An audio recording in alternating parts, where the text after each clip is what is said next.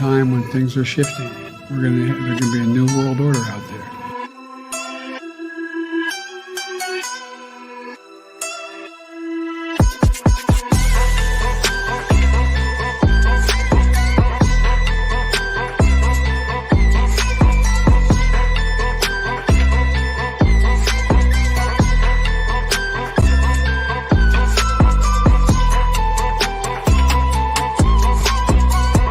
He's dead, so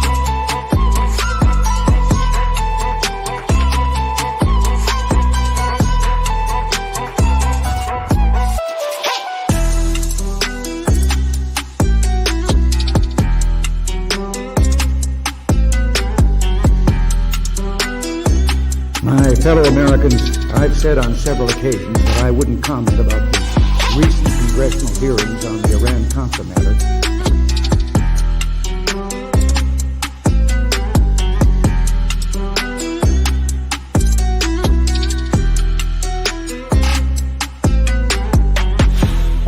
All right, y'all. Welcome to the What is Truth podcast. Today should be a very, very fun show. I am joined by a legend himself, Mr. Marcus Allen. How are you, sir?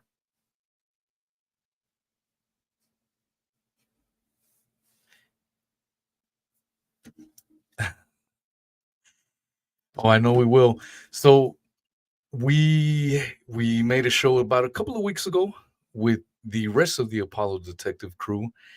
And afterwards, that was a great show, by the way. I truly, truly enjoyed it. Many truth bombs were deployed.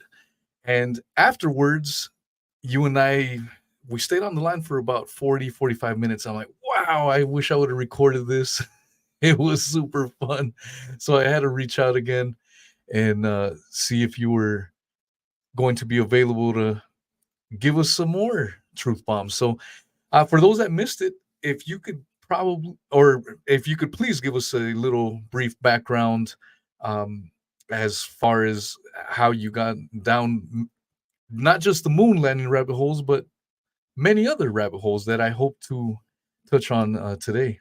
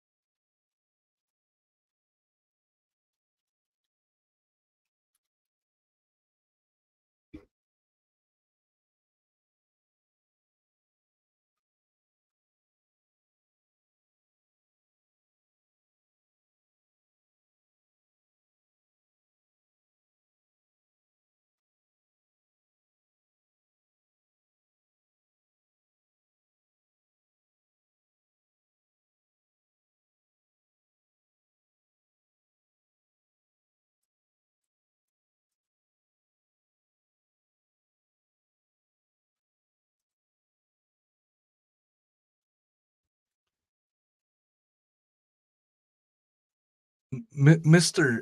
Marcus, sorry to interrupt you. Uh, it sounds like I can hear you just fine, but it looks like people are having a hard time with the sound.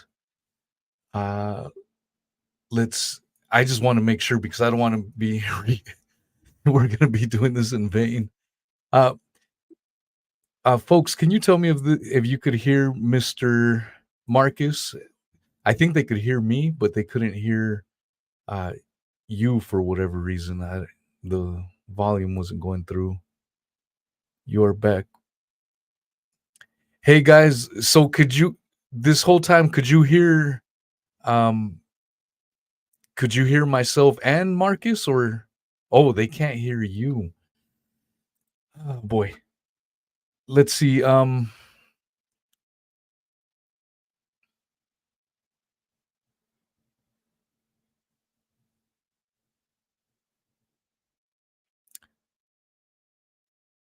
Okay. Yes, sir.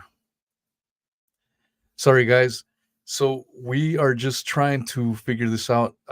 We tried doing a StreamYard link and that's what was not working. So I'm trying to share screen a Skype link, but apparently you guys can't hear the microphone.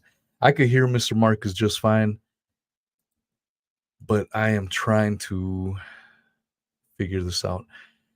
You for a bit, then both silent. Now just Marcus, just Wheezy. Heard him for a split second. I can hear you perfectly. It's just for whatever reason, the StreamYard isn't picking up the.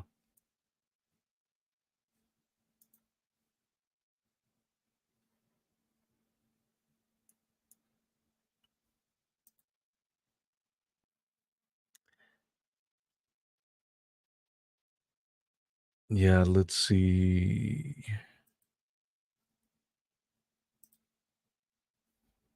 Okay. Guys, can you hear Mr. Marcus? If you can speak, and I can hear you loud and clear. Uh, all right, folks, could you hear both of us just now, or just one of us? Just want to make a final test.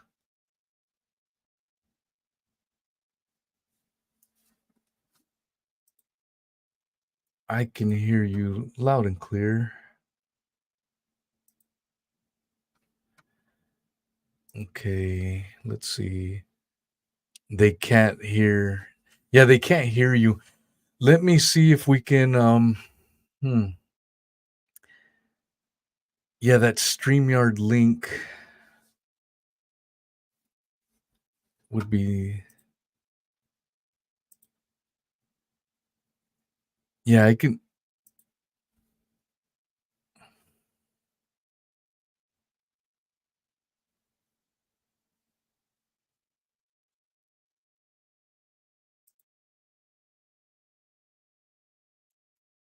Yeah, they can't hear us at all, and that's the issue, and it's going to be in vain to share.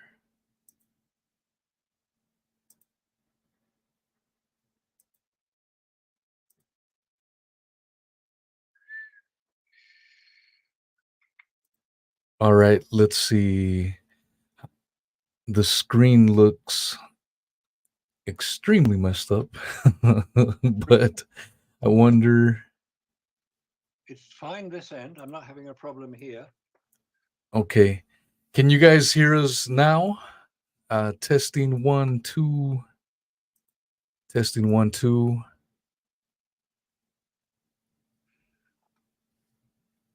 I guess they can see you now. That's really the only way to do it. I can see it. Okay. Yeah. So perfect. I think. Be good if they can hear as well, because I've got pearls of wisdom here. I believe they can hear you. Okay, yeah, they can hear you. So the screen looks ugly. It's not what I like, but we finally got the audio issues taken care of. I believe. Okay. All right. So we are back. Wait a So minute. Just 1 second. okay. I hear Marcus. Sorry, guys. Yeah, the screen. This is the only way to get the audio to work. For whatever reason, if I share just the Skype screen,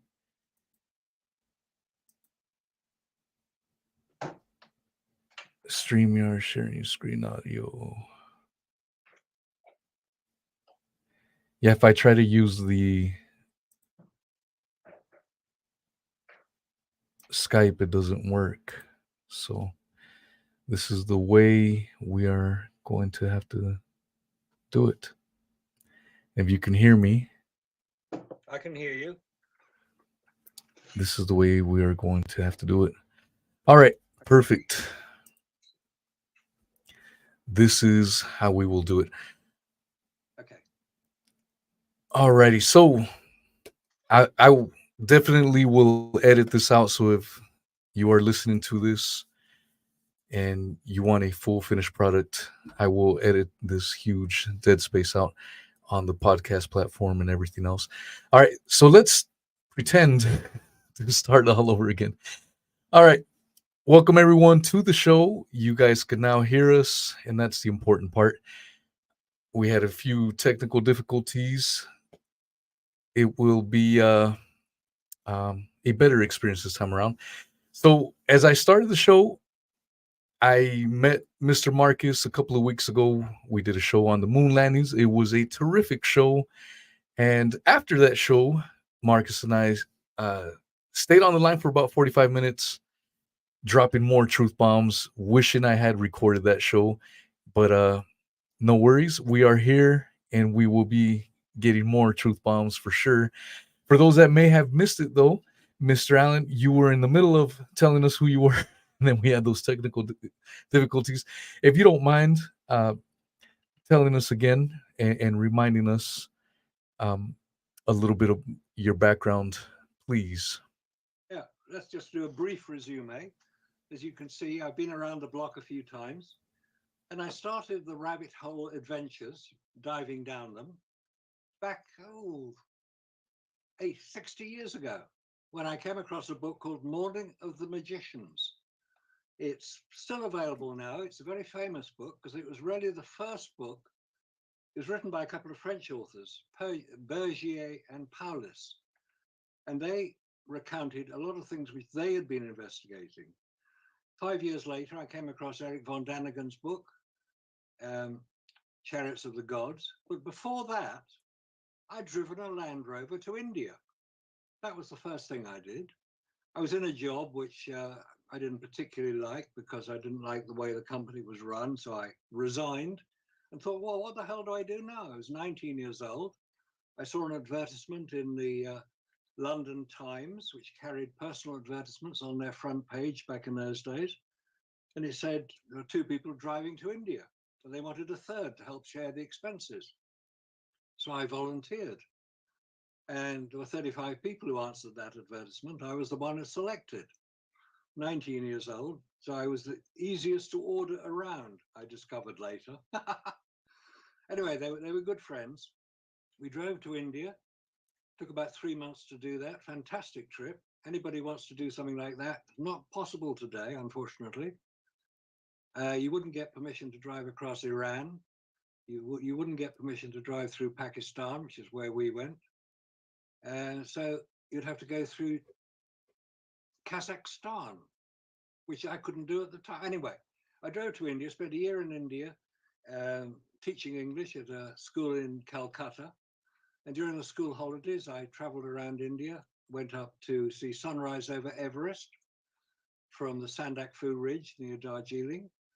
I drove the Land Rover into Kathmandu in Nepal, the third civilian vehicle ever to drive into Nepal. This is a long time ago, guys. I mean, it sounds odd now. And also went up to Kashmir, did some water skiing in Kashmir. How many people have been to Kashmir? Have you even seen it? It's a lovely place. It's a really beautiful place.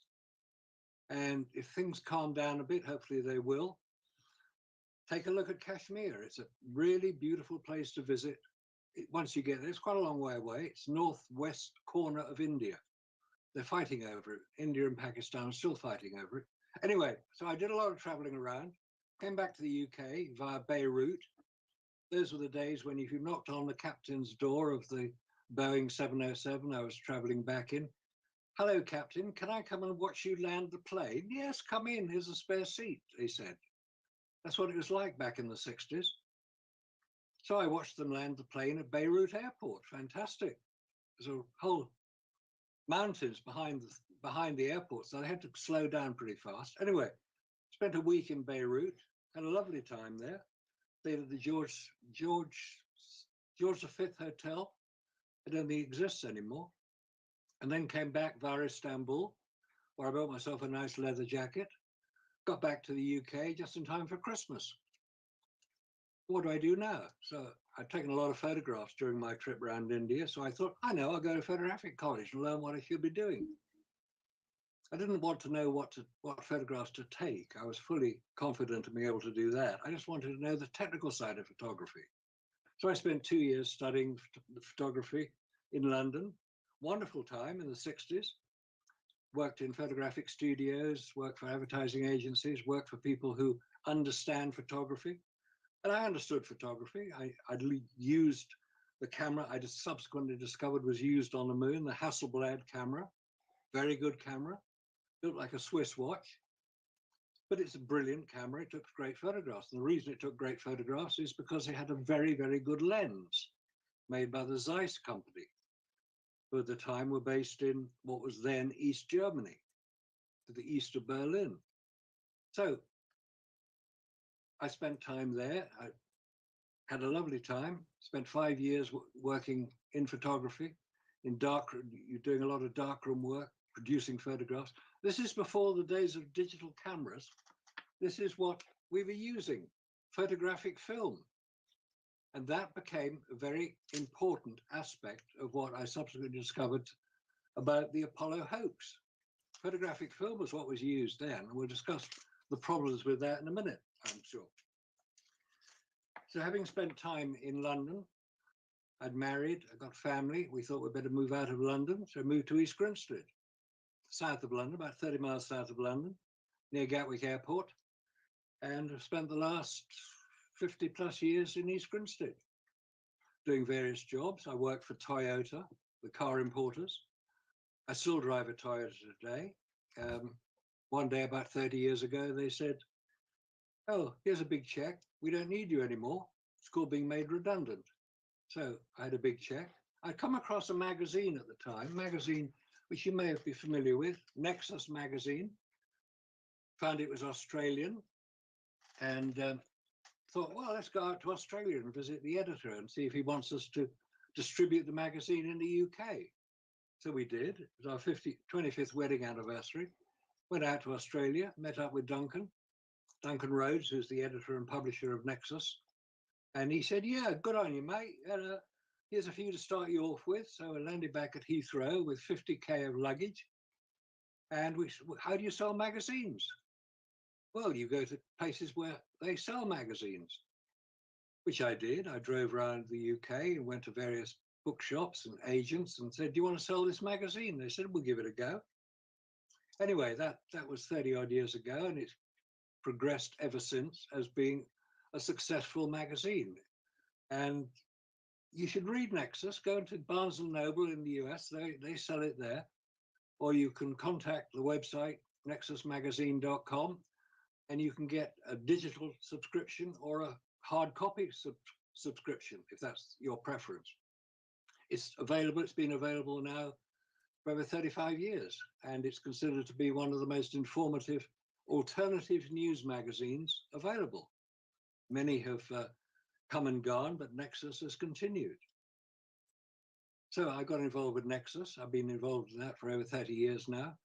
And it's been a great adventure. I've met some wonderful people, gone to some incredible events, UFO events,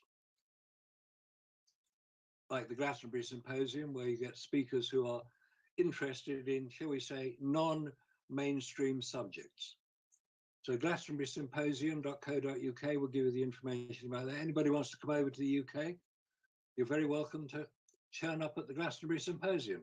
Anyway, I got involved in that right at the beginning, and we support the symposium, and Nexus, we've sold it there. We sell it a lot of different places around the country. It's sold on, would you believe, W.H. Smith, which is the equivalent of Barnes and Noble in the UK, main outlet for magazines.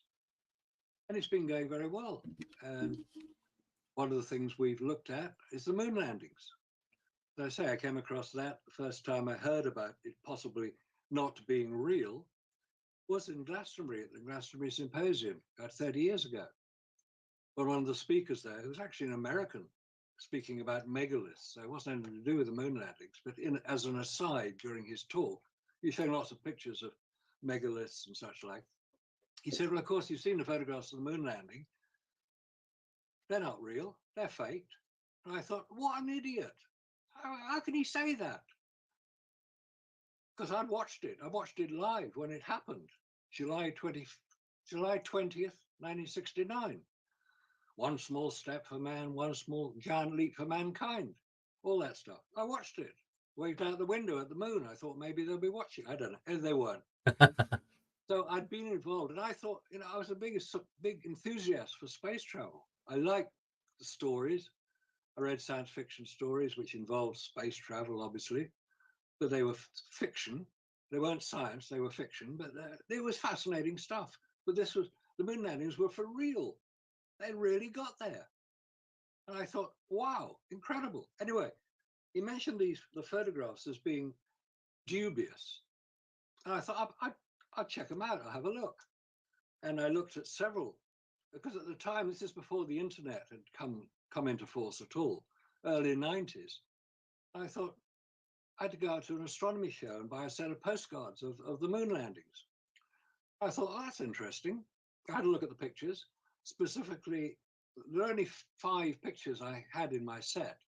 And one of them was the famous one of Buzz Aldrin standing on the lunar surface. It's known as the man on the moon photograph, because there he is, man on the moon. I had a look at it and I thought, I can see there's a few problems here. It's all to do with the way the light falls on the subject, and not so much how the light falls, but how that light is recorded in the camera. That's the key point, because we're talking about photographic film here. This stuff, the photographic film, this is 35mm film. The Hasselblad used 70mm, about twice the size of that. You get much more detail. So we got all that, and I thought, okay, I'll have a look at some of the other pictures. And I looked at a few of them, and specifically the one of, as I discovered later, Buzz Aldrin climbing down the ladder from the Apollo 11 lander, the Eagle, climbing down the ladder. And you can see he's lit up like a Christmas tree. You can see all the detail you want to see in his spacesuit, but he's in the shadow of the lander. He's in darkness. On the moon, there's no atmosphere. If the sun shines, it's bright. If it doesn't shine, it's dark. So I thought, hang on a minute. How can you get clear images of an astronaut climbing down a ladder in darkness when the surface of the moon, I presume that's what they were trying to tell us it was, the surface of the moon was not overexposed in the camera. And I know how accurate you have to get photographs exposed. You've got to get the aperture correct, the focus obviously correct, and the shutter speed correct. And if they're not correct, the photograph is ruined. You've got to take another one.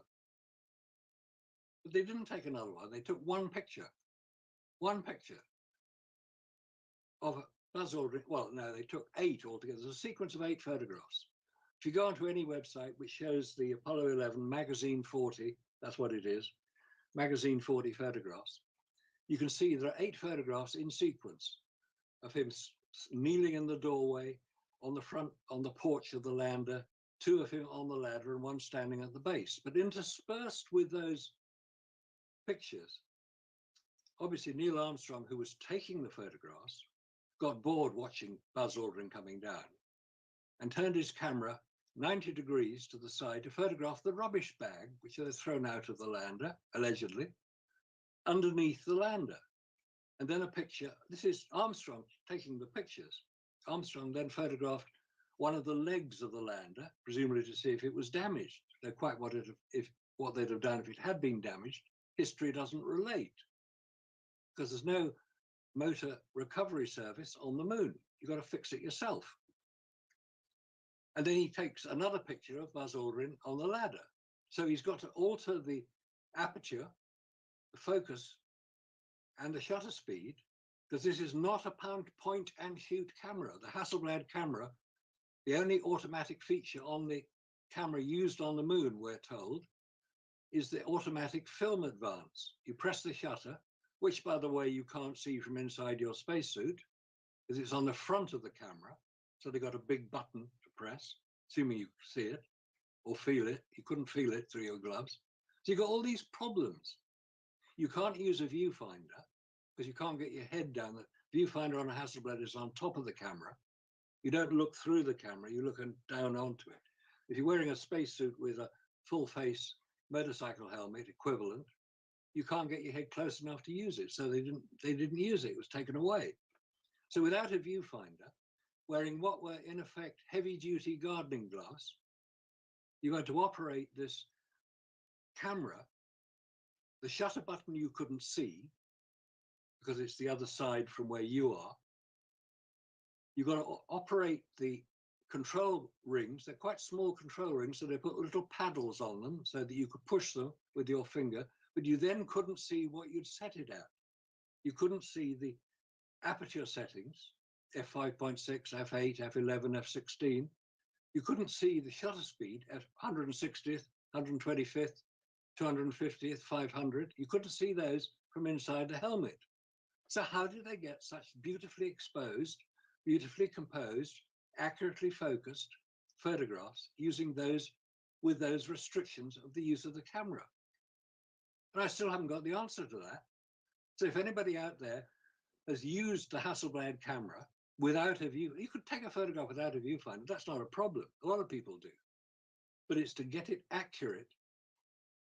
And if you're using a polarizing filter, which shuts out some of the reflections, if you're using a polarizing filter, you have to use a viewfinder to see if you've got the polarizing filter accurately set. So you've got all these restrictions on use, the gloves, not being able to see half the things you need to see, and a camera that is beautifully made. There's no question about that. We haven't even discussed the worst problem that it's going to have on the moon, which is a vacuum. Guess what? The moon is in a vacuum. There's no atmosphere. There's nothing there. That's what a vacuum is. There's nothing there. On the moon is a vacuum. What happens to photographic film, this stuff, when it's placed in a vacuum?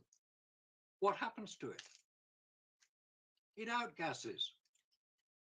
The plastic backing of a film carries the light-sensitive emulsion coated onto the film, and that light-sensitive emulsion started life as a liquid. It's very carefully constructed, but it was still a liquid. What happens to a liquid in a vacuum? It outgasses. It always does. That's because if there isn't enough pressure, the lighter elements in the whatever medium it is can be aluminium, it can be photographic film, it can be anything. It will outgas because there isn't enough pressure to hold everything in. The lighter elements in this case, the light-sensitive emulsion, is outgassed. The helium, the hydrogen, the oxygen, they're all light elements. And they just drift off, they float off because there's nothing holding them down. So photographic film, which we have actually tested in a vacuum chamber, albeit not at the same hardness of vacuum that you would find on the moon, we have tested it in a vacuum. And the first thing you notice about photographic film after it's been in a vacuum is the color balance of the film is shot to pieces. The blues aren't blue, the greens aren't green, the reds aren't red, nor is any other color correct. And we demonstrated that. Put a film in a vacuum chamber, take it out, put it in a camera, take photographs with it and see the result. and the results are not acceptable. But every single one of the 5,771 photographs taken on the lunar surface, as you can go and see on any of the half dozen websites which carry them, or the Flickr account, NASA's Flickr account which carries them, the colors are accurate. The American flag has the red and white stripes. It has blue background. Those are accurate colors. And they say, well, we got accurate colors because we carried a color chart with us to the moon. Yes, they did. You can see them, they're little strips with varying colors. And that's how they were supposed to get the colors right. But they didn't solve the problem of the vacuum.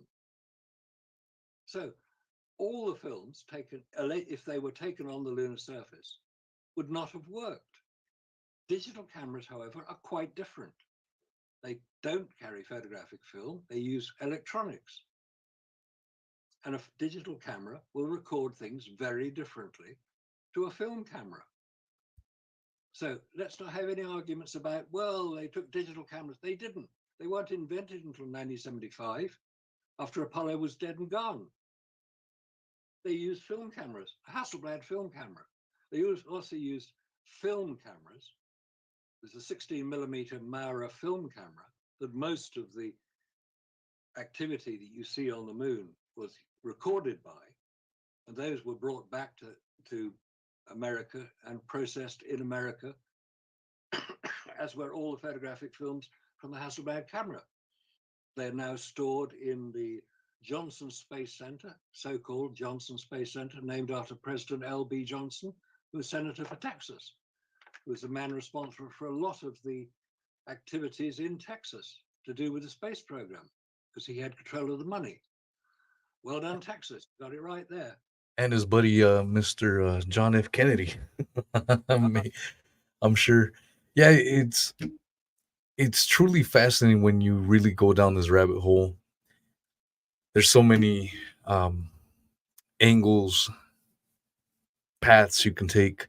I joined a group in Facebook that's flat Earth versus global guys, and I joined it just to see what the arguments were and see what this was all about.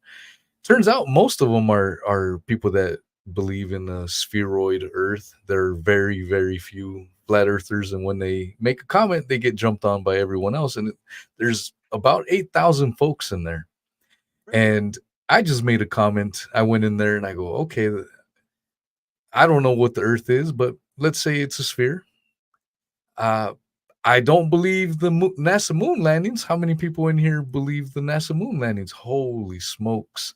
That really, really angered everyone. They started saying this and attacking me this. And I got thick skin, so none of it bothered me at all. I just answered back and I go, okay, what about this? What about that? And it was just angering them even more. And what I quickly figured out is a lot of people are emotionally attached to the whole moon landings. You present facts. I did present your arguments about film in a vacuum, and they have no answers. They just have ad hominem attacks, and that's usually a sign that they've lost the argument. Because they're not providing anything of substance.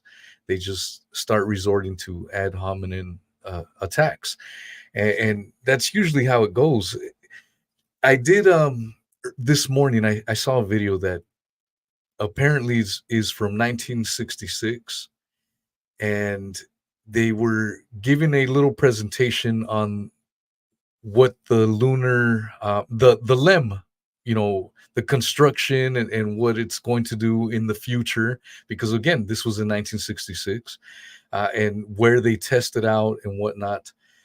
And it was about 30 minutes, and I picked up a couple of interesting tidbits and just more stuff that makes you scratch your head. If anything, it just makes me laugh at the whole thought that with that dinosaur era's tech, they were able to make such an outstanding feat as to get to the moon. I'm looking at these switchboards. I mean, they tried their best. I'll give them that. But it still looks goofy as all hell. They've got a million little switches here and there, and you have to wonder what these little switches were for. I To me, it's just like they were trying to copy science fiction of the time, to make it look high tech. But there's nothing high tech about it. And at one point, they displayed how the legs for the LEM kicks out, and the guy recording it almost got his knee taken out because he's standing too close to it. No safety precautions. I mean, there were so many little things I was able to pick up. The lack of safety protocols in place, and just the craftsmanship in general. Like, again, I believe they tried their best to make a good quality vehicle, but it still looks like crap. Uh, um, and I know laughing at the lunar module lander is not I guess Dr. Raza would say that's just one of those things that makes you go, but it's not a smoking gun. I completely realize it, but it's still one of my favorite pieces to analyze and laugh at. Uh, what are your thoughts when you think of the lunar module or Oh, lunar lander? just before I go on to that, let me Yes. just say about flat Earth. I don't believe it, but flat Earthers the only fear they have is the sphere. Is the sphere itself. Is the sphere itself. See, and I'm one of the types, I don't believe in censorship at all, so I'll listen to anyone say anything, because I truly believe that if your argument is stronger than the other person's argument, you battle it in the arena of ideas. And so if someone believes in the flat earth or whatever, I go, give me your best. I've had flat earthers on my show. Give me your best evidence. And where they fall every time is, okay, show me, okay, if you don't believe in the sphere, what is your idea of what this earth is, and what is the verifiable evidence to prove that your model is correct? And you'll never get it. They'll point to some images here and there. I mean, because some of the questions they ask are legitimate questions, and to have doubts in NASA, I think, is completely legitimate because of the track record NASA has given us. I heard you on a video say NASA stands for never a straight answer, and that's exactly it. Yeah. And so there's nothing wrong with that. But when you are making the claim, okay, the Earth is not a sphere, it is flat, you need to have a verifiable model that anyone can check for themselves, and Yeah. that's where they lack. Exactly. They do lack it. Yeah. That comment, by the way, NASA being never a straight answer, do you know where that originated? No, I do not. I heard Yeah. you say it. Yeah, I said, because it's quite funny. I mean, there are various other ones like no astronauts sent anywhere, or numerous anomalies and scams abound, all that sort of stuff. It's great fun. I mean, anybody can do it. But the originator of the never a straight answer was the New York Times in 1968. Mm. They actually said it because they were trying to get answers from NASA about various things that they were asking questions about, and they couldn't get the answers. Hence, never a straight answer. That's where it originated from. So it goes back quite a long way. Yeah, the history. The lunar lander you asked about, it didn't need to be aerodynamic because it was never going to fly in an atmosphere. And we all know the moon doesn't have an atmosphere, so it didn't need to be aerodynamic. But as you say, it is a very strange looking object. And if you compare that lander, which is the sort of four legs splayed out, and the descent stage, which is the low, it's in two halves, this lander. The astronaut sat in the ascent stage, the bit was going to go up, and all the fuel tanks and things to stop it crashing into the moon, hopefully, were in the bottom half, the descent stage. So it's two halves. And in total, with the fuel on board, it weighed about 15 tons, about 30,000 pounds. I mean, we're talking quite a big piece of kit. And it was in orbit around the moon with the command module, with the third astronaut, Michael Collins, who was never spoken to very much when they were on the lunar surface. That's another story. They separated from the command module, left Michael Collins in orbit around the moon, which is about 60 miles above the moon. He's traveling at about 4,000 miles an hour in order to remain in orbit. And they come down, Aldrin and Armstrong come down onto the lunar surface. So they have to slow down from the 4,000 miles an hour speed. That's faster than a bullet, by the way. 4,000 miles an hour is quite fast. But there's no atmosphere, so they're not going to be able to have a heat shield, so they don't slow down that way. So they turn the thing round and fire the rocket to slow them down. Good thinking. As long as they slow it down enough. Now, this rocket on the lunar lander, in two halves, you've got one rocket in the descent stage to slow them down, and you've got another rocket in the ascent stage, the top half, for them to take off and return to the orbiting command module and get back to Earth. That's the story.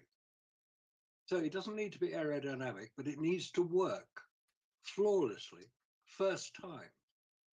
Because if you've got a rocket that doesn't start when you want to get back to your mate in the command module, you've got a real problem. So it has to be absolutely certain it will start. And the way they did that was quite a sensible solution.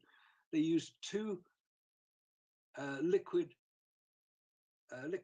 one fuel, one oxidizer. They're both liquid, and they're pumped together. As soon as those two liquids come together, they explode. Basically, they don't need an ignition source, like your car needs a spark plug. It doesn't need that. It's like a diesel car where you get compression, which ignites it. This is just a combination of two fluids, which coming together create liquid fuel rockets. If they didn't come together, and the reason that they come together is there's a helium tank, pressurized helium tank, which when a switch is opened, it allows the helium in to the oxidizer or the fuel and forces it out. That's how it works. It's pretty straightforward, it's pretty simple, but it has to work first time. The problem is that the fuel used, hypergolic fuel, is very corrosive. So they had to rebuild this engine every time it was tested. So it couldn't be tested because they'd have to start again. So you have a liquid fueled rocket with no testing, and the lives of the astronauts and the eyes of the world are watching this. So you've got to make sure it works. So how do you make sure it works? You don't give them any opportunity to fail. Oh, but we had a problem. Buzz Aldrin broke a switch. When you mentioned all the switches they had in their lander, he was wearing his backpack, with the life support system on it, and he was moving around, and he knocked one of the switches. Fortunately, he had a pen which went into the hole, and he was able to make it work. How fortunate is that? That's the luck of Apollo. Every time we have the luck of Apollo. Yeah. Now here's a question which anybody can answer. You're in your lunar lander. It's quite small. The total space available to you, to the two astronauts, is 160 cubic feet, which is not a lot. 6 foot high, 4 foot deep. Which anybody can answer. That's 24 and about 5 foot wide, 5 or 6 foot wide. Anyway, they had 160 cubic feet. Okay, that's about the size of the interior of an average small car. Have you ever tried changing your trousers in your car when there's a passenger in as well? Possibly you have. It's not easy. So what I'm saying here is that the two astronauts, when they flew up on the command module, they then moved into the lunar lander. They were not in their spacesuits, not in the spacesuits they would use to go to the lunar surface, because the connecting tunnel between the command module and the lunar lander is 24 inches in diameter. That is not big enough to get through if you're wearing a spacesuit and a backpack, the PLSS, Portable Life Support System. So we've got a problem here. They're in their lunar lander without their spacesuits on. They have to get the spacesuits on, check them out, making sure there are no leaks and everything's done up properly and the helmet's on properly and all the oxygen is working. So each one will check the other, but there's no mention of this in the transcripts. It's as if they suddenly got into their spacesuits. Oh, goody, goody. Got into their spacesuits. Now they can get out.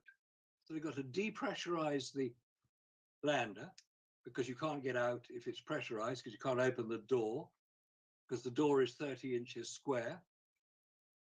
And the internal pressure of the lander is about 5 pounds per square inch. So you've got 2 tons of air pressure on your door. You can't open it.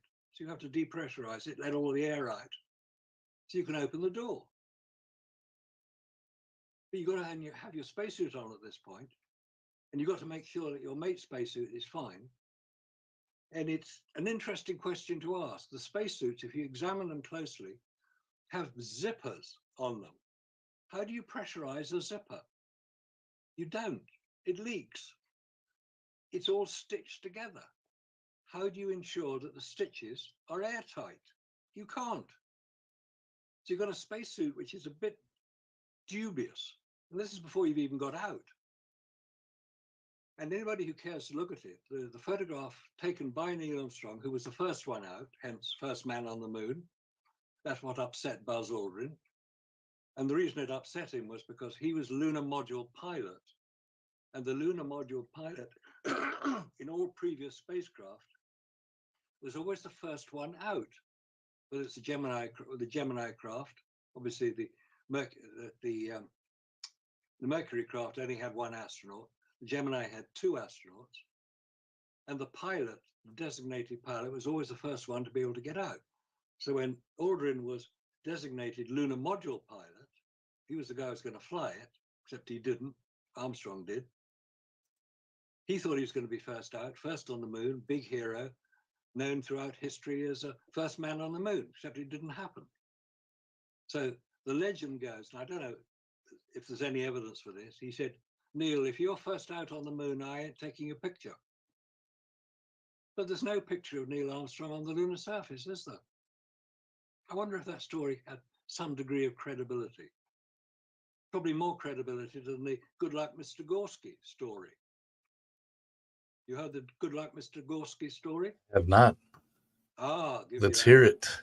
Good Luck Mr. Gorski. When Neil Armstrong was quite young, he's playing football. This is the story. I can't confirm it, obviously, because there's no Mr. Gorski. But let's keep going with the story. When Neil Armstrong was quite young, he used to play football in his backyard. And one day the ball went over into his neighbour's garden. So Neil, being that sort of guy, climbed over the fence to go and collect his football. And it was up against his neighbour's house. And as he was collecting the football, he heard that his neighbours, Mr. and Mrs. Gorski, their names were having a bit of a row. And Mr. Gorski said, no, not Mr. Gorski, Mrs. Gorski said, oral sex? You want oral sex? I'll give you oral sex when the boy next door walks on the moon. Good luck, Mr. Gorski, alleged, was said by Neil Armstrong. No, I don't think the story is true, but I think it was something that a comedian would have said. Yeah. It's an interesting little addition to the problems surrounding the whole Apollo moon landing. There's so many, like I stated. I mean, going back to that little video that I saw, that 30-minute video on the LEM, the astronaut that was kind of giving them a little tour, he was wearing a spacesuit that looked nothing like what they were going to be wearing, 4 years later, 3 years later. It looked like he had just left Bohemian Grove, was partying it up, and is now Yeah, he had like little clamps and handcuffs on his suit. I mean, nothing like what they ended up using a few years later. And Yeah. and I mean, I need to find the link so people could see it because I thought it was a gem. I was studying it, I was observing it because this was something that was it was propaganda. That's what it was. That was released in 1966, and it's definitely um, a treasure. And when you don't believe it, so I'm looking at it from the lens that man didn't make it to the moon. That's the lens that I'm observing the video. I'm seeing the movements of these people, trying to read body language and whatnot. I mean, in one scene, they're trying a prototype of the lunar module lander, and they have it on wires, and they're using a test facility that looks like it probably cost a few tens of thousands of dollars to make. And yet we're told that at that period in time, it was one of the projects that they had invested the most amount of money. It was taking a percentage of the budget of the national budget. That's what we're told. And I'm looking at some of these testing facilities, especially the one where they're testing out the lunar lander. I'm like, this looks cheap as hell. And even the prototype lunar lander, it's flimsy as hell. It's being held by wires to simulate space. That's what they tell you in that little piece. And my question is, and they're telling you that the man in there can hover it around and fly it around. So why the hell does he need wires? That was the question that I asked. I mean, show us a presentation of him hovering without any of these damn wires. Similar to what a helicopter would be doing, and they have it on wires. So it's interesting because there's so many little tidbits of information you can pick up. As a skeptic, especially, you're like, wait a minute, you saying this? And even when they show the coverings for some of these wires, one of the questions that was asked, well, how are you going to be transmitting this live? Oh, well, we're going to be using cables on antennas. that's how that's how we're going to bring you the live feed. Um, I'll have to send you the link. I don't know if you know the video that I'm talking about, but if you haven't, I'm sure you Yeah, would find it interesting. Yeah. yeah. I mean, I spend a lot of time looking at some of these older films. I don't think I've seen that one, so it'd be interesting to see it, because it's not one thing. There's no one action that you can identify and say that happened, therefore the moon landings didn't happen. There's no one thing you can point to. It's an accumulation of a lot of different aspects. That's the real thing. So people say, well, there are 400,000 people work on the Apollo program. How do you keep a secret with 400,000 people? It would leak. Of course it would leak.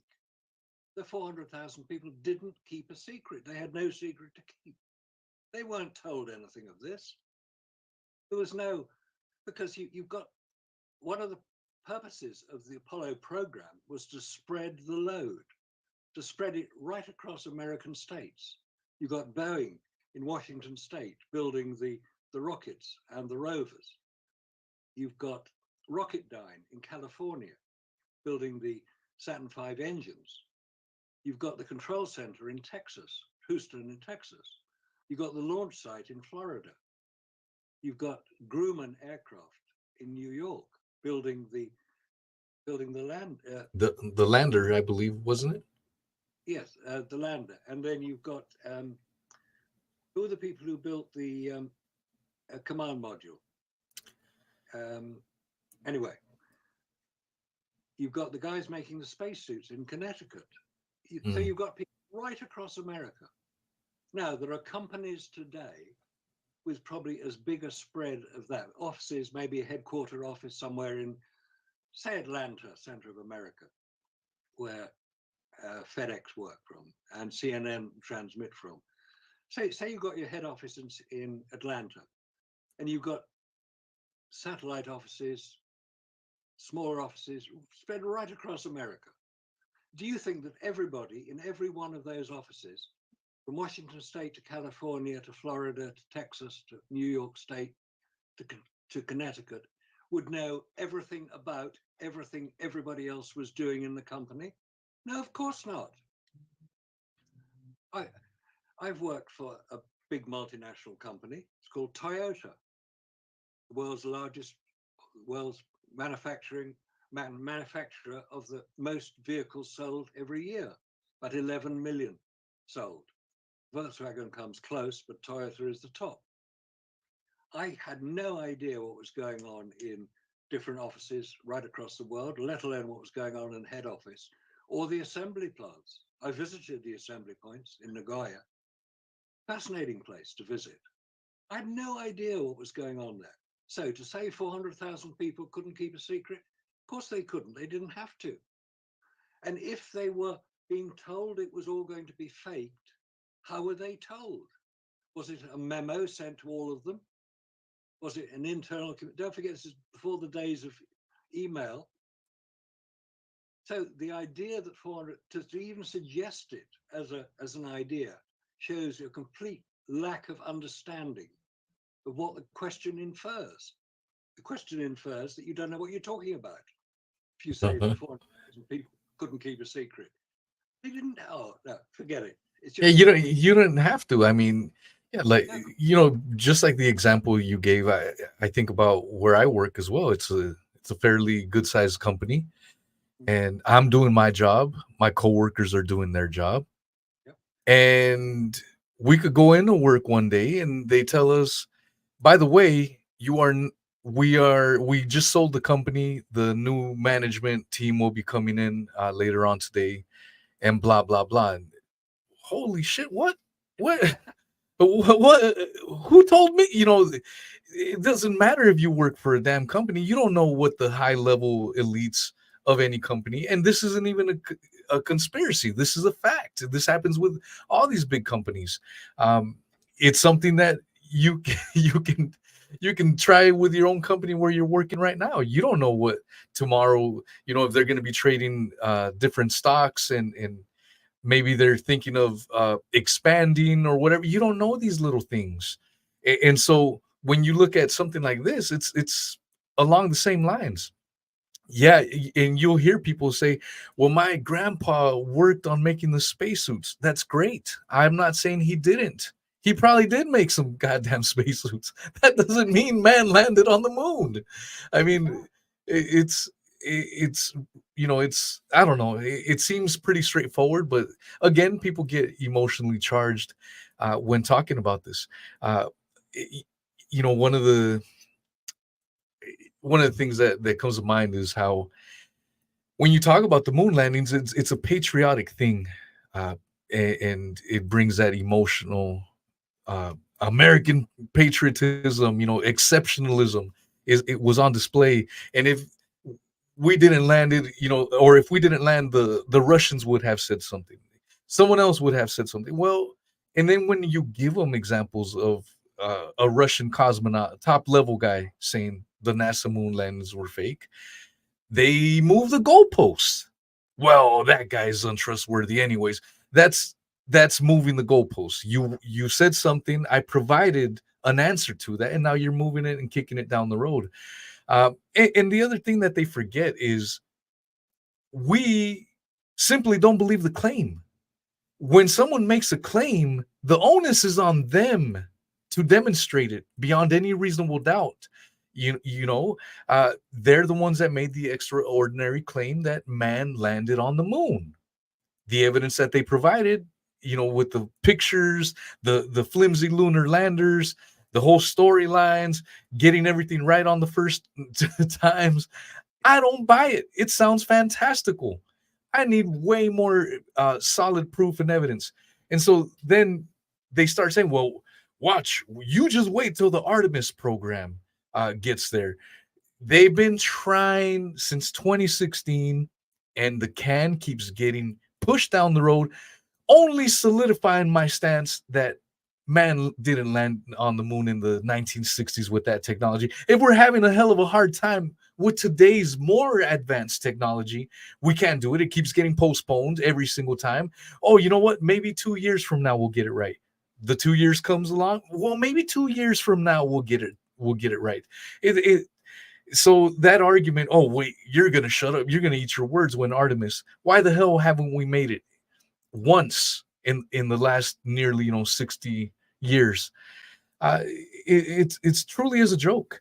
I did want to ask you, Mr. Marcus, on I love this, and I feel like we will have to get our StreamYard fixed and do more moon landing talk for sure, because we can do this all day. But I did want to ask you about some of the other subjects that you do cover, because like I mentioned when we finished our show a couple of weeks ago, we did get onto some of these hidden histories, stuff that I'm truly fascinated. You do cover a lot of Egyptian hidden history, and that's a topic that truly fascinates me for many reasons. I feel the Egyptians do get quite a bit of praise as far as how advanced they were as a civilization, but I feel they still get shorted. Uh, most empires, most civilizations will have a lifespan between 150 to 300 years. Even the greatest Mongolian empire, the ones that pretty much ran the entire known world, only lasted 150 years. And so when you think of the Egyptian civilization, this is a civilization that spanned millennia, and different peoples filled in the roles.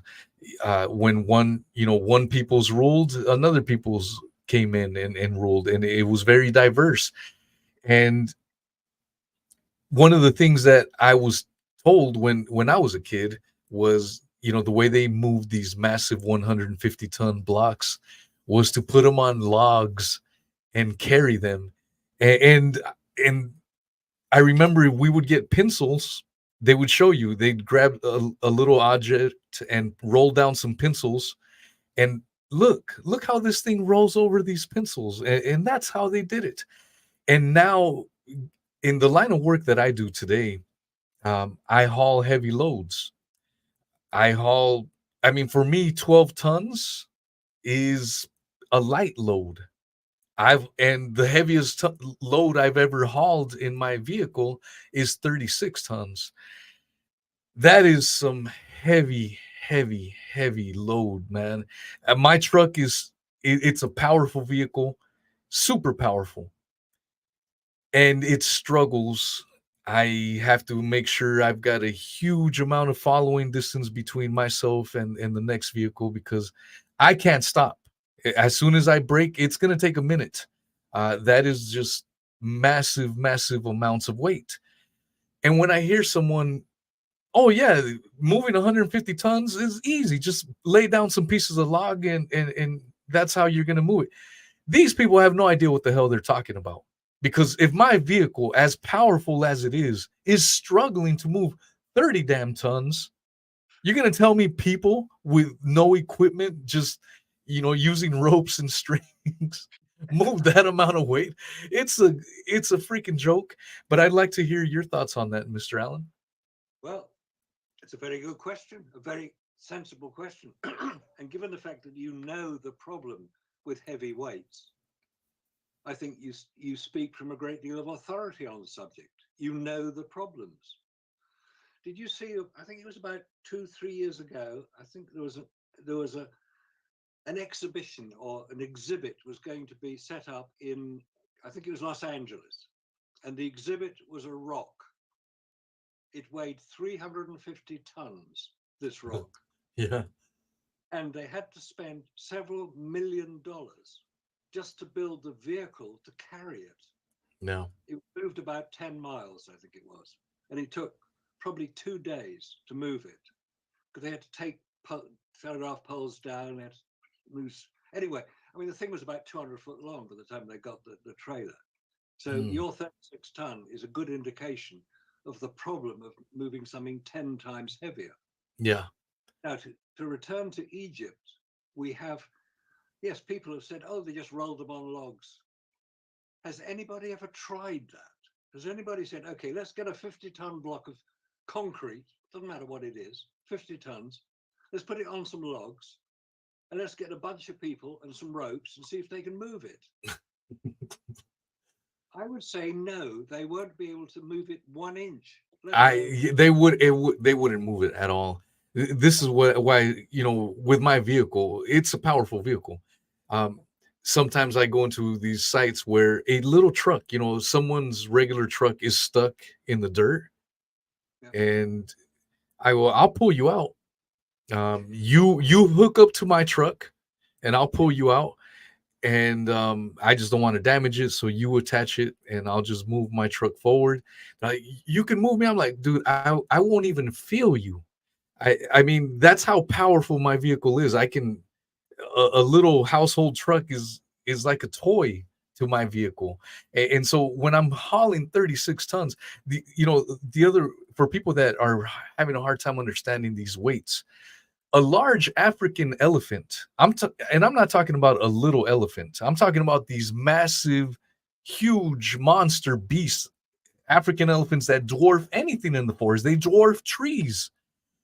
Even these guys have a maximum weight of around 7 tons, as large as they are. So when I'm saying 36 tons of weight, I mean, that's several of these monstrous beasts that I'm hauling. And when you're talking about 150 tons, so my 36 tons is minuscule to 150 tons. There is absolutely zero way you're going to get all these damn people, thousands of people, maybe, you know, whatever amounts of people to move them even an inch. It wouldn't even budge. You would need advanced machinery and equipment to try to even move such things, unless maybe you're dealing with free energy. There's a I don't know if you're familiar. There's a gentleman that lived in the 1950s. He built Coral Castle out here in Florida. I live in Florida, and one of my goals is to pay to visit it and see it, you know, see it in person. But Coral Castle is something that he built himself with his bare hands without heavy equipment. And when he was asked constantly about how he built these structures, for example, he has one structure that it has a 5-ton door, 5 tons heavy, and it spins. It just freestanding spins. He got it to spin. And when people were asking him, how do you do this? He would just laugh and basically tell him he was taking that secret with him to the grave. My feeling is that he did discover the what is known as free energy. You know, something that people laugh about, people mock if you're looking into it. But I think there's something to it. So I'm wondering if the Egyptians and even the Mayans, you know, had some advanced knowledge into, you know, this free energy that we just don't understand with our current tech. What are your thoughts on that, Mr. Allen? That's exactly the point I was going to make. You described very well the problem of moving heavy objects on sand put on rollers.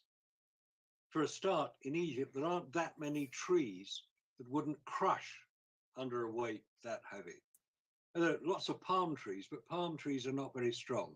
Oak trees would be good. Cedar trees would be good. They don't grow in Egypt.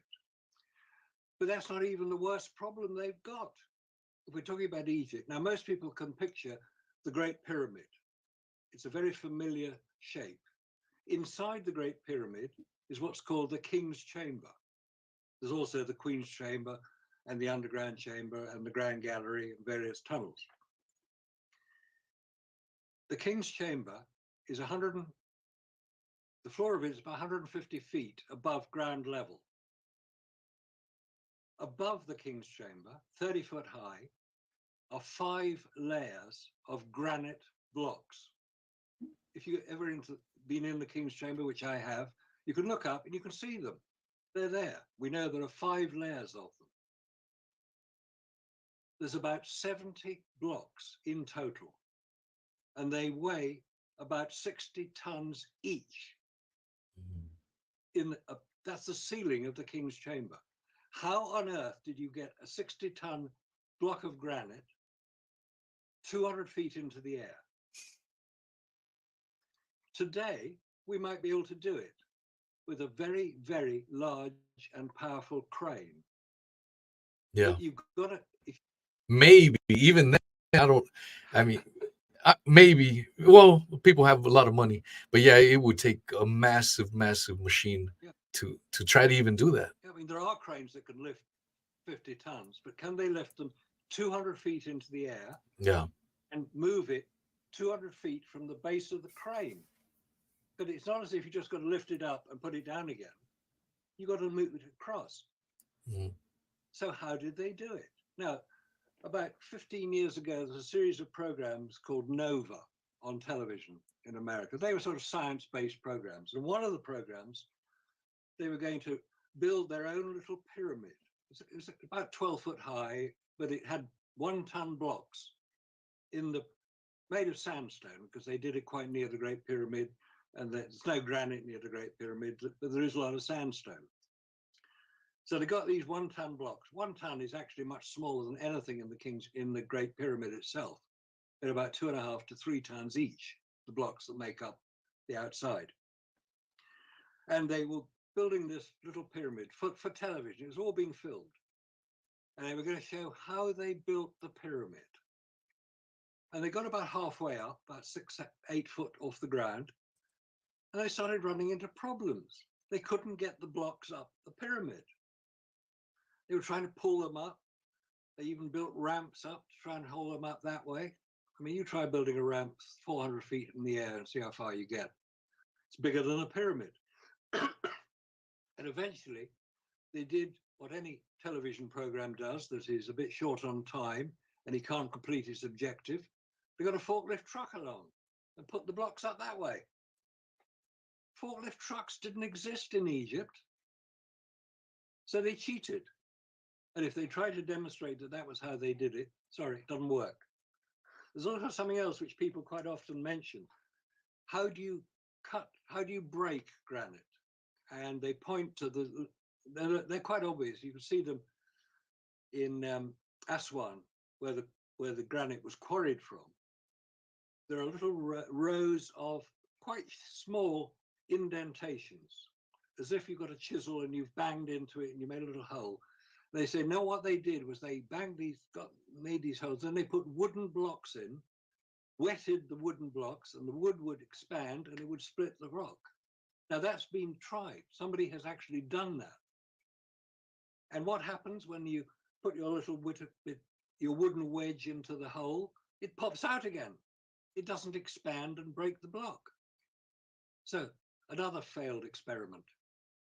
But the idea that you can, what have I got? I say nobody's ever done this. They said it's a logical thing to explain. You pull it along on rollers. Yes, it's logical, but it doesn't work.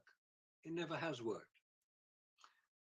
The free energy side of it, which is a subject which people tend to shy away from because, it would,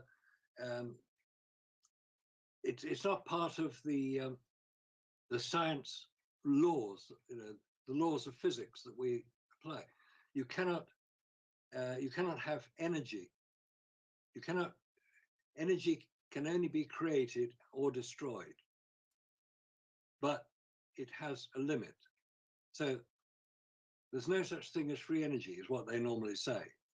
What they don't do is explain what they mean by free energy, because there is a great deal of work now being done, fortunately, into levitation by sound. There's a story that was told years ago. It was told by David Childress in one of his books, The Energy Grid, whereby and some of it is true and some of it may be extrapolated, but in the late 1930s, a Swedish doctor was invited to go to Tibet to treat some of the lamas, some of the priests there who were not particularly well. And he was invited to go there. He was a friend of several people who knew these Tibetan priests. So he agreed to go. This is the late 1930s. And he treated them and they got better and they were very grateful. And they said, well, to thank you, we'd like to demonstrate to you a method of levitation. And so what they did was to get a large block of stone. There's plenty of stone in the Himalayas in Tibet, which is where they were doing it, near Lhasa, the capital of Tibet. And they got it's about a 5-ton block. And they then assembled groups of drummers, trumpeters, and human voices. And at the direction of one of the senior priests there, they started chanting. And the drums started to beat rhythmically. The trumpet started being blown. Those three things, the human voice, the drums, and the trumpet, produce different frequencies of sound. If you've ever heard a trumpet, you know it's very different from a drum. If you ever heard a drum, you know it's very different from a human voice. You combine the three together in a certain angle, and you start particular levels of chanting. What Dr. Yarl watched and filmed was the rock, 5-ton rock, lifting up about 200 feet into the air and being deposited on, it was being directed and deposited on a ledge on the mountain that they were nearby. The point of that is that A, the film has disappeared. It was confiscated. It was just before World War II, so there was a lot of secrecy and people getting a bit scared of what was going on. So his film was confiscated and it's never resurfaced. So whether the film even exists, nobody knows. But he said he filmed it. I have no reason to disbelieve him. He described what he said. I have no reason to disbelieve him. Because other people can demonstrate that sound has a force. You've probably seen the film of an opera singer breaking a glass with a particular note. That's the human voice doing that, vibrating the atmosphere, vibrating the air to the point where the frequency of that note destroys a glass. Oh, it's quite easy to destroy a glass, but the point is that the human voice can do it at a certain pitch. And as Nikola Tesla said, if you understand frequency, vibration, and resonance, you know the secrets of the universe. Now, Nikola Tesla is now acknowledged as being the foremost scientist of the early 20th century. They even named a car after him because Elon Musk was so enamored of Nikola Tesla's legacy. It's an interesting little point here. Nikola Tesla, as we know, died in a hotel room in New York City. And following his death, he had a lot of papers in his room, a lot of boxes of papers, a lot of things. And there were a lot of rumors about Nikola Tesla, his destruction machine and his the Wardenclyffe Tower, which he had erected, and the support he had from a lot of very prominent people. He left a lot of papers in his room, like 60 boxes. The FBI, God bless them, decided that they would invite an important scientist who might be able to understand what was in some of these papers and whether they would be of benefit to the US government. Fair enough, understandable. Who was the scientist selected by the Massachusetts Institute of Technology to examine Nikola Tesla's paper? Do you know? Wasn't it Trump's uncle? Correct, John Trump. Yeah. John C. Trump. Yeah, He was the man. There is a memorial in Trump Tower to his uncle, John Trump, also to Nikola Tesla. It's funny how these coincidences of all these high-profile individuals being connected in one way, shape, form, or another. Yeah. The whole thing about sound is is interesting because when you're just listening, what are you talking about? Sound moving this and that. Uh, One of my favorite uh, things to look at is uh, there's a temple in Chichen Itza by the Mayans Yeah. where if you get in front of that temple and you clap, the echo, that bounces off the stone walls comes back at you and makes the exact same sound that the quetzal bird makes. Every bird has its own distinct call and unique signature call. The quetzal bird, it's something like "Pa-pow, pa-pow," and every time you clap, that's exactly the sound that your clapping sound converts into. And when you really, really start thinking about it, um, from an engineering aspect, like how does anyone go about, what, today we are going to make a temple, and when you clap, the sound is going to mimic this bird which we revere in our culture, and the walls need to be about this far apart, and they need to be about this. Like, how does one even begin to sort this out? And modern day sound engineers don't even know how they did this, uh, which is a testament to their advanced understanding of many things, not just as astronomy, but engineering and so on and so forth. And to me, even though that you're not moving anything, that's another, I would say, maybe I'm wrong, maybe I'm off base, but to me, it has something to do with the power of sound, because although you're not moving anything, I mean, you're clapping converted over into, a certain animal that is revered in your culture and your way of belief. It it's fascinating. Do you know what I'm talking about? Yes, yes. As okay, Yeah, what are your thoughts on that? there's so much that's been hidden, Yeah. occulted. That's the technical term. That's what occult means. It means hidden. If you go back to the 1950s, the mid to late 1950s, there was a lot of work being done by a lot of scientists around the world, specifically in America, on electrogravitics, the connection between electricity and gravity, free energy. When we talk about 0 point, what is the 0 point that we refer to? 0 point energy. The 0 point is the point at which all movement ceases. It's at absolute zero. Absolute zero has a temperature. It's minus 273 degrees centigrade or Celsius. That's the technical use of it.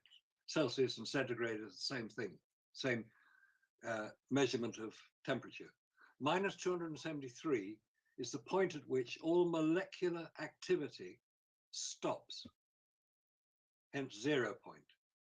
There was a book written about 25 years ago called The Hunt for 0 point, written by an English journalist who used to work for Jane's Weekly, which is a defense magazine published about battleships and aircraft and guns and such like. But he decided to examine some of the artifacts that remained in Nazi Germany that had been taken over by various Allied forces, the British, the French, the Russians, and the Americans. And they couldn't understand what these things were. And then they started reading some of the paperwork that the scientists involved had been doing, and they were working on 0 point energy.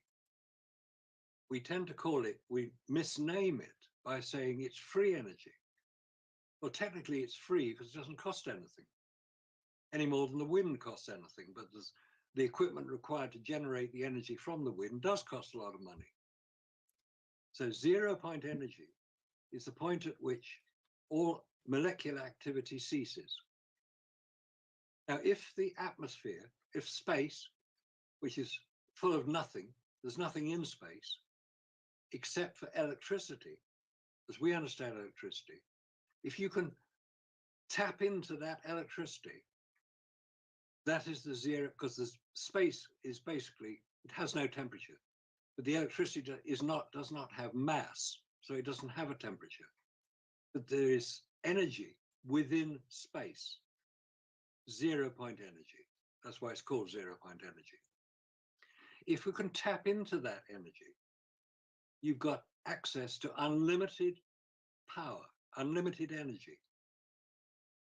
And it's now pointing to the fact that the research that has been going on and has been done by people around the world, that 0 point energy is real. If you can tap in to the 0 point, i.e. space, the electricity of space, the energy of space, there's plenty of energy in space. If we can access it, and that was what was being done in the 50s, the electrogravitics, the electricity and the gravity. There is gravity in space, and there's electricity in space, there's magnetism in space, and there's atomic energy in space. So you've got all these things. If we as humans trying to examine how we can access this energy, we just have to look at what our ancient ancestors did. The Egyptians were using energy in some form. It's now being looked at that the pyramid was not a tomb. That's a dead theory. I can explain where it came from, where the idea of the pyramid as a tomb came from. It was to do with the religious societies that were examining it. They named it a tomb. It's not a tomb. It's an energy generating device. Yeah, I've heard that some people posit that it was almost like a nuclear power plant, like an ancient uh, form of that. Uh, could you expand on that? Like, um, and I'm there with you, but for those that have only just grown up hearing that it was a tomb and tomb, a tomb, a tomb, to help them understand. Look, it wasn't, it wasn't a tomb. Um, Forget it being a tomb. No, yeah, forget. Nobody has ever been found in it. The implication it was a tomb is based on the fact that inside the king's chamber, the big king's chamber, it's a big room. There's a box in there, and it was called a sarcophagus. A sarcophagus is what you put a body in if you're going to bury it, if they're sort of monarchs or head priests, important people. But there was nobody ever found in that box. There's nobody ever been found in any pyramid. There's no writing inside any pyramid describing it. Where pharaohs were buried was in the Valley of the Kings, several miles north of Luxor. Those tombs are brilliantly decorated. They got huge panels of wonderful illustration. But there's no evidence that there was any form of light. Oh, they said, no, we used mirrors and we directed the sunlight down. Oh, forget that. You won't be able to do that.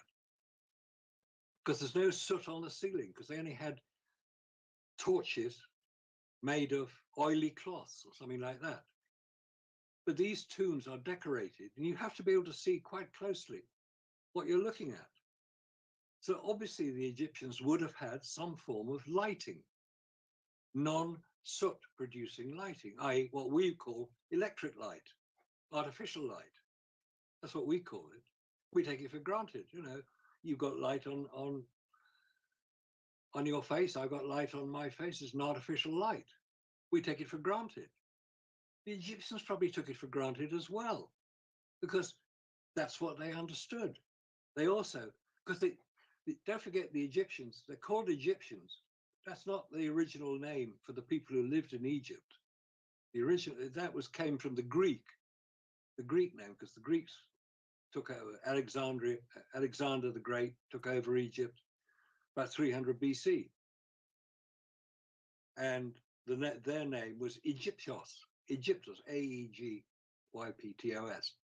Egyptos, anglicized to Egypt. But the original inhabitants of the land we call Egypt were called Kemetians, K-E-M-E-T. They weren't Egyptians. the current inhabitants of the land we refer to as Egypt are the people who are now the custodians of these remarkable monuments, machines. Now, the person who's probably done most to look into this area is a lovely man called Christopher Dunn. He lives in, he's actually British. He was born in England. He moved to America in 1969, and he's lived there ever since. And he lives in Illinois. He works for Danville Metal Stamping. Well, he's retired now, and his son works for Rolls-Royce in the same business. High-tech engineering, aircraft and jet engines, where you need extremely fine tolerances, extremely fine manufacturing and measurement. And Christopher Dunn had been interested in Egypt and the mystery of the pyramids for many years. He visited Egypt about 50 years ago. And he wrote an article suggesting that the Great Pyramid could have been a machine. Now, being a machinist himself and fully conversant with modern technology in terms of machining, he decided to examine this as a machine, not as a tomb. And he tried to back engineer the Great Pyramid, which he succeeded in doing. He explains it in great detail in his first book called The Giza Power Plant. That was published in 1998. So he'd spent many years examining what was going on, testing it, doing experiments to prove that the Great Pyramid was a machine to produce energy. He's now updated his work because he was, one of the things he suggested many years ago, because he'd been to Egypt many times, he said, what would be really good is if current Egyptian scientists started examining their legacy. And now many Egyptian scientists have done exactly that. They've started looking at the Great Pyramid and other pyramids and looking at it from the point of view of it being a machine to generate energy.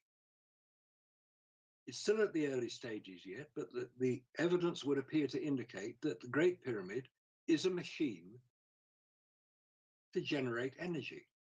And the internal structure of it, which is extremely strange when you think about it as a tomb, forget being a tomb, that's a dead theory now. But as an energy generating machine, all the parts are there, including those famous air shafts we're referred to, which enter both the King's Chamber.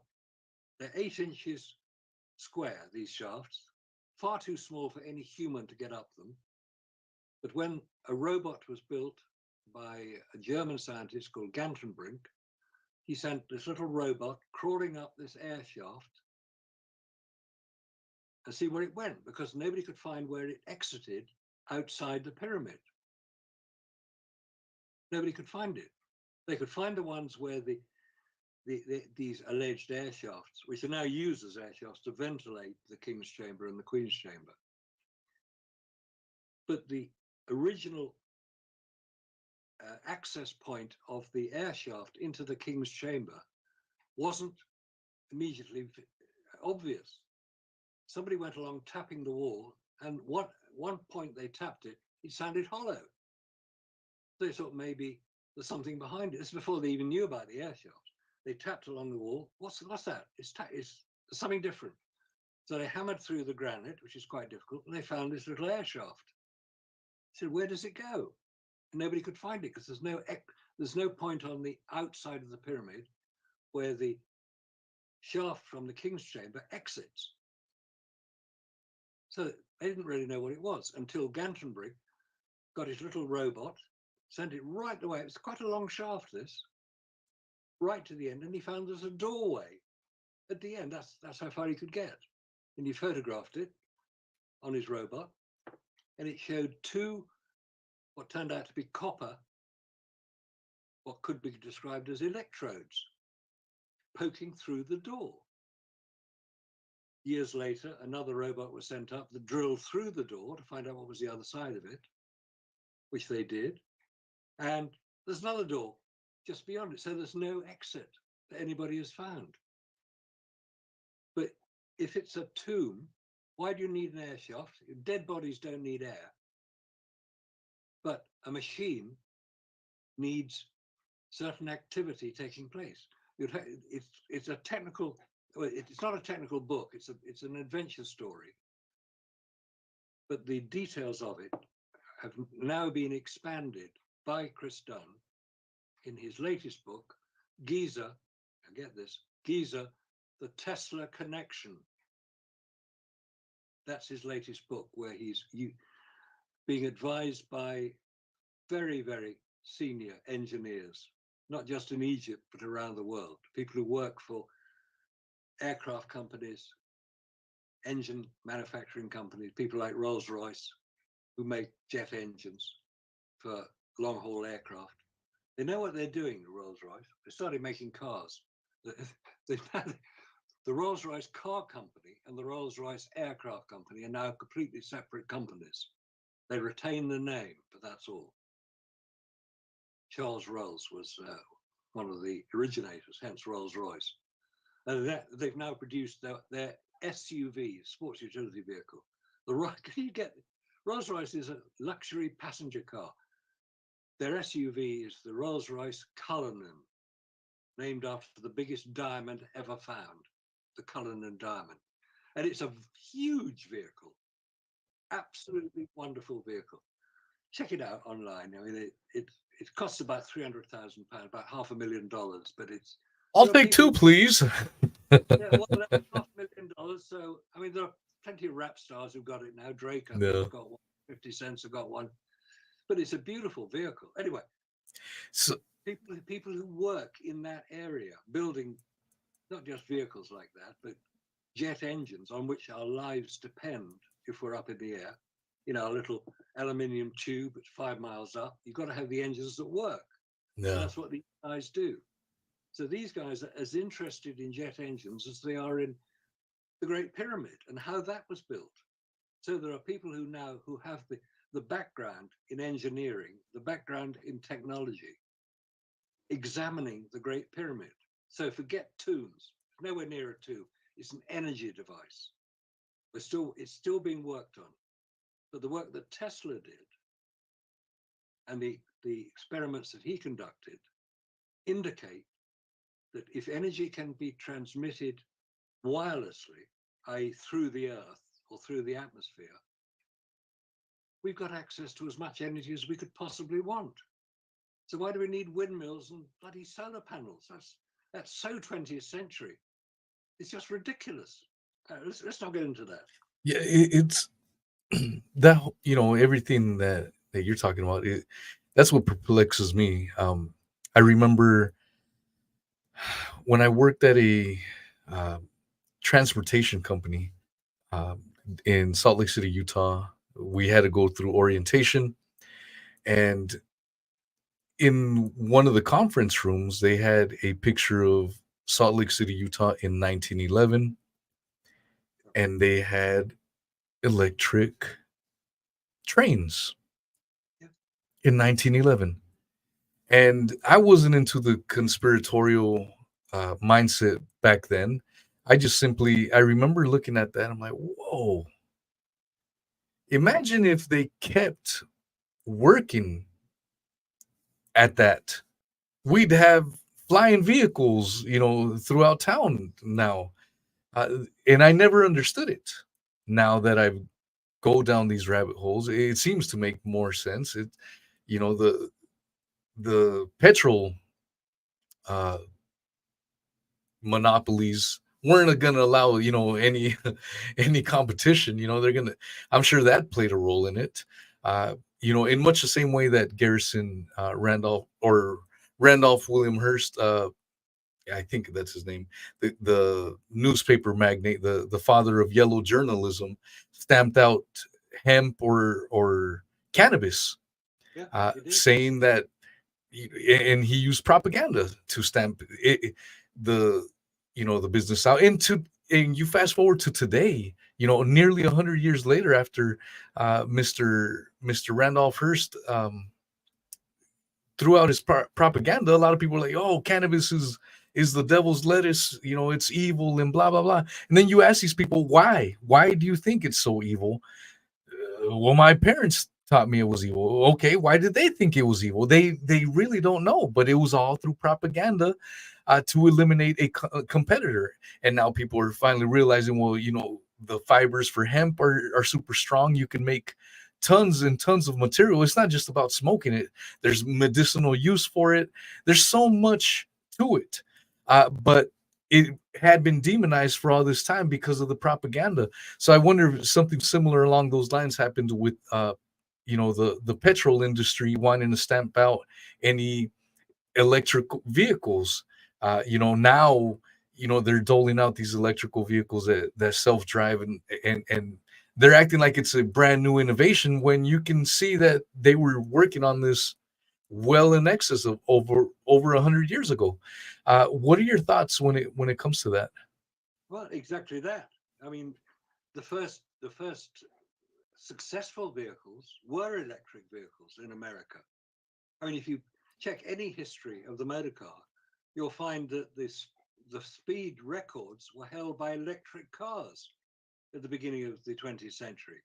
They weren't held by petrol cars, but because electric cars, as modern cars are finding now, have a limited range, and this new internal combustion engine came along, which would give you virtually unlimited range if you filled it up from the various filling stations that you'd pass along the way, because it's much easier to store petrol than it is to store electricity. You can generate electricity, but storing it is a completely different ballgame. So you can't store it. But the first cars were electric. Oh, here's a question. Why do people in the UK drive on the left-hand side of the road? That's a good question. Okay. I want to know because I watch Mr. Bean and I'm like, what? Why is he driving on the wrong side of the road? Oh, he's driving. Now, that's a good point. He's driving on the correct side of the road. Okay. Most people are right-handed. They hold things in their right hand. It's just the way humans work. There are a few people who use their left hand, but the majority of people use their right hand.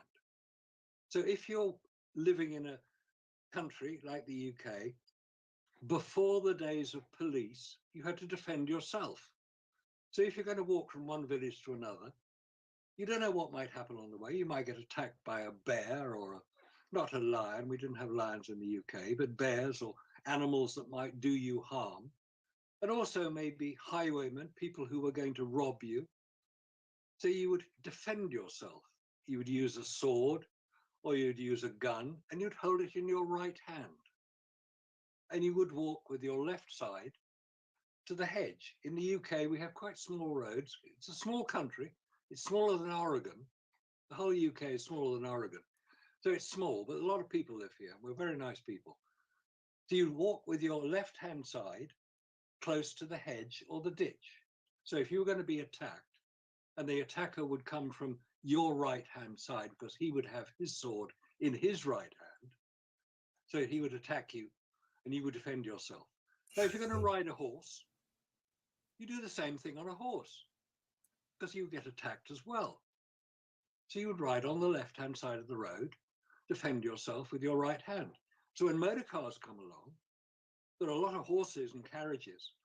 So they had to fit in with those horses and carriages so they could look out to see if it was safe to overtake. And so they would have the steering wheel on the right-hand side of the car and drive on the left-hand side of the road, just as they'd always done on horses.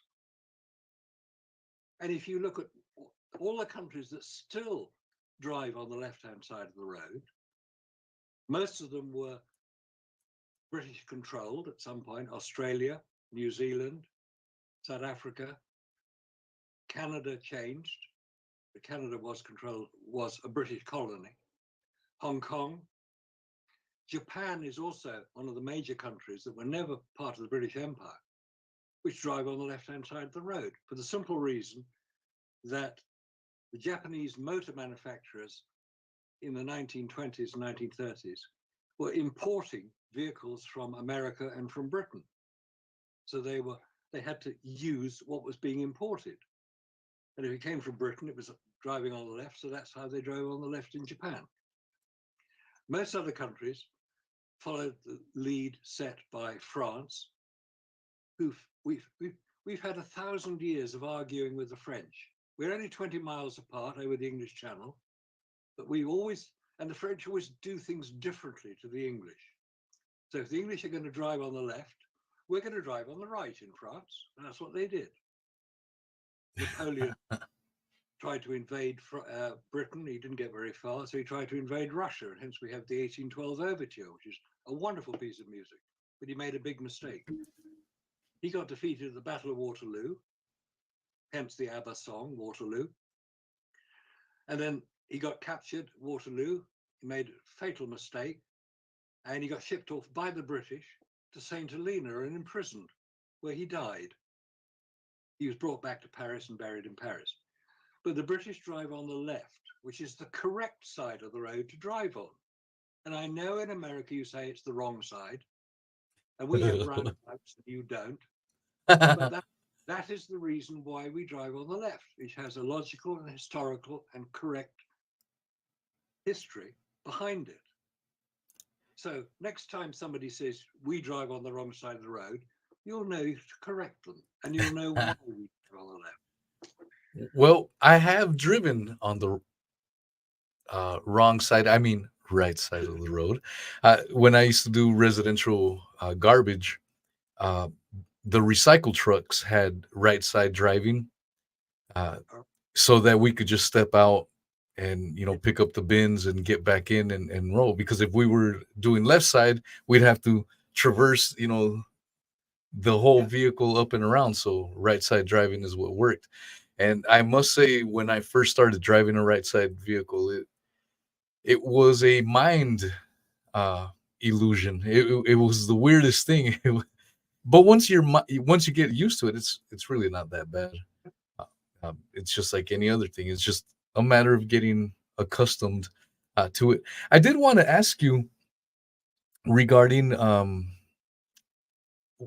what are your thoughts on extraterrestrial life? Do you think it's a psyop? Do you think that there is a chance, or do you think they have visited us?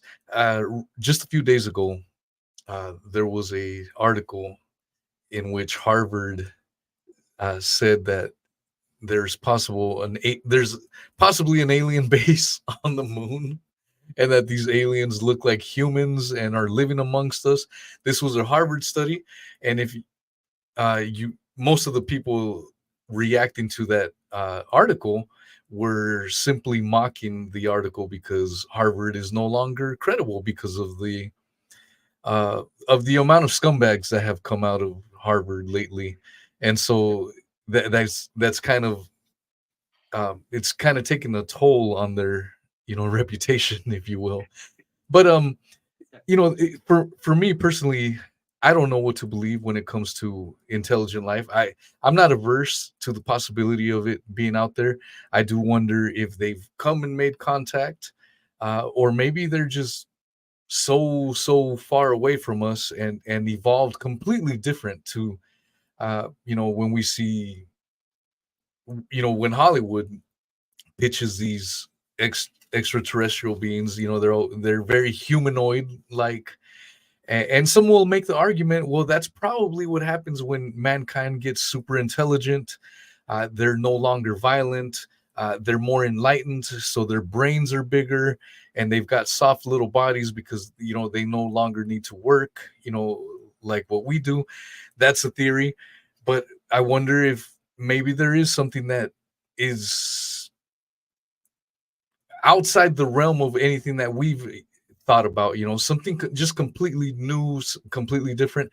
I don't know what to believe. I used to want to think that there was intelligent life out there, but now the more the government is propping it up and talking about it, now I'm more skeptical. because now I feel like it's propaganda for them to wanting us to believe. What are your thoughts on that, Mr. Allen? Oh, interesting point.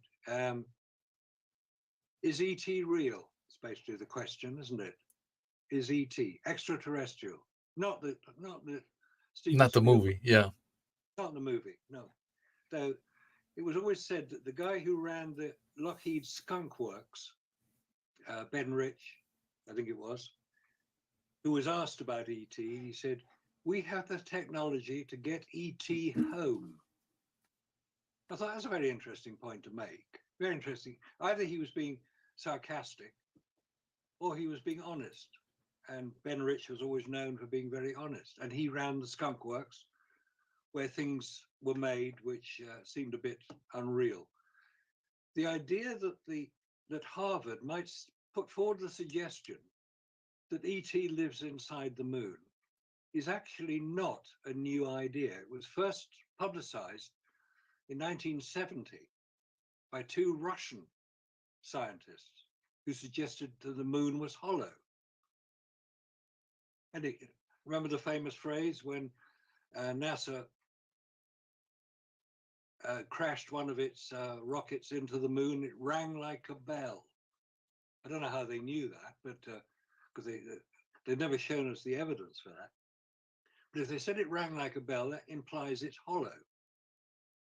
And the two Russian scientists, whose names I can't recall precisely, but the book they wrote was called "Someone Else Is on Our Moon." Well, there's that one. This is about 50 or 55 years ago it was published.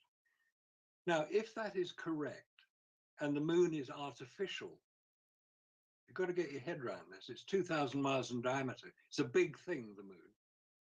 If the moon is artificial, could it have been deliberately placed in its present orbit, which is extremely accurate, as exactly circular around Earth? And also the moon, when viewed from Earth, is exactly the diameter to eclipse the sun. Could it be that when mankind is intelligent enough to ask that question, why is the moon precisely the same diameter as the sun when viewed from the Earth? We know the sun is much further away, 400 times further away than the moon is. And the moon is 400 times smaller than the sun, but it eclipses it. It's a very dramatic event. If you've ever seen a total eclipse of the sun, it's a very dramatic thing to see. You can't miss it, but it gets cold as well. There's no heat. Anyway, if the moon is hollow and deliberately placed in orbit to enable the conditions to exist on Earth, for life to develop, could that be why they're there? They're just keeping an eye on us. It's the famous Star Trek first directive: do not interfere. If ET is for real, and I happen to believe he is, or she, or they, or it, or whatever you want to call it, got to get the correct pronoun for ET now, otherwise we're going to get into trouble. Come get it. Come get it. Come and get it. I'm sure ET has something to say. So you've got this idea that ET has something to do with the creation of life on Earth. And being a responsible sort of ET person, they hang around to make sure everything's going to go okay. And they'll maybe not interfere, but they'll try to direct us in the right path of development. And the obvious place for them to live, if they're going to do that, is inside the moon. Because the moon keeps one face towards Earth at all times. So one face is not visible from Earth. It's not called the dark side of the moon. That's the great record by Pink Floyd. It's called the far side of the moon because we don't see it, but it gets as much light as the front side does. And we can't see anybody going in and out, can we? If ET lives there. And the indication is that something is happening on the moon, or has happened. Back in the mid-1960s, NASA wanted to find out where the best place was to land their craft. So they sent an orbiter called Lunar Orbiter, the reasonable name, not to be confused with the Lunar Reconnaissance Orbiter, which came in 2009. The lunar orbiter of 1966 photographed certain areas of the moon with very high quality cameras so they get detail of the Earth. The thing is, it has to orbit the moon. It's about 50 miles up, so it's got to have a good camera. And they took a lot of photographs. And one photograph, which I've seen, which I've got a copy of, is a photograph of the Vitello crater. Now, the Vitello crater is 15 miles or so in diameter. It's got a central peak, as many craters on the moon do have. And the lunar orbiter took this photograph of the central peak in the Vitello craters. It's in the southwest corner, southwest quadrant of the moon. You can see it. You just put Vitello crater, it'll tell you where it is, and you can see it. When the Lunar Reconnaissance Orbiter was sent up, it photographed the same area.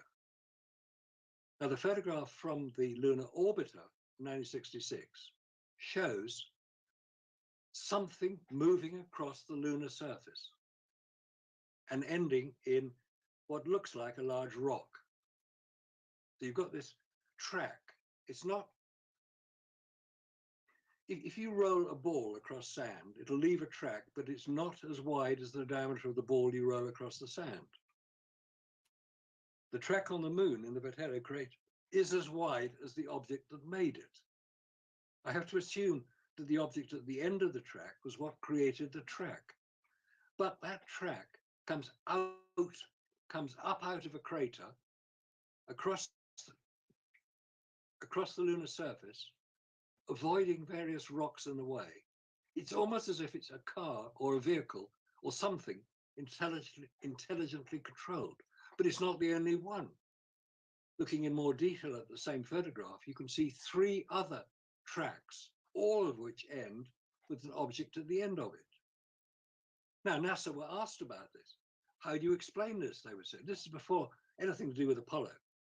Oh, they said, that's easy. That's rocks dislodged by moonquakes. Sounds sensible, sounds logical. But rocks dislodged by moonquakes rolling up out of a crater doesn't make sense. And the Lunar Reconnaissance Orbiter took the same photograph. And I got that photograph as well. And it shows exactly the same track. So it hasn't moved in 50 odd years.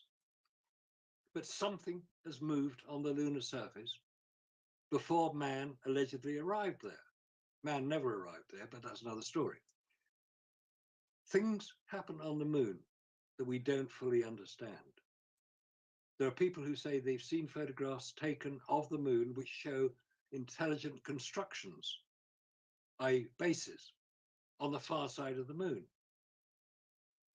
But those photographs have never been publicly released because NASA, God bless them, airbrush out all the things you're not supposed to look at.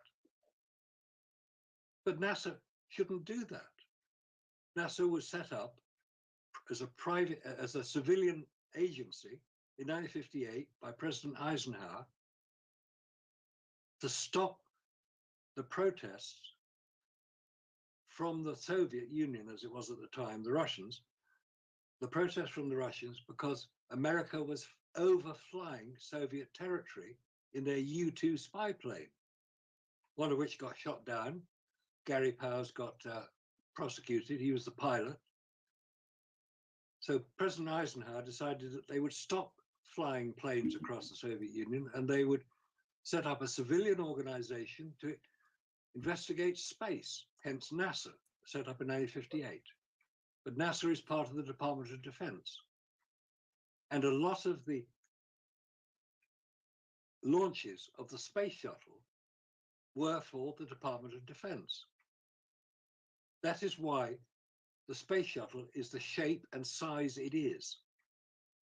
It's quite a big piece of kit. It's about 50 foot long. It was to launch and orbit spy satellites. And one of those spy satellites is called the KH-9, the hexagon. It fitted inside the space shuttle. So when it was launched, nobody could see what was inside it. The hexagon was a spy satellite, deliberately overflying Russia, photographing what was required, and returning its film, get this, its film back to Earth in buckets that were released from the spy satellite and caught, get this, by aircraft flying, catching nets to get the parachute that was allowing the buckets to descend. It's amazing, absolutely extraordinary. And I mean, that I'm not making this up. You can go and see Hexagon spy satellite bucket catch, and there are planes that flew out of Hawaii to catch it. And that's how they got the film back. But get this, the film in the satellite, in the Hexagon spy satellite, was contained within a pressurized environment because the vacuum would have destroyed the film, as NASA tells us. So film doesn't work in space, as NASA knew, as the Department of Defense knew. So where are all these photographs of Apollo? They were taken here on Earth under controlled conditions. Do you think it's possible that, you know, maybe the governments, or the American government especially, has figured out some of this free energy, or some of this advanced technology, and people say that whatever we see rolled out, they're already ahead 20, 30 years, ahead of anything that we have. And we're seeing advances with artificial intelligence. We're seeing so many technological advances,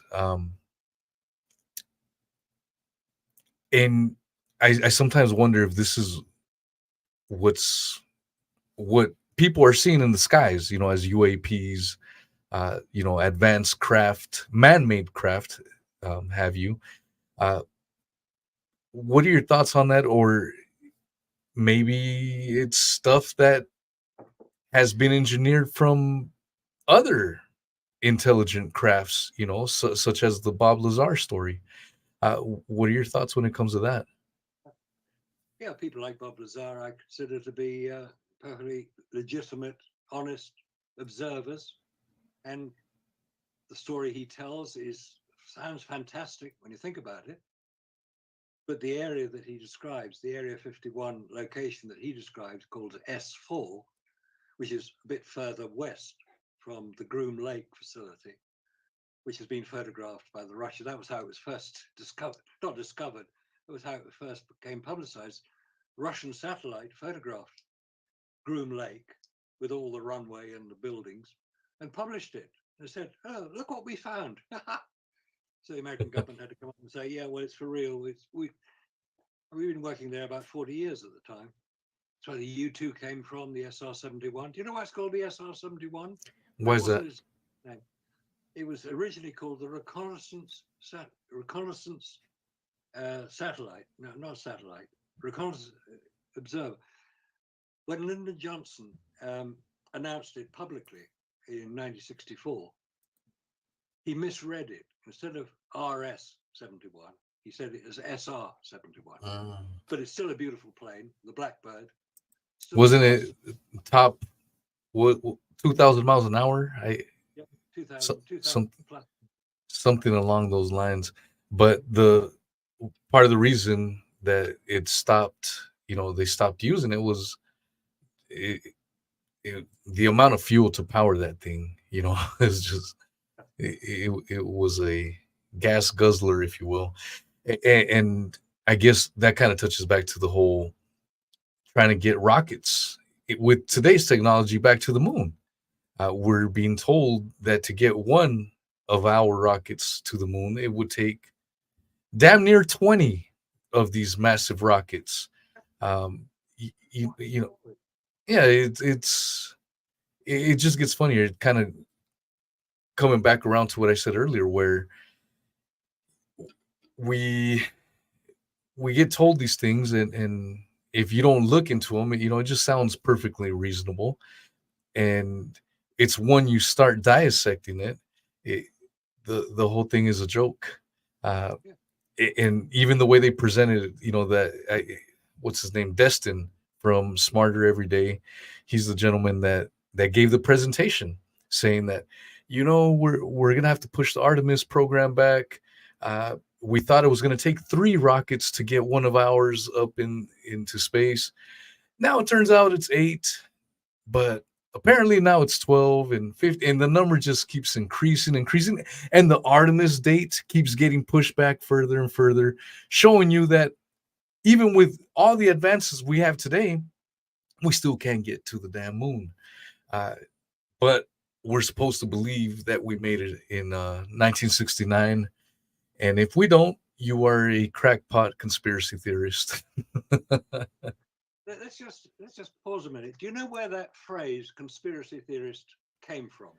Who originated the idea of conspiracy theories? I don't know who exactly, but I it sounds like it came around, the Mockingbird media era, to discredit anyone that questioned the Kennedy assassination. A lot of people had questions.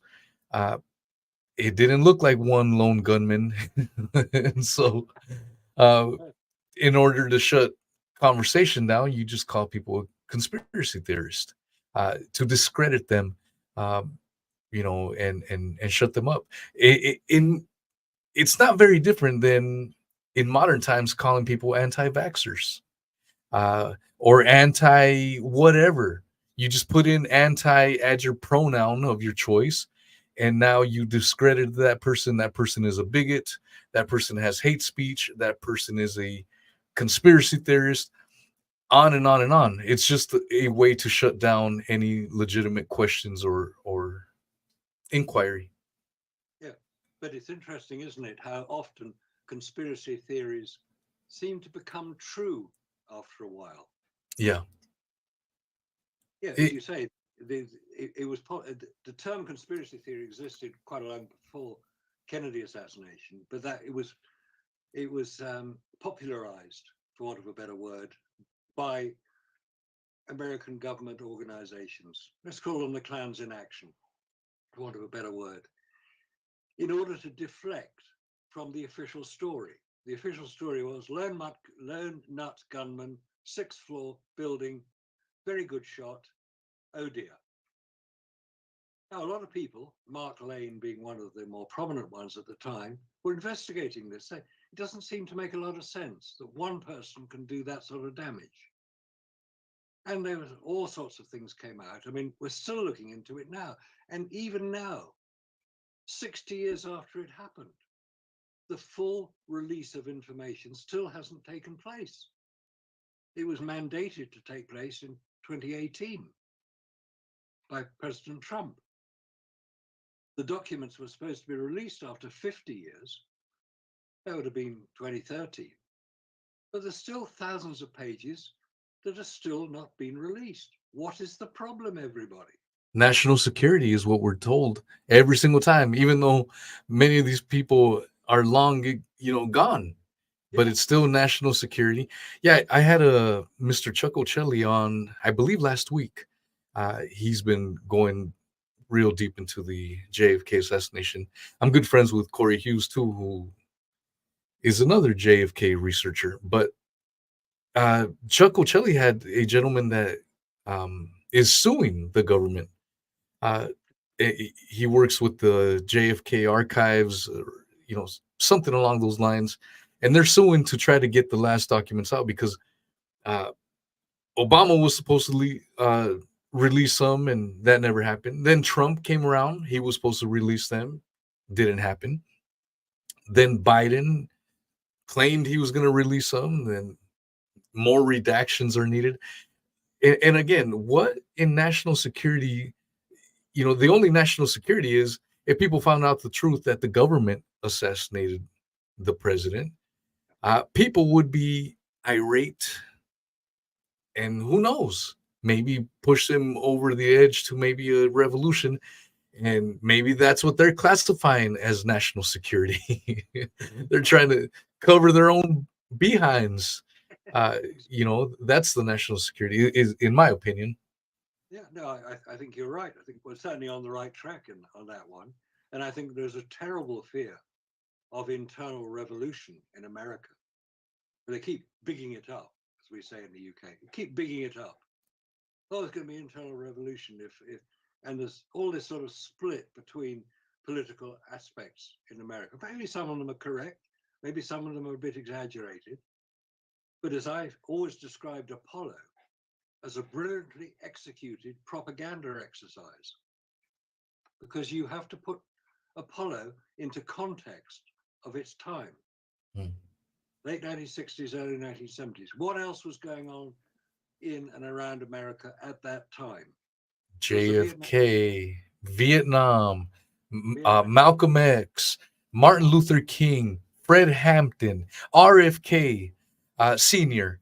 So, the RFK Sr. assassination is probably the most blatant of all these other ones. The other ones had government involvement, no question, but the RFK Sr. one is even more obvious because the official narrative said that Sirhan, the little Palestinian immigrant, that little fella, shot RFK from the front from about 10 to 15 feet uh, across the room. Well, the Kennedy family, because John F. Kennedy had suffered a mysterious assassination.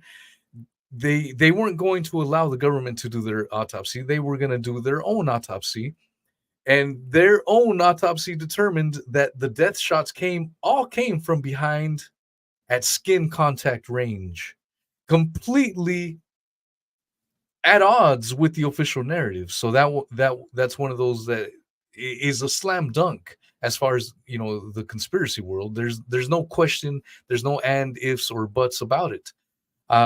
And so you have those things going on, and like you mentioned, Vietnam, so much turmoil. And what better way to heal this nation than to fake a moon landing? Exactly. Yeah. Because, I mean, just to return to Vietnam, just for a little bit, because that started basically in 1964, because Kennedy, who was president up till November 1963, was determined to remove American troops from Vietnam. He didn't want any war. He was not interested. When he was assassinated, the number of American troops sent to Vietnam increased by, I think it was 500,000 in total were sent. Most of them didn't want to go. They said, we have, like the famous Muhammad Ali. He said, I have no beef with the Vietnamese. They've done me no harm. I don't intend to do them harm. I'm not going to go. He was very brave to do that, given what was going on. The thing that started the Vietnam War, we're told, is what's called the Gulf of Tonkin incident, where North Vietnamese torpedo boats, we're told, attacked the American fleet who were patrolling in the Gulf of Tonkin, specifically the USS Maddox, which was the lead ship. The commander of the USS Maddox was a gentleman by the name of Admiral George Morrison. You probably know his son better, Jim Morrison of the Doors. Just as a little piece of trivia. Now, Laurel Canyon. oh dear, we could go on for days about Laurel Canyon. Yeah. Laurel Canyon from Los Angeles. Check it out, guys, especially Dave McGowan. Dave McGowan. I was getting mixed up with Dave Keegan. Dave McGowan. The website, which is now maintained by his daughter, is called Center for an Informed America. CIA, get it? Never mind. And it's called Wagging the Moon Doggy. That's his series of articles. Very funny, very amusing, demonstrates that nobody's landed on the moon, which is my contention. One of the architects of the Vietnam War was the Defense Secretary at the time, Robert McNamara. He used to work for the Ford Motor Company, so he was good with numbers. Hence, we got all these numbers. Just before he died, I forget the year in which he died, but it was relatively recently. It's Robert McNamara. He said, he said, the American fleet was never attacked by torpedo boats. We made it up. What else are they made up? What else is going on? Moon landings. Oh, now people will say, well, I've seen it on television. It must be real. You can't fake that sort of stuff. Oh, yes, you can. Oh, yes, you can. I've seen gorillas climb the Empire State Building on television. I've seen dinosaurs chase kids around kitchens in Jurassic Park. I've seen men walk on the moon. Is that real? No, of course not. It's America, film technology at its finest. And if you want to see how it was done, there is a film that explains it all in detail. And it involves something called an optical printer. If you don't know what an optical printer is, check it out. An optical printer is a rather superior version of a photocopier, but for film. You project a film you've previously taken, you project a film, and it's then copied by 2, 3, or more other cameras using film, or nowadays it uses video. But film was what was used at the time. Film can then be manipulated. If you have 144 frames per second film, which is high speed, and you take every 4th frame, you can show something not at high speed, but at normal speed, because normal photographic film cameras shoot at about 30 frames per second. Television cameras shoot about 24 frames per second. If you want to make something appear to move in slow motion, you use an optical printer from your original film, and you make it look in slow motion. And if you look in detail, and the film is called Make Believe Smoke and Mirrors. Smoke and mirrors is a slang term for special effects. This film, quite a long film, but it's available if you want to look at it. Used to be on YouTube. It got taken down about 5 years ago because my talks got taken down. Everybody's talks talking about Apollo being fake got taken down. It was the 50th anniversary. We couldn't have any wrong stuff being talked about, could we? So they wiped them. But it's been archived and it's projected onto various other sites now. You have it on Olus, right? That's right. Alice, I I was going to mention. Yeah, I have that website on the description of this, so wherever you may be listening to this, check that website out. I also have the Nexus, uh, what is it? Nexus magazine online. That's right. Yeah. Yeah, I have that. Yeah, I put both of those links. So if there's any other links, but yeah, that video Smoke and Mirrors is right there. If you go right to that website, great video, and tons of resources. You'll never run out of resources if you really want to go in. Uh, and you wrote some of those documents. Again, You wrote some of those papers there on that site. I've written some of the articles that appeared on Owlis, the Owlis website. Right. There are stories and articles there from people from around the world. Mm. You know, from Australia. That's Jarrell White. He writes a column on there. Interesting stuff.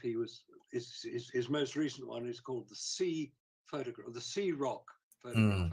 Yeah.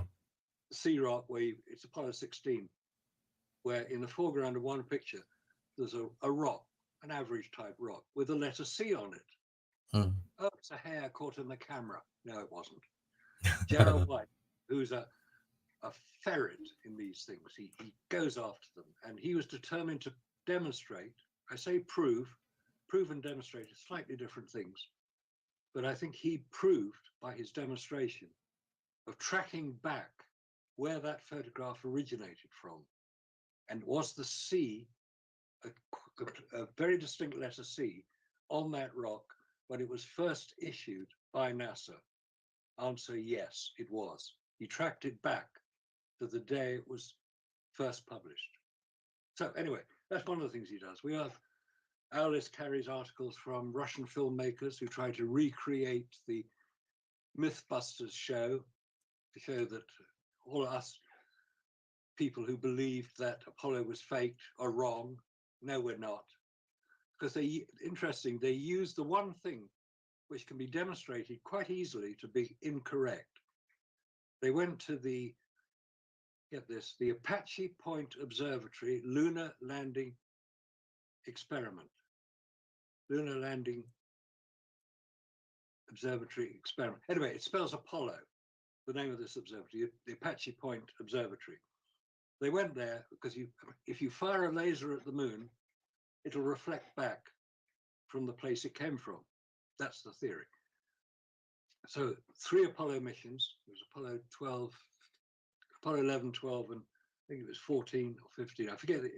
3 missions put reflectors on the lunar surface, we're told. Oh, by the way, 2 Russian missions put reflectors on the lunar surface. So it's quite possible to do it remotely with an unmanned craft. So they went along and they watched the lady who was operating the laser, firing it up at the moon and getting reflection back.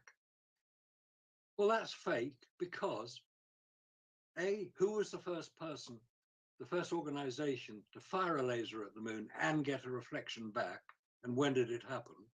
Answer, Massachusetts Institute of Technology in May 1962.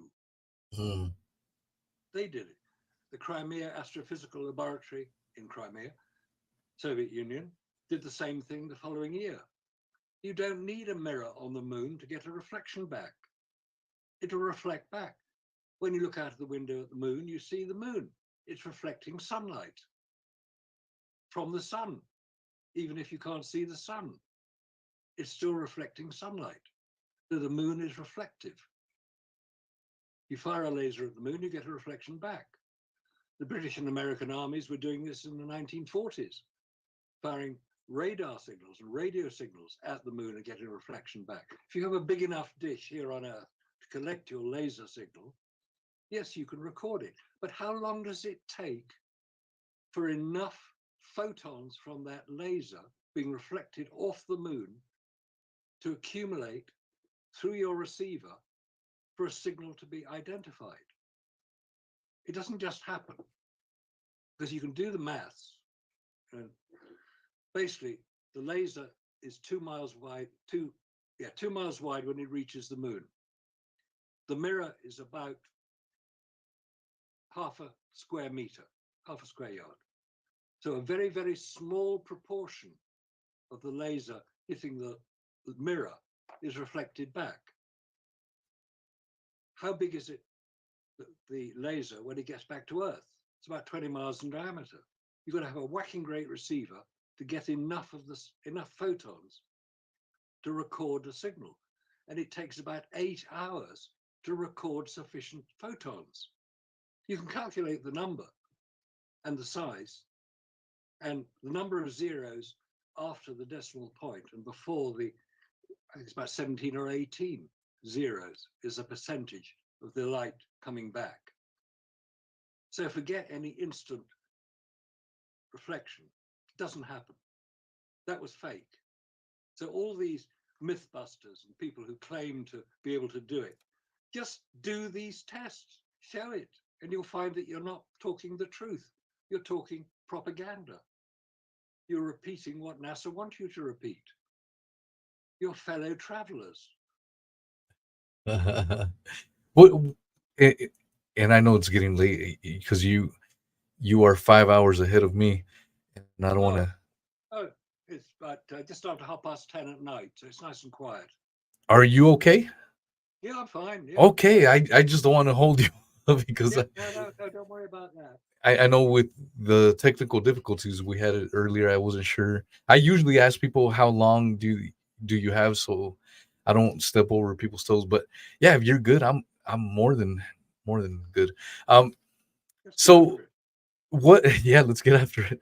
What would your answer be to someone? Because one of the common rebuttals I do or I hear from NASA apologists will be, especially when you bring up the radiation problem, that's a huge one that hasn't been solved. That's one of the issues why, or one of the problems that the Artemis program is trying to figure out, and that's why they keep postponing their stuff. But a lot of these NASA apologists that I believe aren't too educated on the matter, they just read a headline or two and they think they know it all. They'll say, well, we solved the radiation problem. That was solved long ago. And the radiation isn't a big deal in space because You can cut a hole and then if you go like at lunchtime. These are the things I've heard these NASA apologists, will say. If you go at a certain time during the day, you cut through it and it's not so bad there. Blah blah blah. Well, let's say I'm this goofy NASA apologist coming at you that with that silly answer. What would your response be to that? Just in terms of radiation, I would say, well, if you don't think radiation has a problem, just go outside when it's really sunny and hot and stand around in the sun for about 10 hours and see if you feel any sort of harm being done to your skin. When you go out in the sun, take your shirt off, do a bit of sunbathing all day, just do it all day. And then you can go to bed at night because obviously the sun goes down. Get out the next day, do the same thing. Nice and hot, 40 degrees, 100 degrees Fahrenheit, 40 odd degrees centigrade, Celsius, and tell me what you feel. Do you feel anything? And if you do, what's causing it? But it's obviously not the air around you. It's the sun causing it. That's called radiation. It comes in different wavelengths. It's nicely packaged. And the bits that you can see, i.e. visible light, what we use for walking around during the daytime, visible light, is just one part of what the sun produces. The sun produces light at various frequencies. Visible light is a tiny part of that. You've got ultraviolet light. You've got infrared light. You can use film to photograph something in infrared. Then you've got gamma rays. These are all invisible to us. We can't see them, but they exist. They're part of the electromagnetic spectrum. So when you get outside Earth, outside of the protection that we do have protection here on Earth. It's called our atmosphere. We have 60 miles of atmosphere above us here. Each square inch of that atmosphere weighs 14.7 pounds. It's pressing down on you. You don't feel it because your body is designed to withstand it, and it has internal pressure which equalizes it. You get outside Earth's atmosphere and go into space. The same frequencies from the sun exist in space, but there's no protection there. And there's something called the Van Allen radiation belts. They're about 500 or 600, more than that, 700 or 800 miles above Earth. That's where they start. The space shuttle, by the way, flies well below them, and they go out to about 25,000 miles from Earth. There are two belts, we're told. They're called the Van Allen radiation belts because they were identified and confirmed by Professor James Van Allen of Iowa University. And he had the very straightforward idea. He put a Geiger counter, which measures radiation. He put a Geiger counter on the first American rocket launched into space called Explorer 1. And the Geiger counter started reading because they had no idea what level of radiation they would find when they got there. They just wanted to know if it existed. Was radiation in space? Rocket goes up, Geiger counter starts reading.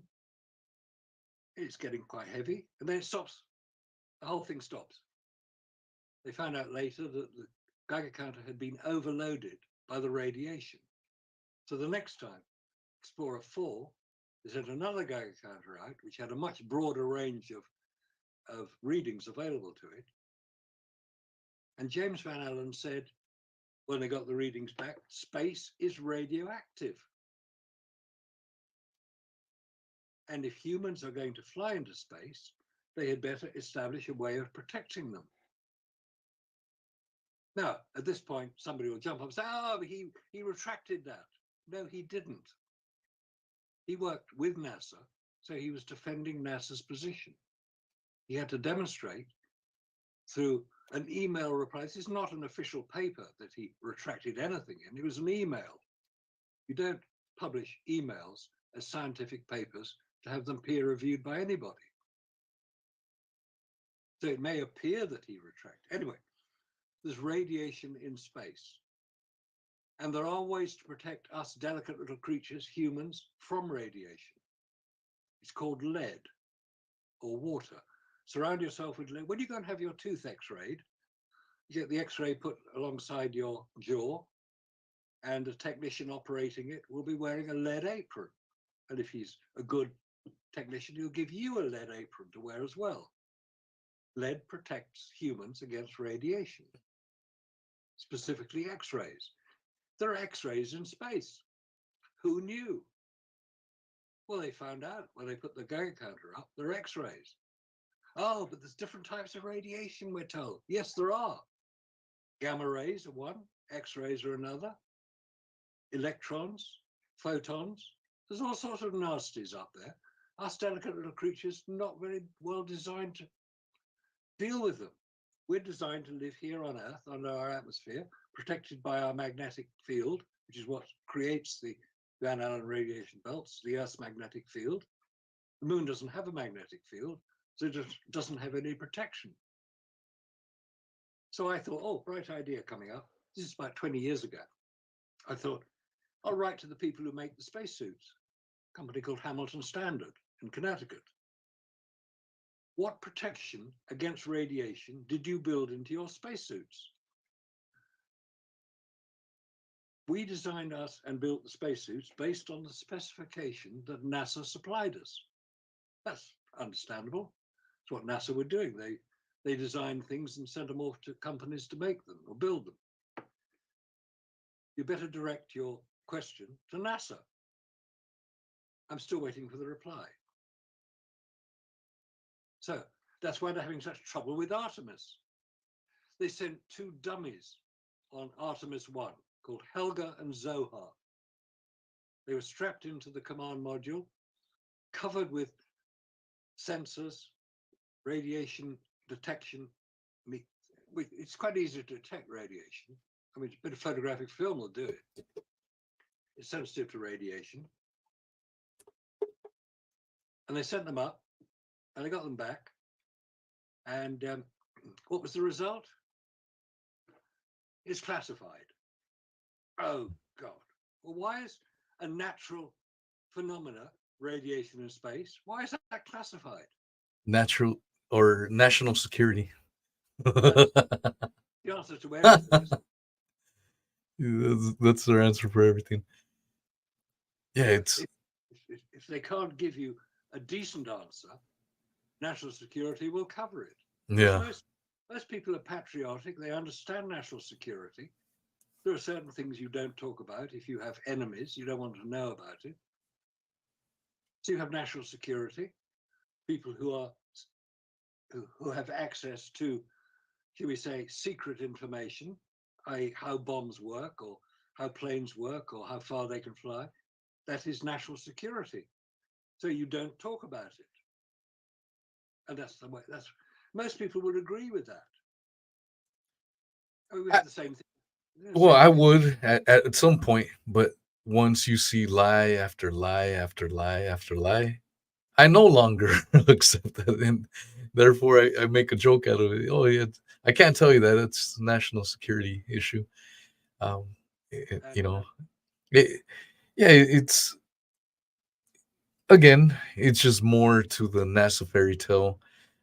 When I'm hearing you talking about the radiation, I go back to this morning when I was watching that video from 1966 where they're giving a tour of the LEM and, and they're pointing out the this little flimsy little piece of foil and like that's going to protect from from the heat in outer space. It's just so cheesy. And maybe at that point in time it may have looked cool and amazing, but viewing it from the lens of today and all of our technological capabilities, it looks like hogwash. And every little bit of it, the computer systems that they have there, even they had an AC cooling system. Wow.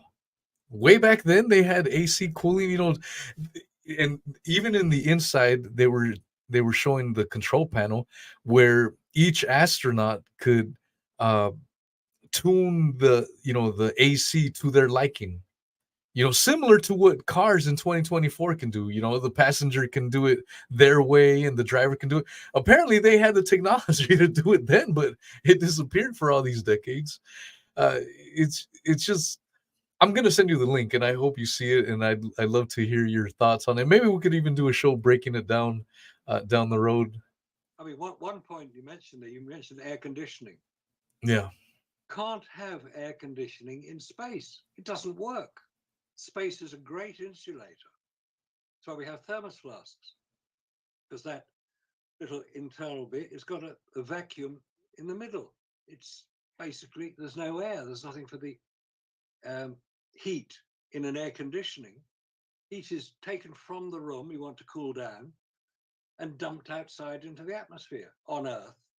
And there's plenty of atmosphere, so you can dump the heat. But in space, you can't dump the heat because space is an insulator. It's not an accumulator of heat. You've got to radiate it away. You can't use a vacuum. You can't use an air conditioning in space. And the only way you can get rid of the heat is to radiate it away. There are three types of heat transfer. There's conduction. Put your hand on a hot piece of wood in a fire. That's conducting heat into your hand, and it's very painful. Take it away.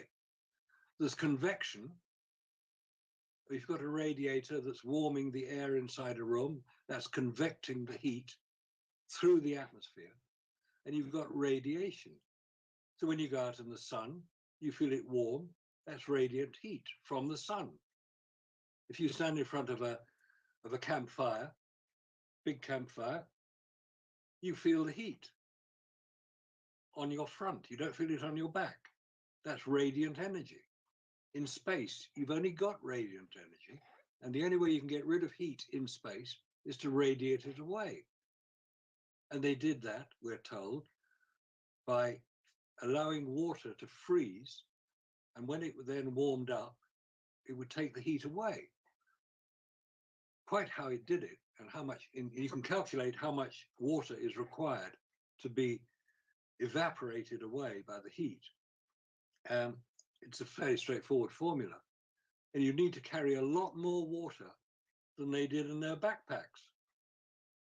Because the human body, when working at any reasonable degree of effort, will generate about 100 watts of energy. You can remove it, yes. But how much water do you need, we're told, in these PLSS, portable life support systems, the backpacks that the astronauts pranced around on the moon in? More than they could carry. The calculations have been done, but NASA will not address it.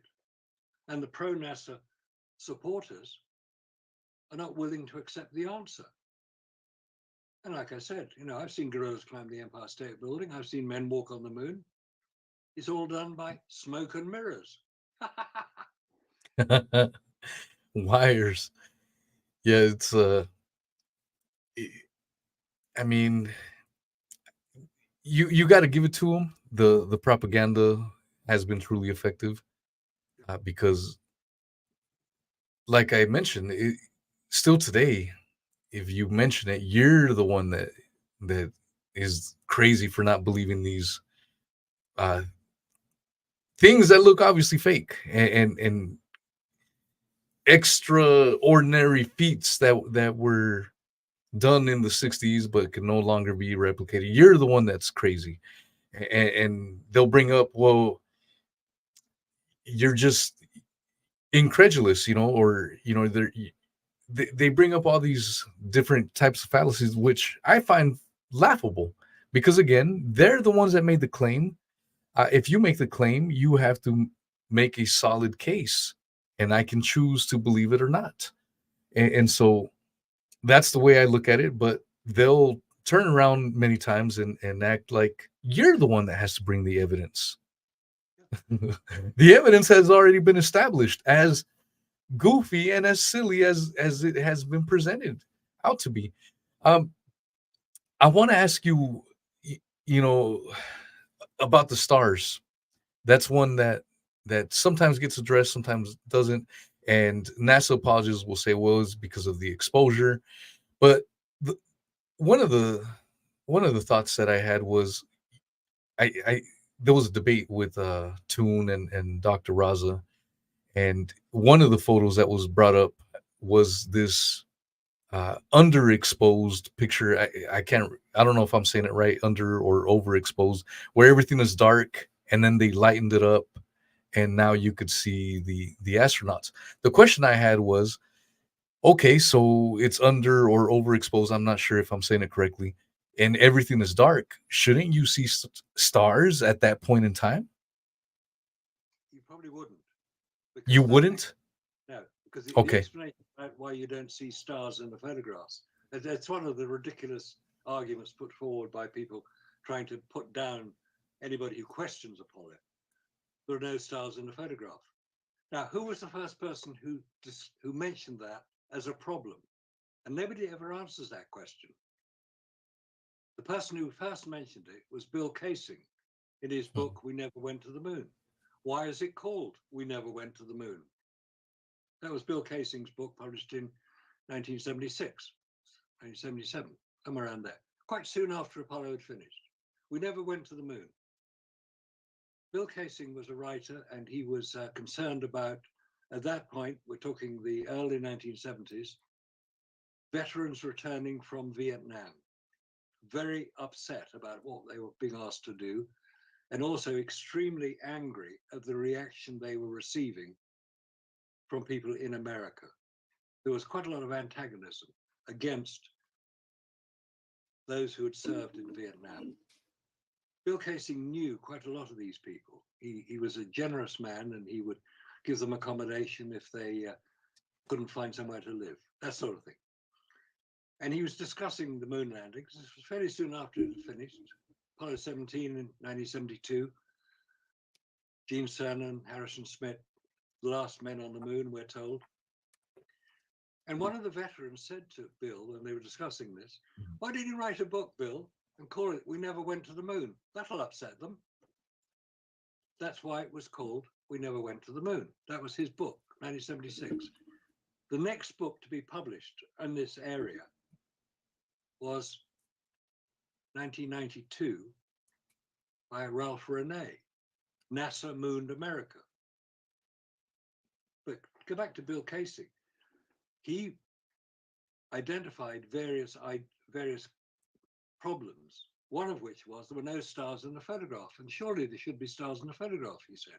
Now, it's been well established, I think, and having trained as a photographer and used a lot of film cameras, I would agree that you wouldn't see stars in a photograph if you expose it to illuminate, to photograph an astronaut wearing a white spacesuit on a fairly brightly illuminated surface.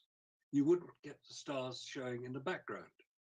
That's optics, and photographs and film. So he was not correct when he said that, but he was the first person to say it. And he then started talking about the waving flags. There are no waving flags on the moon. Of course there aren't. Even NASA's not that stupid. They know there's no wind on the moon, so the flag won't move.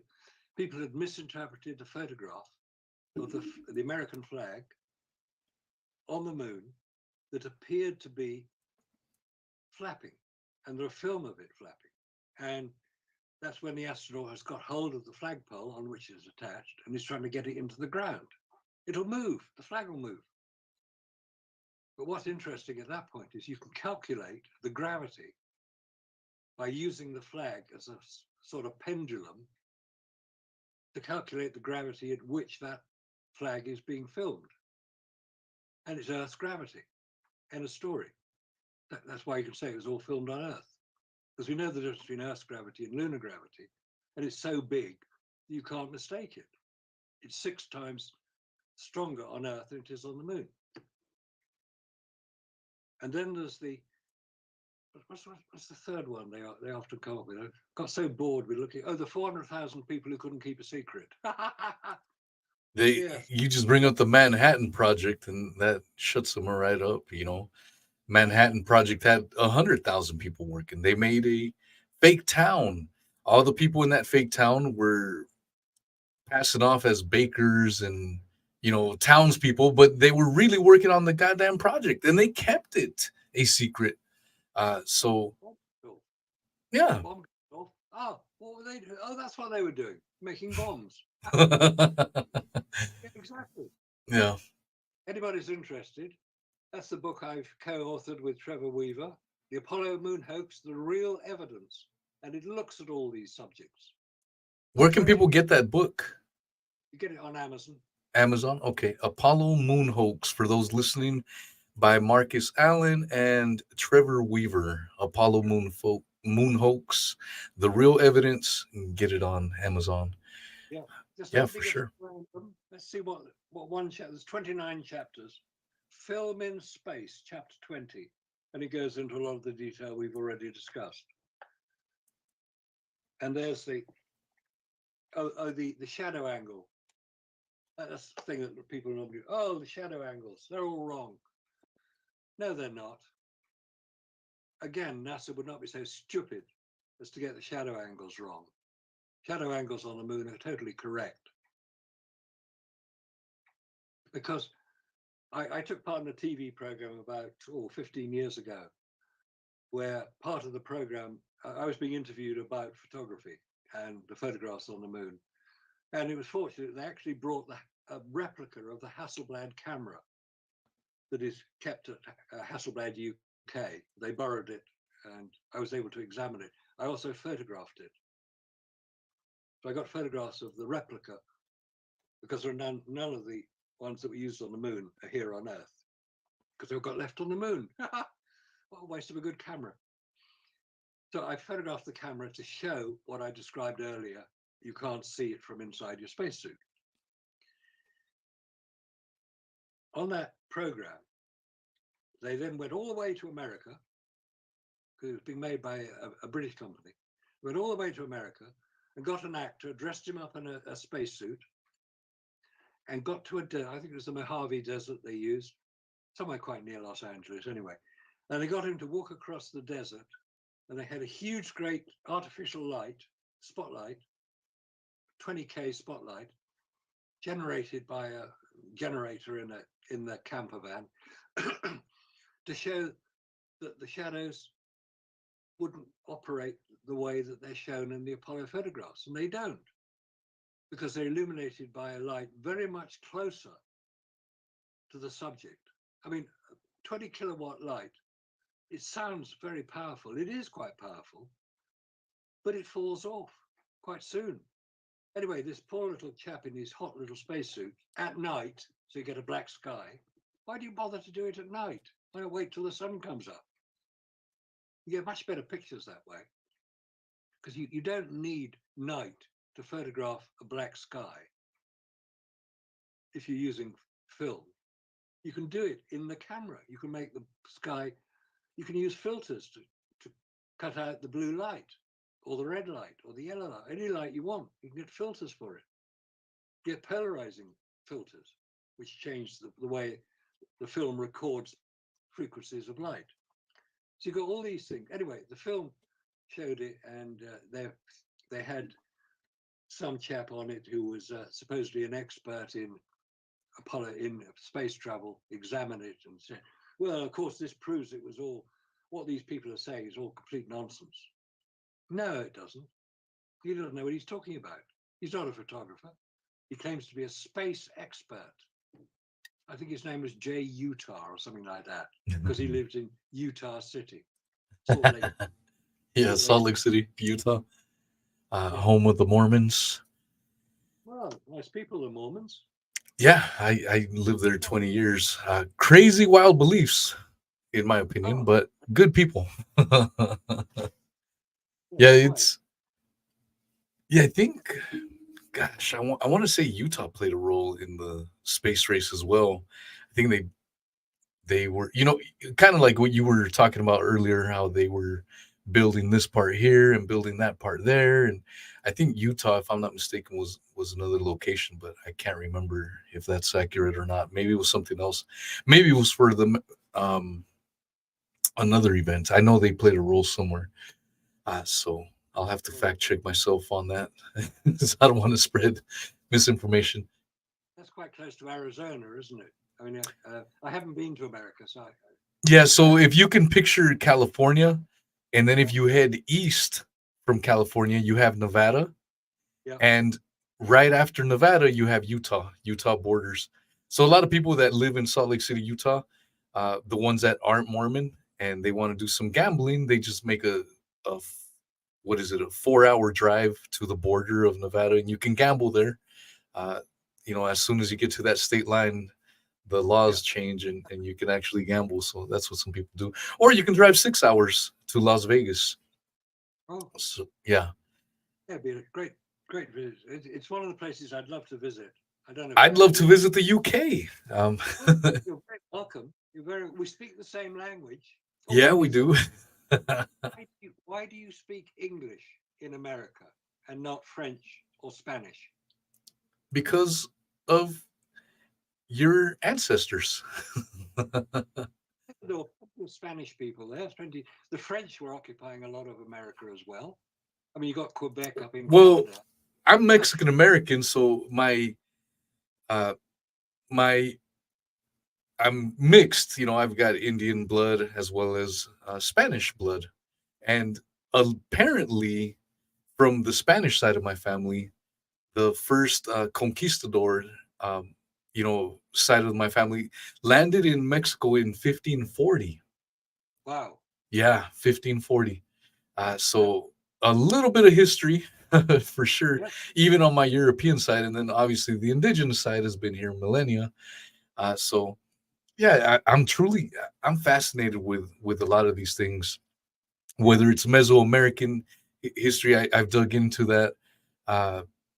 You'll have some people say, well, yeah, when the Europeans got here, there was nothing that existed. I'm like, you obviously don't know anything about the Aztec Empire or the Mayan or even the Olmec civilization, which the Aztecs looked at as ancients before them. The Olmec fascinate me in many ways, because you'll have different camps of people saying the Olmecs look like Africans. You'll say some people say the Olmecs statues resemble Polynesians.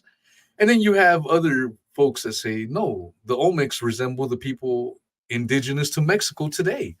And I've come to my own little theory just based on a bunch of stuff, and I'd like to know what you think about it. I wonder, we briefly talked about the Egyptians and how advanced they were, and they were a civilization that wasn't monolithic. Different peoples came in and went, for sure. But I wonder if at some point some very talented engineers, Egyptian engineers, maybe decided to navigate across the Atlantic and maybe landed in Mexico, maybe showed some primitive pyramid building to the natives there. And, with some basic technology, they took off and made their own style. That's why the pyramids in Mexico look, different from the Egyptians. They were shown the basics, and then they engineered their own stuff. Because a lot of people forget, when you see something magnificent, as whether it's the Mesoamerican pyramids or the Egyptian pyramids, it's not like they just built them overnight. This was a process that took many, many years, maybe even millennia, to get to that point. So they're already old as they are, but you also have to realize that the idea probably sprang up many, many hundreds of years, if not thousands of years prior to those edifices being erected. What are your thoughts on that? Well, I would say just look at the number of pyramids in Egypt, which is 118. You can check it out. That is not even greater than the number of pyramids in the country directly to the south of Egypt. We now call it the Sudan. There's nearly 200 pyramids in the Sudan. How many people know about the pyramids in China or Cambodia, or as you've already said, in Mesoamerica? There are pyramids all over the world, everywhere. everywhere. There are Yeah. hundreds of them. All around the There's world. even mounds in the Ohio Valley, out here in what is known as America. The Ohio mounds, snake mounds, I believe, um, near Louisiana. These are structures built by the indigenous folks of America, and no one really knows what their purposes were, or what they served as. What fascinates me with the ancients is their knowledge of astronomy. The Mayans, that the Mayans, if you're a flat earther, the Mayans are I would investigate them deeply, because the Mayans were flat earthers. And people like to say, well, all the ancients believed in a sphere. Not the Mayans. The Mayans were flat earthers, and you can't dispute their astronomical achievements. I mean, their calendars were on point many centuries down the road.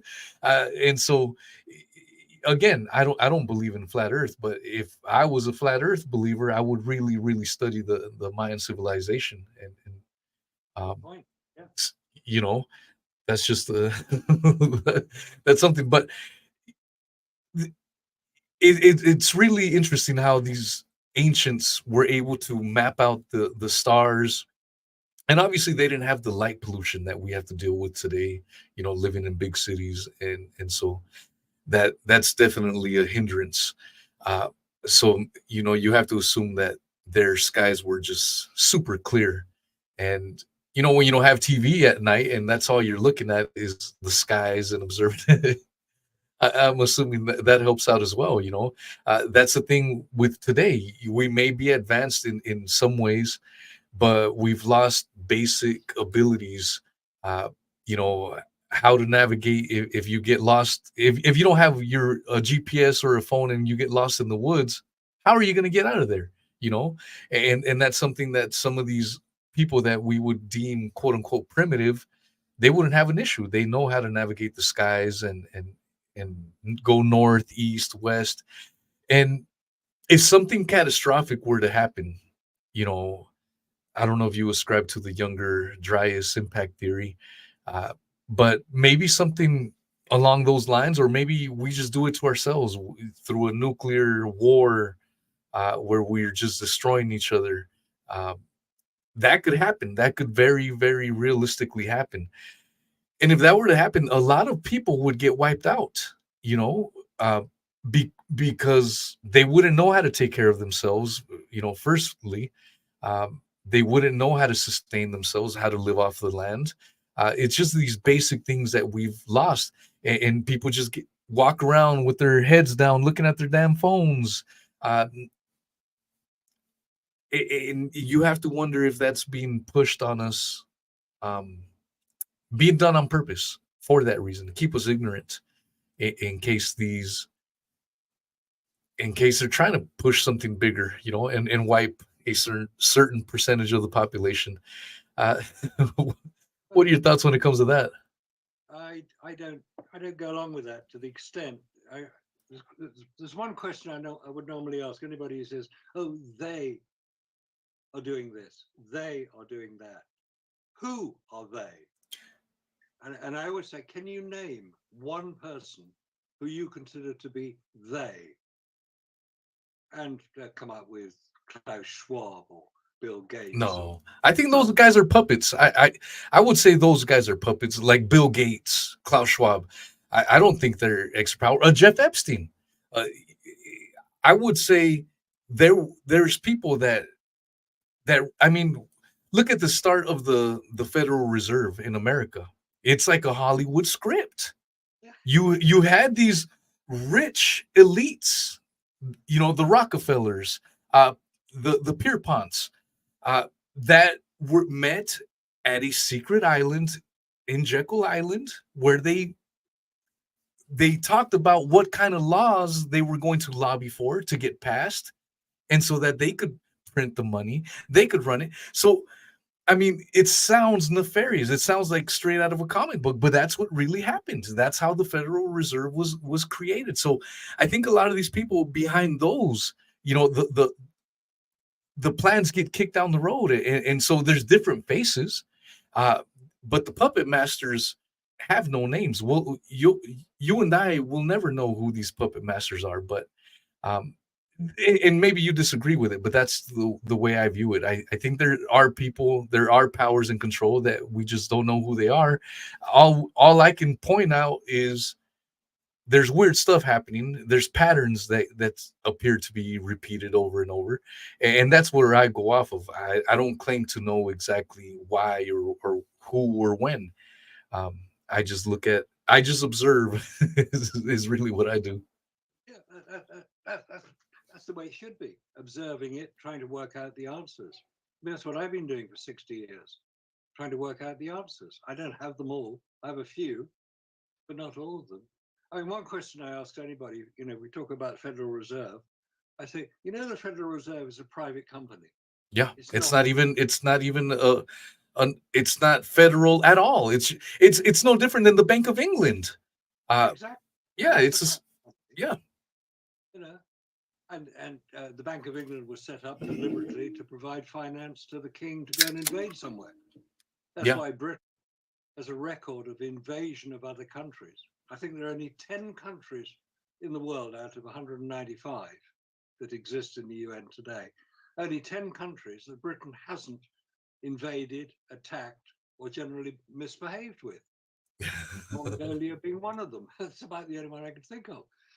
But Britain had to have finance, because this people talk about finance without really understanding what it means. Yeah, you can ask anyone what is the simple question, what is money? Such a simple question, but a lot of people can't answer that.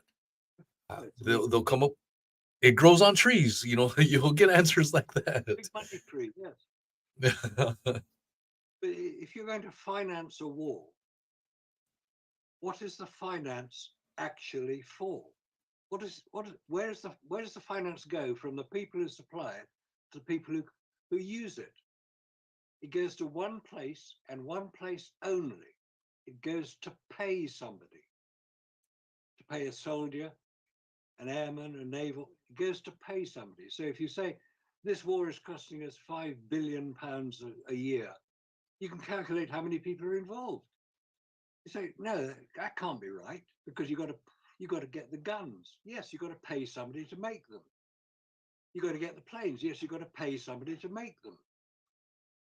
Maybe they're not in the army or the air force, but they buy planes and guns from people who make them. So you've got to pay them. So all the money goes to pay somebody.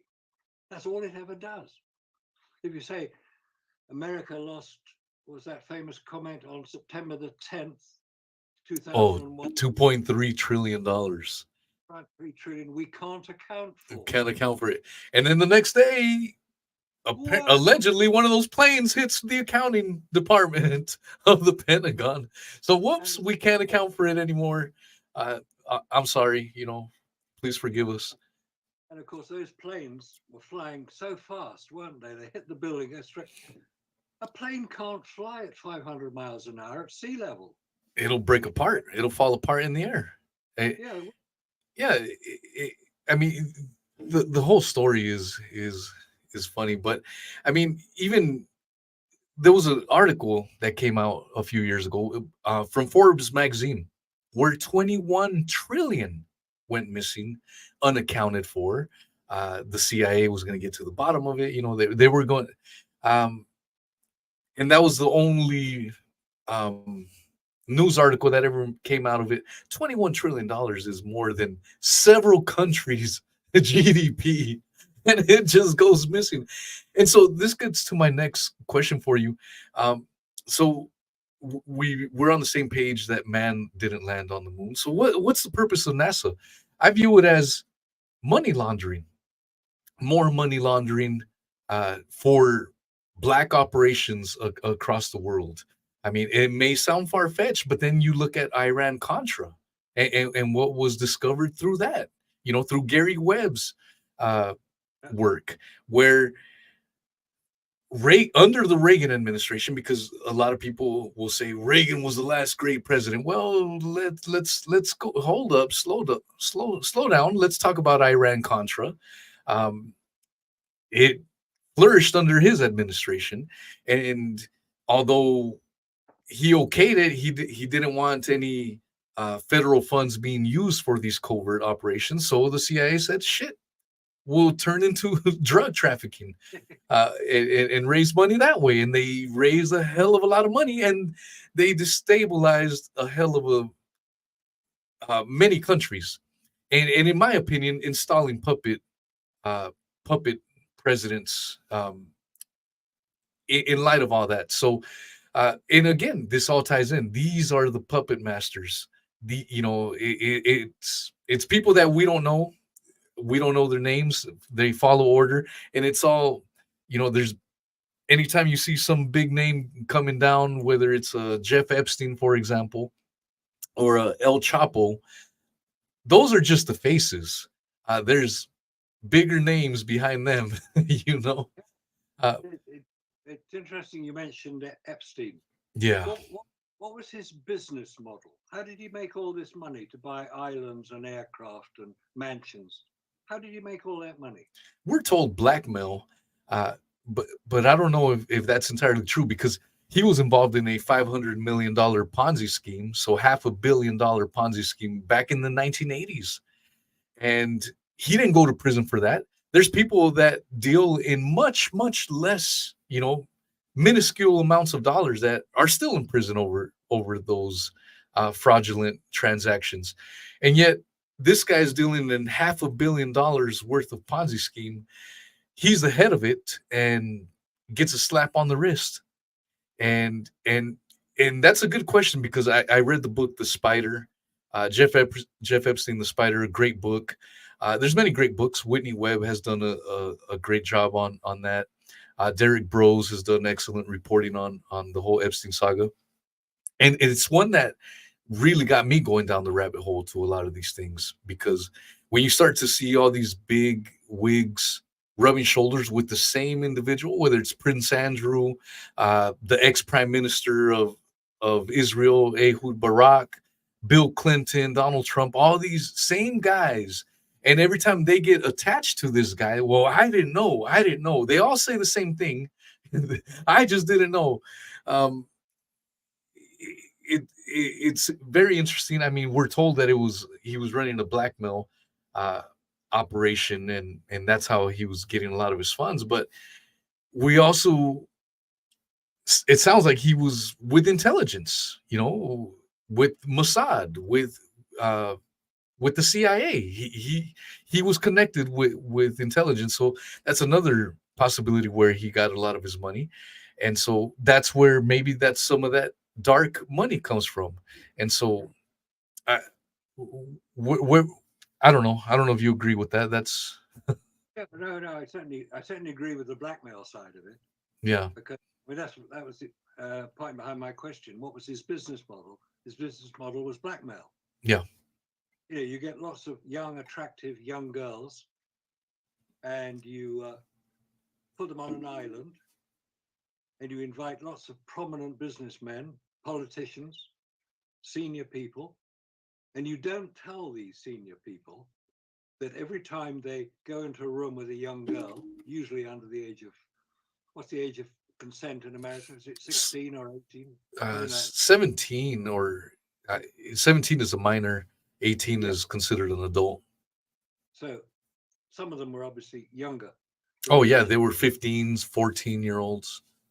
So you put a prominent businessman in a compromising position with an underage girl, and you film them, because all the rooms on the island had cameras, hidden cameras. You film them. You now have a perfect blackmail opportunity. Okay, Mr. Businessman, we'd like an offer from you.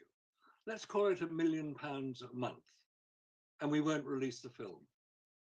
Any failure to pay that money will result in the film being offered to certain websites in America who will be very interested in showing it. All right, here's $1 million a month. These are people who can afford that sort of figure. So it's a brilliant blackmail operation. There may well have been a lot of connection with intelligence who would like that sort of control over people. Oh, Mr. Epstein, would you invite so-and-so? I'm sure he'll enjoy your hospitality. And Mr. So-and-so is somebody that needs to be compromised. And so it goes on. And this is the unpleasant behavior. Now, I don't know if you've ever seen the interview with a person who was involved in this type of activity and how he was nearly trapped. You're not talking about the gentleman that can't sweat, are you? No. That's Pat Wright Potter. That's Prince Andrew, who can't sweat. Oh man, that was absolute. Gave enormous publicity to Pizza Express in Yes. Oh, it's a stupid story, that one. No, this was he was a banker, I think, in Switzerland. Mm.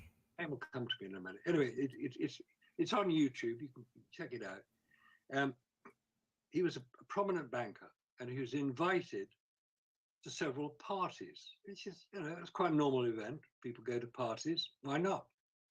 And eventually he was being not propositioned so much as it was suggested it would be good for his career if he attended certain events, which are being private parties that were being held, given in big mansions, probably Switzerland, throughout Europe, maybe some in America.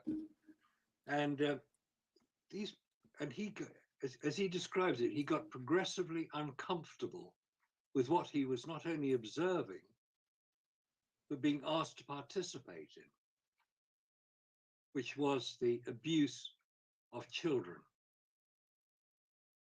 I mean, talking children, we're talking below 10 years old. Yeah. And in some cases, the death of them, which he observed. He was being asked to participate in that. Now, once you're inside that, if you're trapped in that situation, you are now controllable, because any suggestion that you have participated would be the end of your career, probably the end of your life. So you're controllable. But he got out before he took part in any of the activities. And he's talked about it publicly, described it. He's quite emotional about it because it would be a very emotional thing, especially if you have children yourself. He said, look, I have children of this age. How could I possibly consider anything to abuse them? I wouldn't. So he got out. Luckily, he got out with his life, because that is the price you pay for crossing. And that is how the control is maintained. You're in a very compromising situation. You may even enter it without even being aware of the problem. But once you're in it, you can't get out.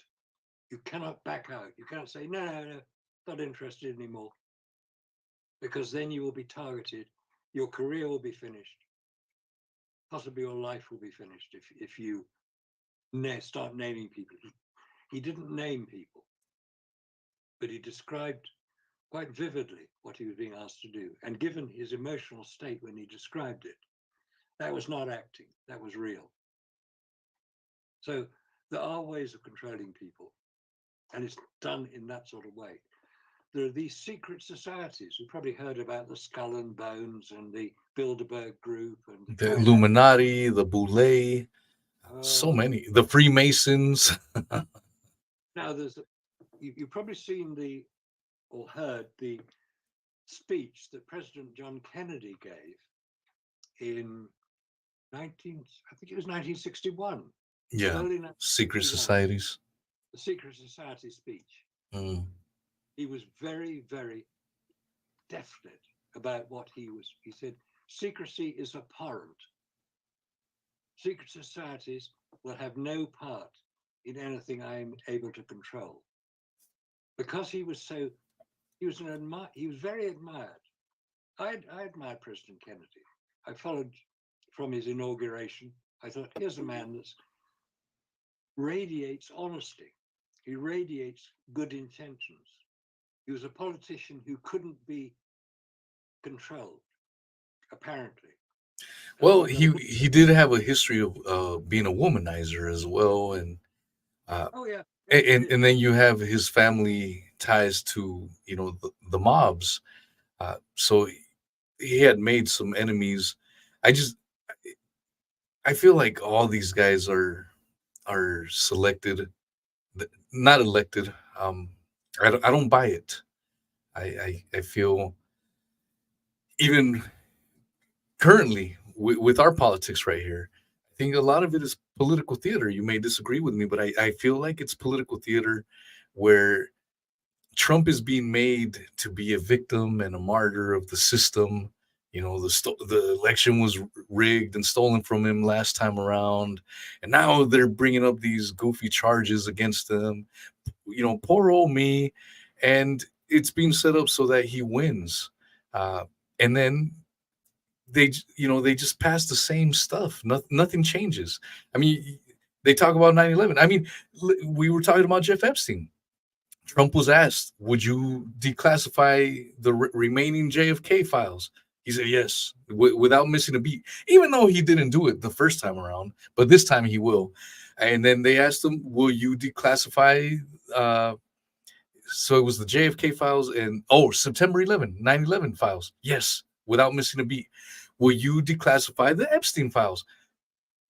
Yeah, that's one we got to be a little bit careful with, blah, blah, blah. And why did he say that? Because he's named in those damn documents and he's involved with that stuff. So it's pretty clear why he hesitated to answer a definitive yes for the Epstein question. All the other questions, definitive yes, no pause, nothing, yes, yes, yes. Epstein, yeah, I'll get back to you.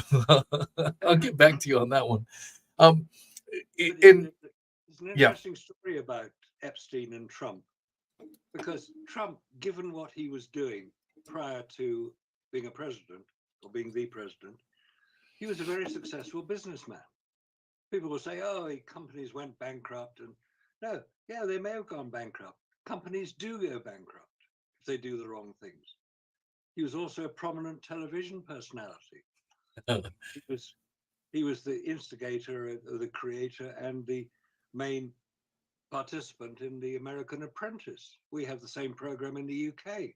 yeah. With Lord Alan Sugar, as the Trump "you're fired" person. So Trump was a very prominent person, very prominent in New York.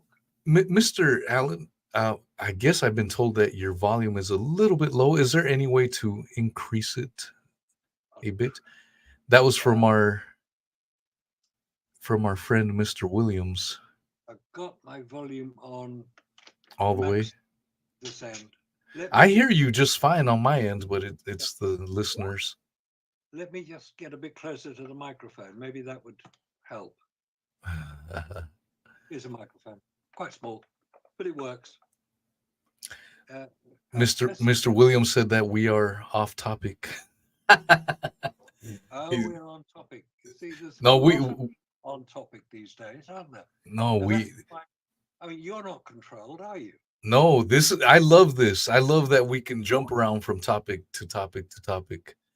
But yeah, it sounds like they're having a hard time hearing you on your microphone levels. I've got the built-in mic set to maximum. Let me just increase it a bit here. Built-in microphone. How's that? Oh, no, it's not the built-in microphone I'm using, is it? I'm using the...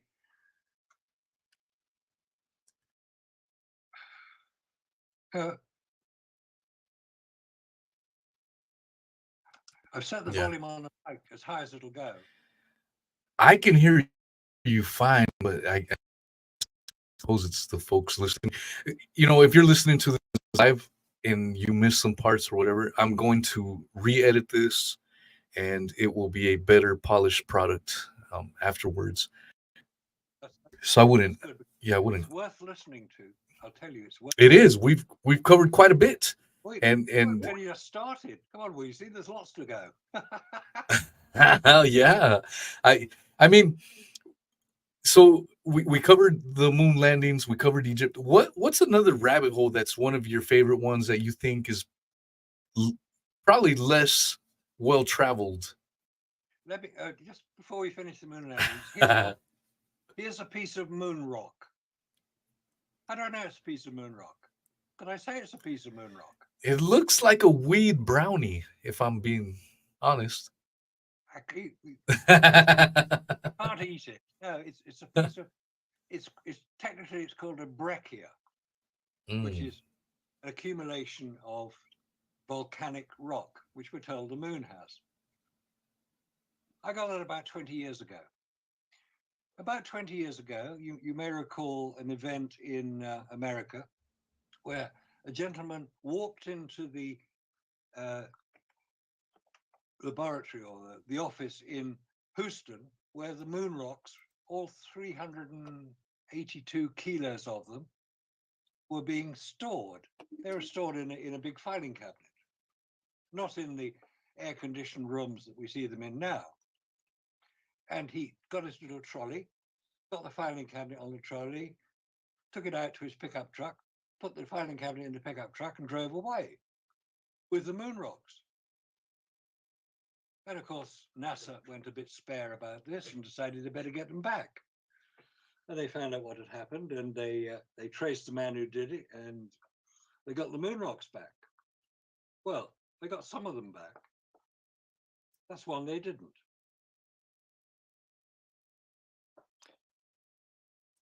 It looks like a delicious morsel for sure.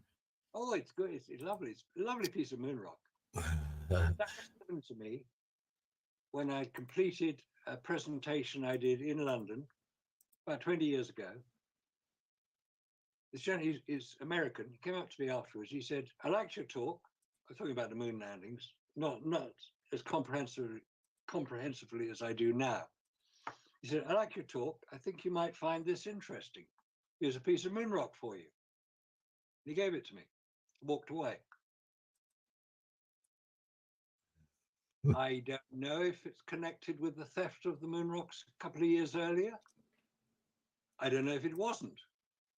And nobody can prove it one way or the other, can they? So a piece of moon rock. No private citizen is supposed to own moon rocks. It's property of the American government. And there's another very sad story of an elderly lady whose husband worked for NASA. I don't know where she worked. It could have been Houston. It could have been Florida. And her husband had been given a piece of moon rock through his work, a tiny little piece, kind of just like a grain of rice. And this lady wanted to know if she could maybe raise some money by selling it. So she contacted NASA and asked them, "I've got a piece of moon rock. I'd like to sell it. Would you like to buy it?" Or was that effect? And they agreed a meeting with her in a coffee bar somewhere. And she was there, and NASA, she thought, turned up with the FBI behind, and they arrested her for possessing American government property. She was stripped, searched. I mean, this is an old lady in excess of 80 years old. You don't treat them like that. She got to the point where she actually wet herself. She was so frightened. This is not something you should do just because you are claiming to have a piece of, quite legitimately have, a piece of moon rock, which her husband, as later discovered, was presented with as a result of his work for NASA. So that is the sort of action that you can expect if you own a piece of moon rock. Okay, guys, here it is. Come and get it. I love it. That's my story of the moon rock. So let me ask you this. I know, for our side, anyways, explanations for moon rocks would be unmanned craft, and we also can't forget that you can get moon rocks from asteroids. That land here. Uh, I think, and you read David McGowan's book on Wagging the Moon Doggy. He talks about how it's funny how there's been instances where moon rocks were found out to be petrified pieces of wood, and then when that was discovered, then miss you know weirdly enough, the rest of the moon rocks went missing. No one knows what happened to them. And you would have to assume, if that's the case, that people didn't want to go through another embarrassment, such as getting petrified pieces of wood. What are your thoughts on that? It's a lovely story, that one. 2009, that happened. The moon rock was on display in the Rijksmuseum in Amsterdam, in Holland. That's basically the National Museum of the Netherlands. It's a lovely museum. I visited it because contained within that same museum is one of the great paintings of the world. It's called Night Watch by Rembrandt. And it's a Dutch national treasure. It will never leave the country. It's a huge painting. It has its own room, and it is a very, very impressive piece of work. That's what the Rijksmuseum. So just Google Night Watch, anybody, and you'll see an example of it. It's an incredible painting. Anyway, in the same museum, they were doing some renovation work, 2009, and one of the areas they were renovating was the space exhibits, and they had on display a piece of moon rock, similar in size to my piece of moon rock, and it said moon rock, presented to the then Dutch Prime Minister, Mr. Dries, I think his name was, by Neil Armstrong, Buzz Aldrin, and Michael Collins during their visit to Amsterdam during their Great Leap World Tour in August 1969. Now, anybody with the slightest interest in Apollo will know that that couldn't possibly be true, for the very simple reason that the moon rocks were all in quarantine, assuming they came from the moon. The story goes that they were put into the receiving laboratory at Houston, and they were going to be stored there, and no moon rock prior to that date had ever been given to anybody, let alone the astronauts. Moon rock was given to every American state by President Nixon, who was president at the time of the alleged moon landings. We know how much he was on the side of truth, honesty, and decency, but that's another story. Yeah. Ordered that every American state should receive a piece of moon rock, and that 160 countries would also receive a piece of moon rock. Now, anybody saying moon rock will think of something like that, Yeah. a rock that weighs about 200 grams. No, what was presented was no bigger than a grain of sand, almost invisible. I've seen the one we got in London. It's in the Science Museum in London. It's a grain of sand encased in plastic. It says moon rock on it, presented by the United States government on the occasion of the moon landing. What's that effect? Now, you probably got one in Florida. Have you seen it? I've been to the Kennedy Space Center. Okay. Have you ever seen something called moon rock? No, I haven't seen it. Maybe I did, but I just don't remember. It was a few years back. Okay. As I say, every American state is supposed to have it. But the trouble is, most of them can't find it. Gone, it's vanished. It's lost. Most countries can't find their own piece of moon rock. Yeah, that's what David McGowan was saying in his book, that they can't be found. And so that's what makes me posit that people didn't want to suffer that same fate of embarrassment, you know. Yeah. Um, That's yeah, right. it's Now, at this point, somebody will probably say, "Oh, but the moon rock has been examined by universities and research institutes around the world." Yes, they have, we're told. Now, who paid for the examination? Because you know that money only pays salaries. NASA financed the investigation of every university investigating moon rock. And they were sent a piece of moon rock in a box marked moon rock. And they were also sent a piece of Columbia River Basin moon rock, not moon rock, rock. And from Hawaii, same thing. And the instruction basically was compare and contrast these different types of rock. What are they going to say? They're going to say the moon rock isn't moon rock. No, of course not. If they want to get paid, they're going to say, oh, it's a good piece of moon rock, this. Yeah, it's very different from Columbia River Basin volcanic extrusion. It's very different from Hawaii volcanic extrusion. It's a piece of moon rock. It could only come from the moon. It confirms NASA's story. It's the same story with these stupid reflectors. You don't need a reflector to get a reflection back from the moon. yeah. It's the same as there are no waving flags on the moon. Quite right. There are no waving flags on the moon. There's no atmosphere to wave them. But you can calculate the gravity at which they're waving. And when you do that, you'll find they're waving on Earth. So NASA's story is falling apart. And you've already mentioned the Artemis program. The fact that they can't even get a rocket off the ground without blowing up the launch site, which is what happened on Artemis 1. Almost destroyed the launch site. Elon Musk does the same thing. First time he launched his super heavy, rocket, it almost destroyed the launch site. And there's a film of a large lump of concrete from the launch site of Musk's big rocket destroying a car half a mile from the launch site. What's the car doing half a mile from the launch site to be destroyed? You see the rocks being flown into the Atlantic Ocean because they're relatively close to the sea. The whole thing destroyed it. They had to rebuild the launch site because they forgot one thing. When you see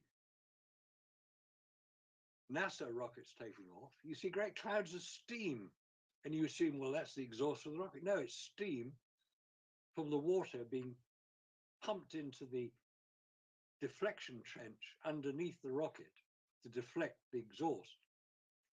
It's the water being pumped in to cool the exhaust and to make sure that the whole launch site stays in one piece.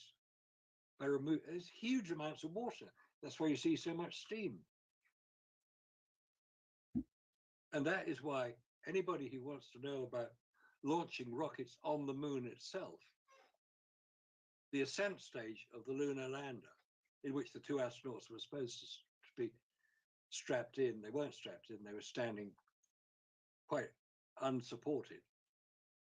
That fired a rocket, 3,500 pound rocket, to take off.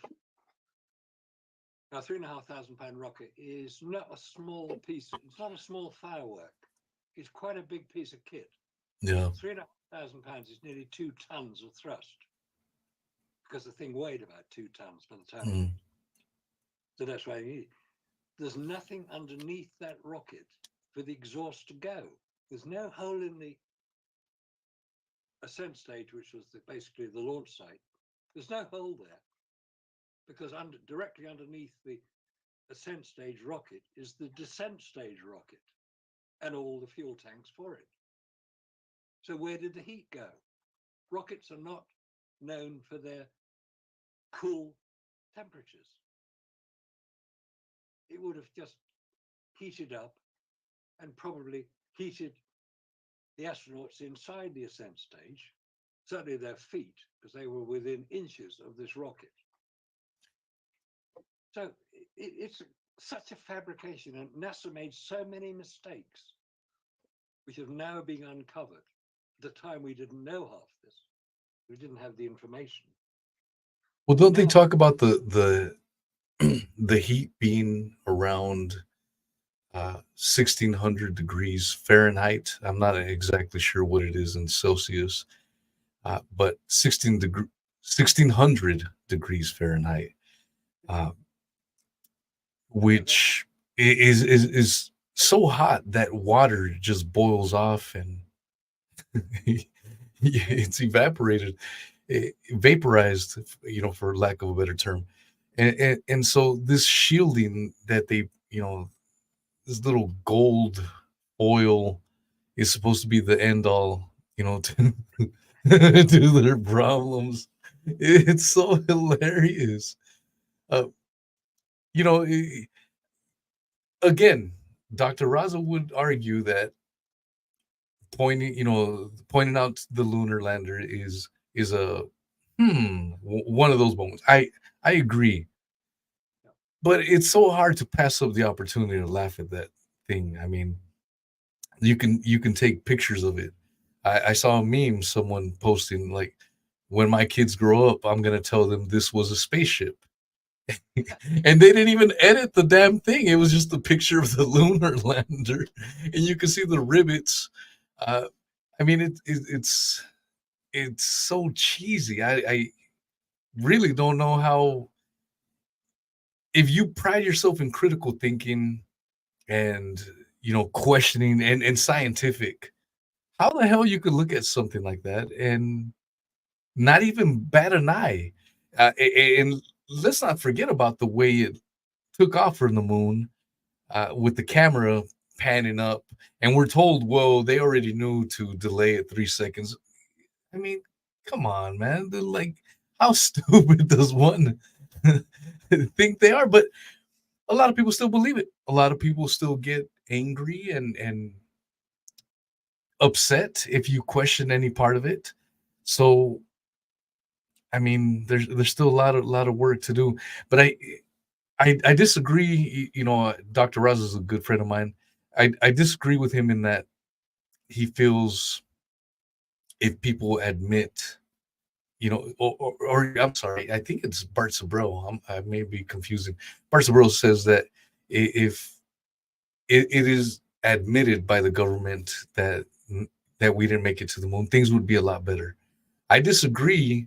I think it'd make things a lot worse because people will start to wonder, what else are you lying about? Did you guys lie about the Kennedy assassination? Did you guys lie about 9/11? Did you guys lie about this pandemic, quote unquote? What else are you lying about? you know? So um, I think it would, I don't know. I want to say I would be hopeful to want a revolution because I think one is needed. I think our government is corrupt to the core. I think it was founded on great principles, freedom of speech, uh, the right to bear arms, and you're seeing it constantly attacked, and we're given bogus reasons to justify these attacks on what the founding fathers wanted. But then again, you go back and you can point through to many parts of history where the Constitution's never been followed. It's always been skirted around. It's just a nice piece of poetry that was written.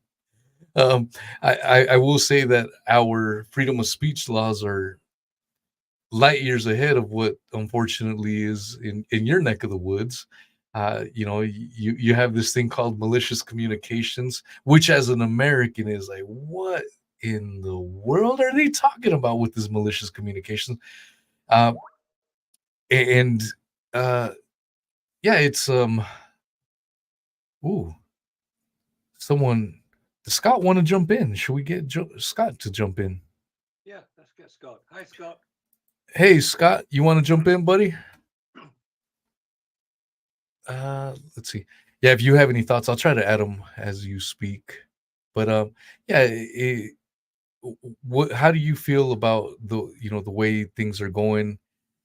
Uh, I know I mentioned that.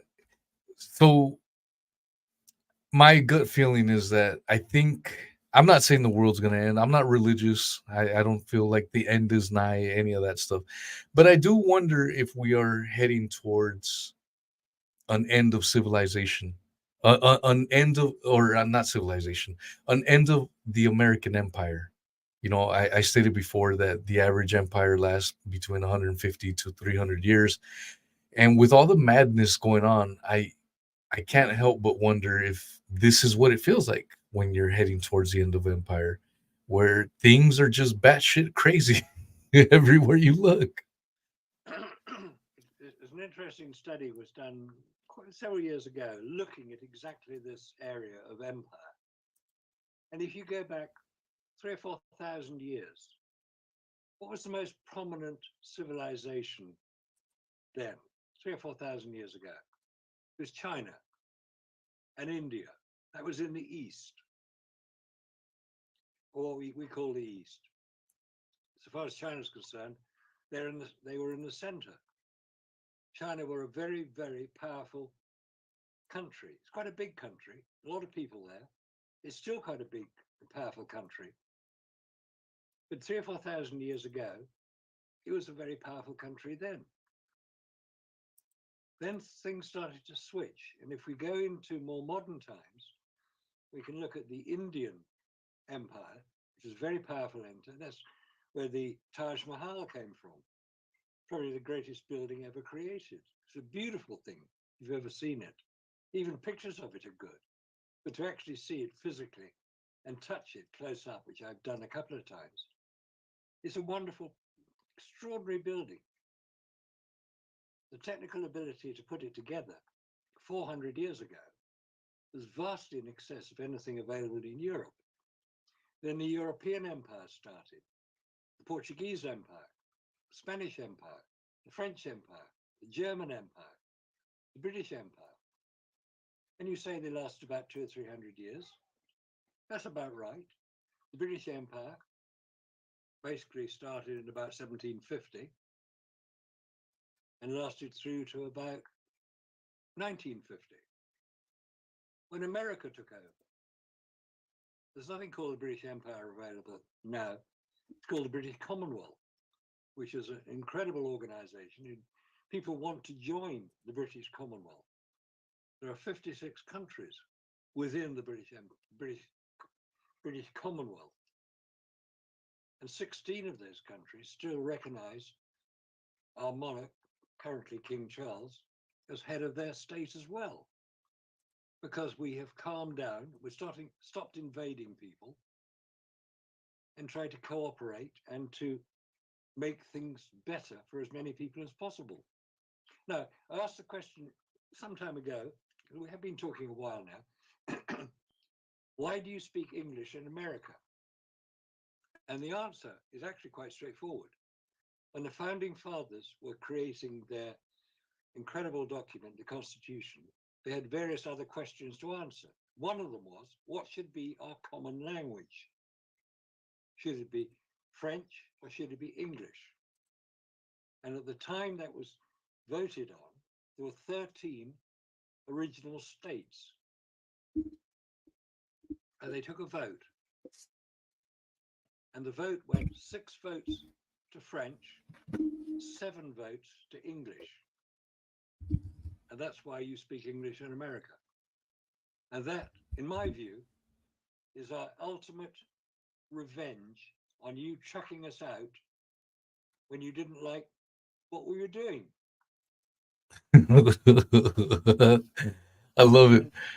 I would argue that the revenge was so what I would deem as the earliest official American conspiracy is known as the Newburgh conspiracy, which coincidentally didn't even take place in Newburgh, New York. But it happened a short time after the Revolutionary War. Some of the bankers wanted to move in. All right, we kicked the redcoats out. So let's make our own banking system. And it was modeled after the Bank of England style. And then you had George Bush, or I'm sorry, George Bush. You had George Washington say, this is the official story. I disagree with it. There's Scott. What's up, Scott? Hi, Scott. Good afternoon, sir. It must be late for you, Sir Marcus. Oh, it's about midnight over here now. Yeah. That's all We're- right.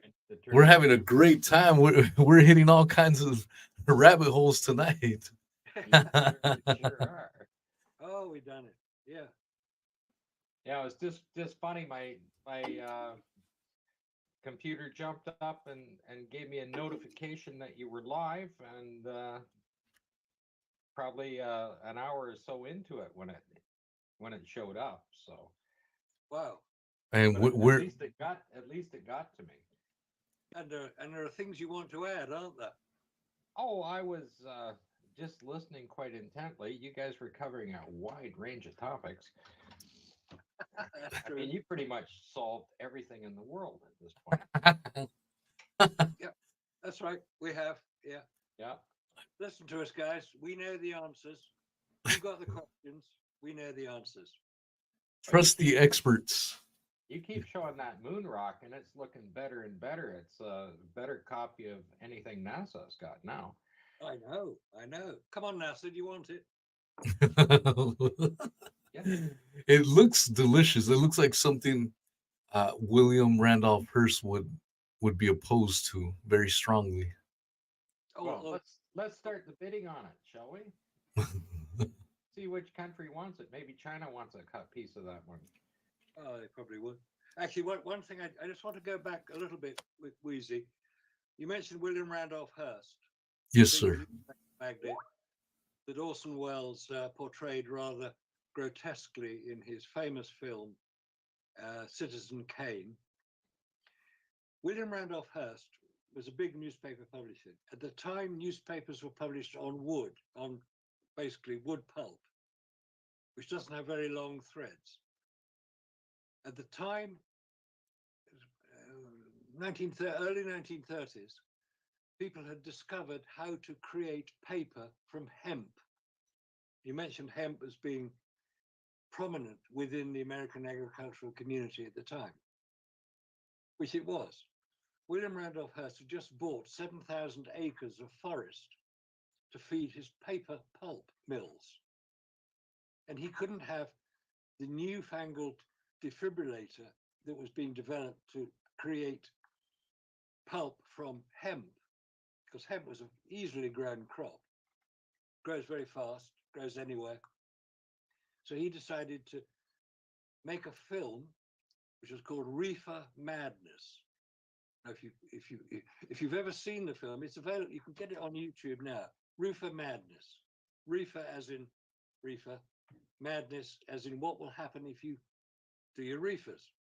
And that was to demonize this strange new drug called marijuana that had been flooding in from Mexico. And it was harming the American people. And that's why they wanted to demonize it. And the film does a very good job.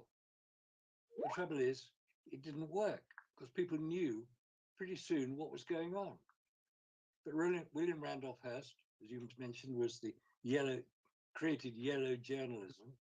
I had the sort of tabloid type headline, plane found on the moon or Elvis in bed with Marilyn Monroe, that sort of thing. Yellow journalism. And he wanted to maintain his paper mills, hence his attack on marijuana, which nobody knew what it meant. Well, that's why he named it marijuana, though, too, because it sounded Spanish and foreign, and he could, it sounded exotic. And when Black people and Mexicans use marijuana, it made them want to rape white women. And that's the trope that he pushed with his yellow journalism. And that's something that stuck for many decades later. I mean, damn near a century later. And there's still people that are scared of this herb. And when you ask them why, they really don't have a good answer for it. Well, that's the way I was raised to look at it. Completely ignoring the strength of the fibers, the medicinal uses, along many other uses. It was simply a competitor to Mr. Hearst's empire, and he went out to try to eliminate it as best as he could. It's a tragedy. It's one of the great tragedies of the 20th century. Yeah. That was a diversion. Sorry, Scott, we got diverted a bit there. No, I So was going to ask yeah. you if you understood the word colitis, as it's referred to, and is that common in New Mexico or Colitas means little butts or little yeah, tails. little butts. Yeah, I yeah, I knew. I was like, I don't know if you're saying it right, but apparently you are. Yes, yes. Yeah, little buttocks. I'm trying to think of the song that it was referred to. It escaped me at the moment, but I like little colitas, and I cannot lie. It was a song. Oh no, it was big colitas. Yeah, someone was asking. I think before we brought Scott in, we were talking about the 3 second delay uh, to the moon landing. Based on your guys' research and expertise, is that a reasonable number? For the 3 second delay, because one of the damning videos that I feel Bart Sabrell received through the Freedom of Information Act was that video where they're quite visibly showing that they are engineering a sphere, through the window, an optical illusion, if you will. And as the astronaut is communicating with dispatch, a third voice chimes in and is counting down 1, 2, 3, 4, speak. Uh, Yeah. that delay, is that a realistic thing, or would the delay be more? And then the technology. I mean, there's a lot of people that have questions because how the hell with analog tech were they going to be able to relay live transmission down to Earth? What are your thoughts on that? I believe the official number is 2.4 seconds, 1.2 seconds each direction. On the thing, I think they do better with analog than they ever would with digital. There's no way they're going to line it up when they're moving like that. It's just not possible. Of course, if you look at the documentation, it's going from digital to analog to digital, back and forth again, all over the place, right? And then they're bouncing it off everywhere around the planet that they're picking up as well. And of course, there's going to be delay there too. But to physically to operate the camera that's going to shoot the liftoff of the vehicle from the rover, I mean, that in itself is just pure fantasy.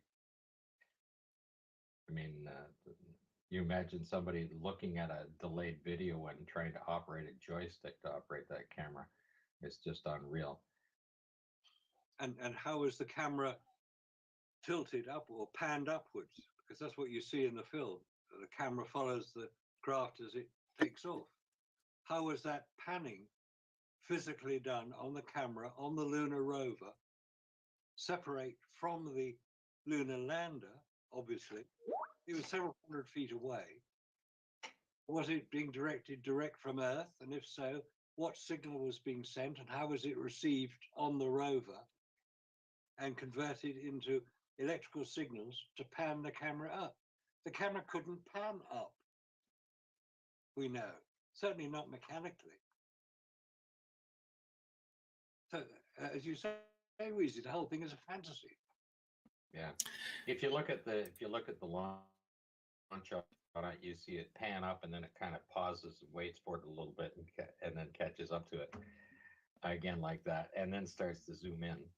I mean, that's all manually operated, and having a digital signal, any movement on the rover that's going to make it move around at all, you're going to lose your signal. You're not going to be lined up well enough. Yep. Doing it. Even the camera, if it was moving like that, would jar the thing. You'd lose the signal right away. I mean, bad enough you got to call the guy here on Earth to line up your satellite dish, right? Because the wind's blowing it around a bit. Imagine who they had to call on the lunar surface to fix their problems, right? Ghostbusters. Yeah, Dana, dana. I mean it's absolutely ridiculous, and Oh, you see them on that live TV camera on the rover, and they kneel on it, and the whole thing jostles around. yeah. Well, there's no way you're going to line that up, and how long, even if they could do it, how long would it take? And here's the other thing: everything is in transcript. Everything is in audio communication and transcript. Where is the conversation they were having with NASA to line this up? And of course, how could they have the conversation if they lose the signal? Because that's their video and audio communication all at the same time gone. Okay, if they lose it, how are they going to have the conversation to line it up? Not. There are so many holes in NASA's story. So Yeah. many inconsistencies, unexplained details, anomalies. But NASA will not address them. Yeah. That's the same thing with taking off from the lunar surface into orbit and connecting with a vehicle that's traveling 6,000 miles an hour. Yeah, faster than any bullet fired from a gun. I mean, they never did it before. That's number one. And even if they said, "Oh well, we practiced," in low Earth orbit, putting the two vehicles together, that's still not true. You would have to have one orbiting the Earth and another one taking off from the ground and connecting with it. And they never did that. And they never practiced that. Okay, but the amount of communication, the amount of timing, everything else, when you're looking at a vehicle that's crossing the lunar sky, they had communication, I think, for 22 minutes on every orbit. It's going to take 7.5 minutes to get up to that orbit on there. So you got 3.5 minutes that you can decide whether you're going to take off or not. When they come into communication, by the time you're going to have to hit launch to get off the lunar surface, or they're going to pass you by. You're going to have to wait for the next revolution. All the math has got to be done at that point. You're not sitting level. You're not sitting on a launch pad. Your attitude is not vertical at that point. None of them are, right? You're going to fire a rocket and you have no idea exactly how much thrust it is because their hand built never been fired before, right? Yep. Maybe it's 3,500 pounds of thrust. Maybe it's only 34.5. Well, it's going to slow you down. Then you don't know exactly how much weight you've got. You're just dumping this stuff out. You put 100 pounds of moon rocks on, those rocks you have, Marcus, and those kind. These moon rock, like all the way from. They hand those out at Halloween, don't they? But I mean, you've got all of these things. Now, where is the conversation in the transcript to do all of that? Where is the math? Where are the computers that are capable of doing it? I mean, they had like 40 guys sitting in a room with slide rules to confirm anything they were supposed to be doing, because it's way faster than those 40 guys were way faster than any computer out there and more accurate. Yep. Right? But then they got to send that information back to that crew. Then they have to log it into an antique computer where you're going to have to hit the button, hold it for 15 seconds to hit the reset before you can put the next piece of information in. People don't understand that. Yeah. You wait 15 seconds to flatline that, like to wipe the memory off before you can put the next piece of information in, and you're only putting one piece in. Right? This is where the problem is. This is where the fantasy occurs. Okay?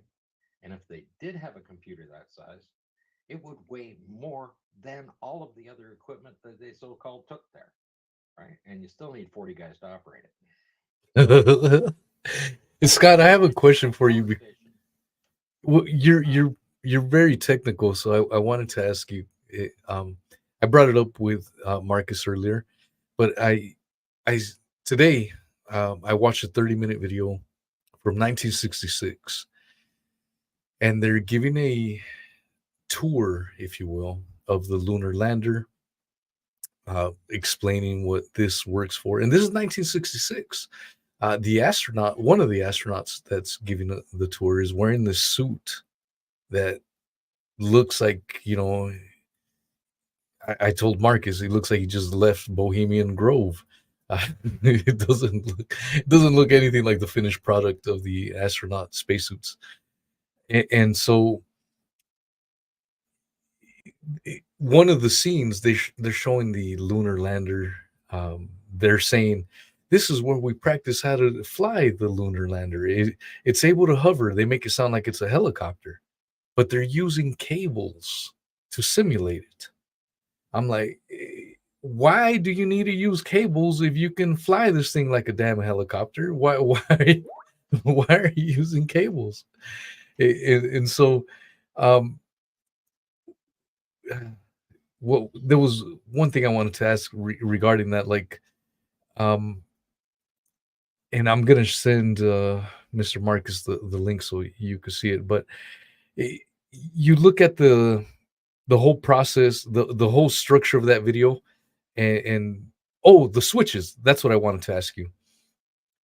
They have all these little switches all over the lander when they're giving the little tour of it. And in my mind, I think those switches are just there for show aesthetics.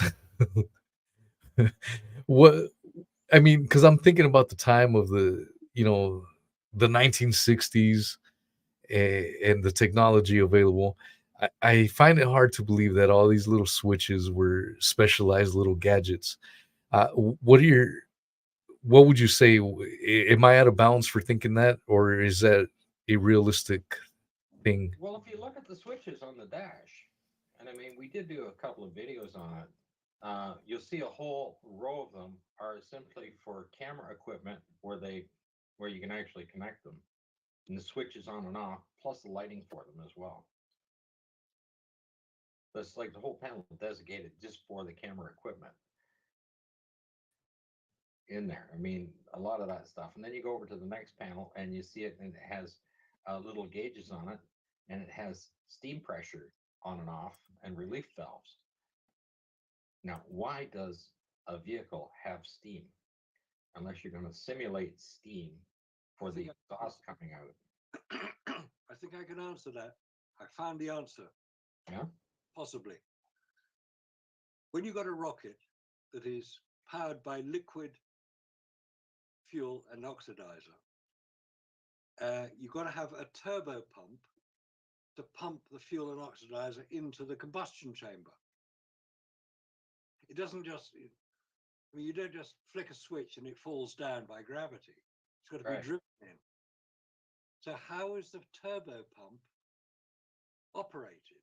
How is it spun? Because a turbo pump is basically a spinning disc or two discs. And that is where the steam comes in my opinion. Because if you look at the design of the V2 rocket. Yeah, they used the steam to initially start it. But where did the steam come from?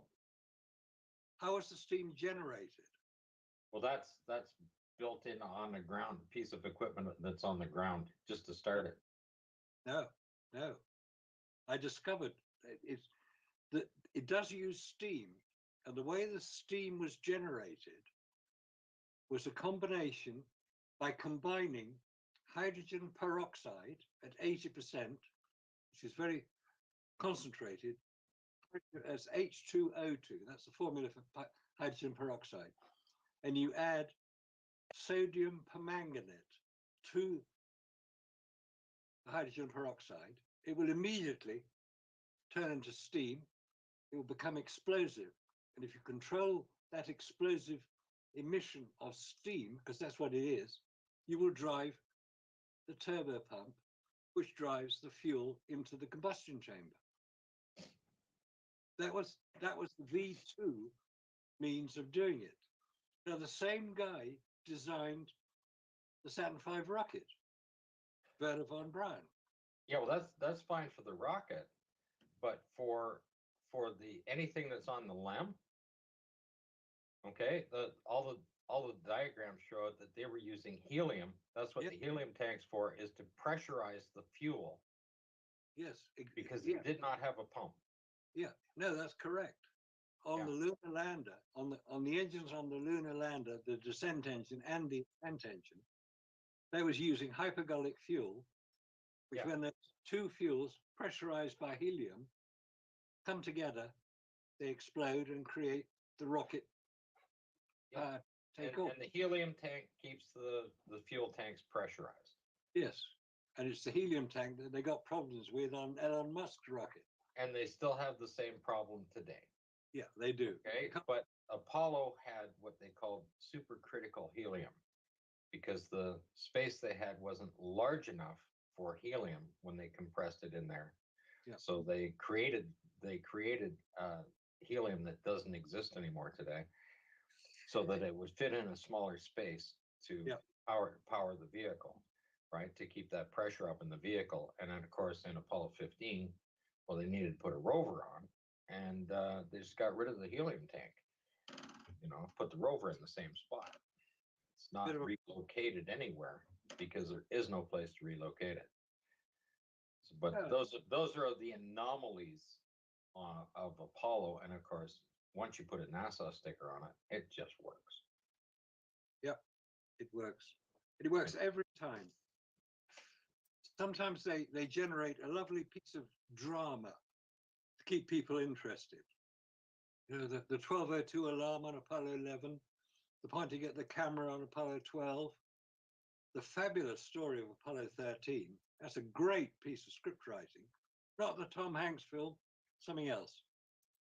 Apollo 14, golf balls in space. Apollo 15, lunar rover. Cars on the moon.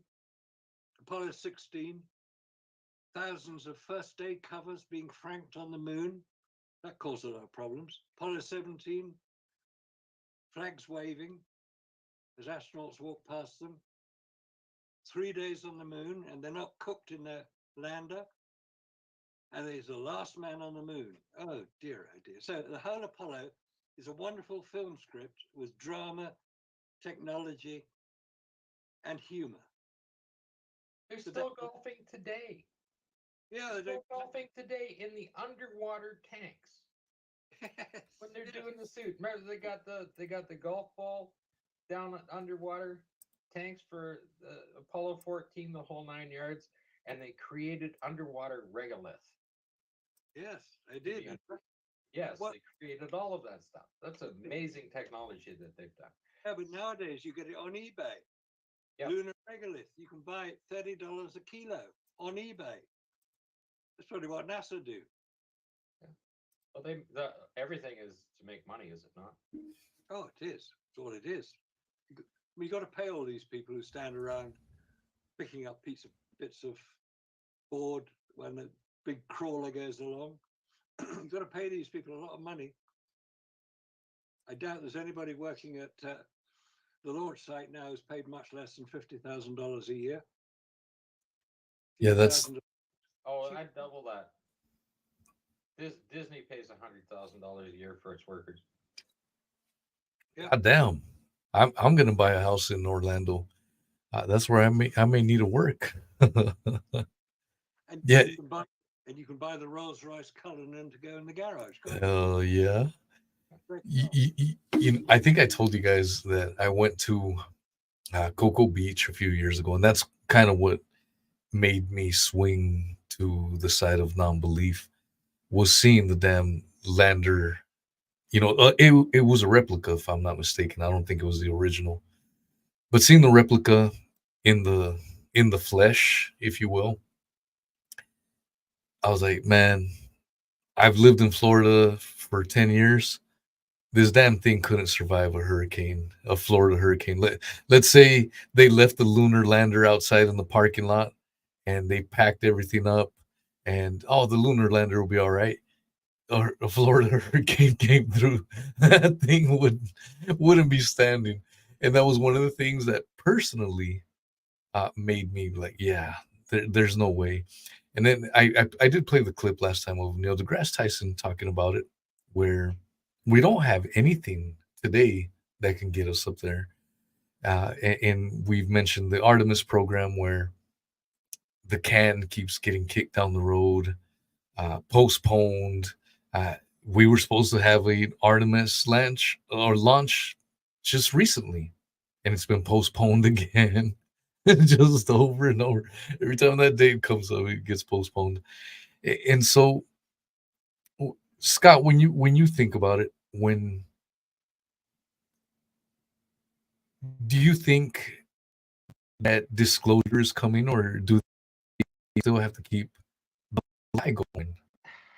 I think they have enough of the population at this particular time that they're just going to continue on with it because the money is there for them. It's a cult. It actually is not just a cult; it's a religion.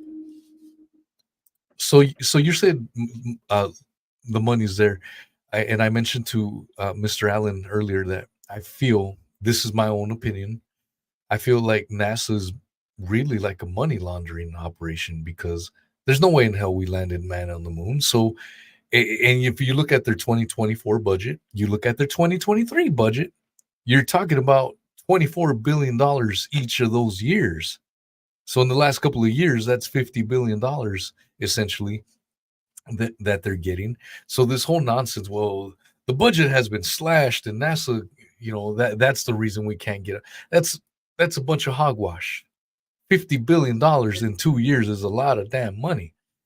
Yeah, but it's a very small percentage of the U.S. Budget. It is, but $50 billion, if they can't, It still if do some good. yeah, but if they can't go to the moon, what are they using that money for? That's the question. On the attempt, I do believe that they're not spending the money and not having a purpose behind it. Okay, I don't think traveling to the moon is the major priority. I think, as far as gaining access to space to be able to be there in a very stable and secure manner or permanent manner is very high on the charts as far as a military application. Okay, to have stable orbiting platforms with defensive systems, I think that's a very high priority. Okay, and not to mention just the spy business and everything else. It's all part of the military stuff. Communications, they may be working on it to be able to resolve some of the anomalies that happen in space. I mean, the uncontrollable CMEs that are sitting there that are going to damage equipment. Now, they may be able to harden them to the point where they are survivable. If they get enough early warning of any kind, they can certainly turn them off or protect them in a certain way. But you're going to have interruption in your signal. Even then, like if you have that kind of electromagnetic interference in any kind of a signal, it's going to interrupt the signal because you have to have an antenna to send that out, right? And it's going to be exposed, even if you can protect the rest of the equipment so it stays alive, right? They've always said, oh, we're able to turn it off. When it's affecting equipment that's on the ground, the stuff that they have in space is going to be damaged or rendered useless or whatever, right? Or a complete interruption. Like in 1989, we had a fairly high interruption on the North American coast. Okay, that's Canada and the US. Okay, the power went down. I forget how many days it was off in New York. It was 4 or 5 days in New York City, but it took the entire power grid down. And it was running. Even an alternator in a car, if the car was running, it would just kill it. That kind of power, right? It excites that kind of interruption excites the power grid and just boosts the voltage up that's running through everything. The major power plants had to get offline. They had to disconnect from the grid and shut down. And that's a huge problem for a nuclear power plant. You just don't turn those things off, right? You just can't turn the switch off. They have to be powered down, right? And that was the problem. New York, one of the power plants had stayed on long enough trying to keep the power alive for everybody that it literally burnt the entire system out. So it took even longer to repair. So in 1989, all of these systems went down. Everything was repaired. included all the satellite transmissions without a single launch. So how do you repair satellite transmissions without a single launch? If satellites were such a high priority, okay, and I'm sitting here in Canada, how come we don't have a single launch pad? We've got all kinds of major communication systems, Bell Canada, Rogers, Shaw, all those communication networks, right? They don't have a launch pad. Okay. They're working off of cables. They're working off of fiber optic cables. Right? And if you want to see Bell satellite TV, well, in the 1960s, you could buy a satellite car as well, right? It's called a satellite. It's a brand name. It has nothing to do with the physical aspects of the thing. So Bell satellite just means that you've got a satellite dish that's running to a tower, right? And if they were actually there, okay, you wouldn't lose the signal. Like you could be driving across Texas, for Christ's sakes, and you could lose signal with your cell phones, right? Because if they're actually bouncing off, you can take your cell phone and bounce it off, and it tells you how many satellites it's bouncing off of. No, it's not. It's how many cell towers it's bouncing off of, right? But you can actually lose the signal driving across Texas. Okay, and if the Clark belt is there with all those so-called communication satellites up there, you're that close to the equator, there's no way you would lose a signal going across Texas. Right? We have the same problem in Canada. You get out of range of your GPS coordinates and cell phone. Right? You get to the UK and you get up to the Shepherd Islands, and there's no communication or anything up there, right? They haven't built the cables across to the islands yet, have they, Marcus? I don't think so. No, I think they're still isolated. They're still isolated. Yeah. I remember Neil saying he was taking a holiday there and he'd be out of communication until he gets back, right? Well, how come you can go across, what's that, 40, 50 miles of water? Yeah. Oh, less than that. Less than that? Yeah. I've actually sailed up to the Shetland Islands. Nice place. Very nice. A bit windy. There aren't any trees up there, but it's a bit windy. But it's nice. You're hitting what parallel are you on there? Be about 54, 55, something like that. Yeah, you're getting up to where the trees don't grow. But anyway, just across that little bit of water, you've got, internet, everything, communication everywhere. And to cross that little bit of difference, what's the number of degrees on a satellite difference if you're transmitting from space? Okay, like it's less than a 1 degree difference in where that signal is sending to if you're coming from a satellite from space. So there should be no problem being able to communicate with that island. Okay, there's no way you couldn't possibly cover Texas 100% complete. There should be no gap in it.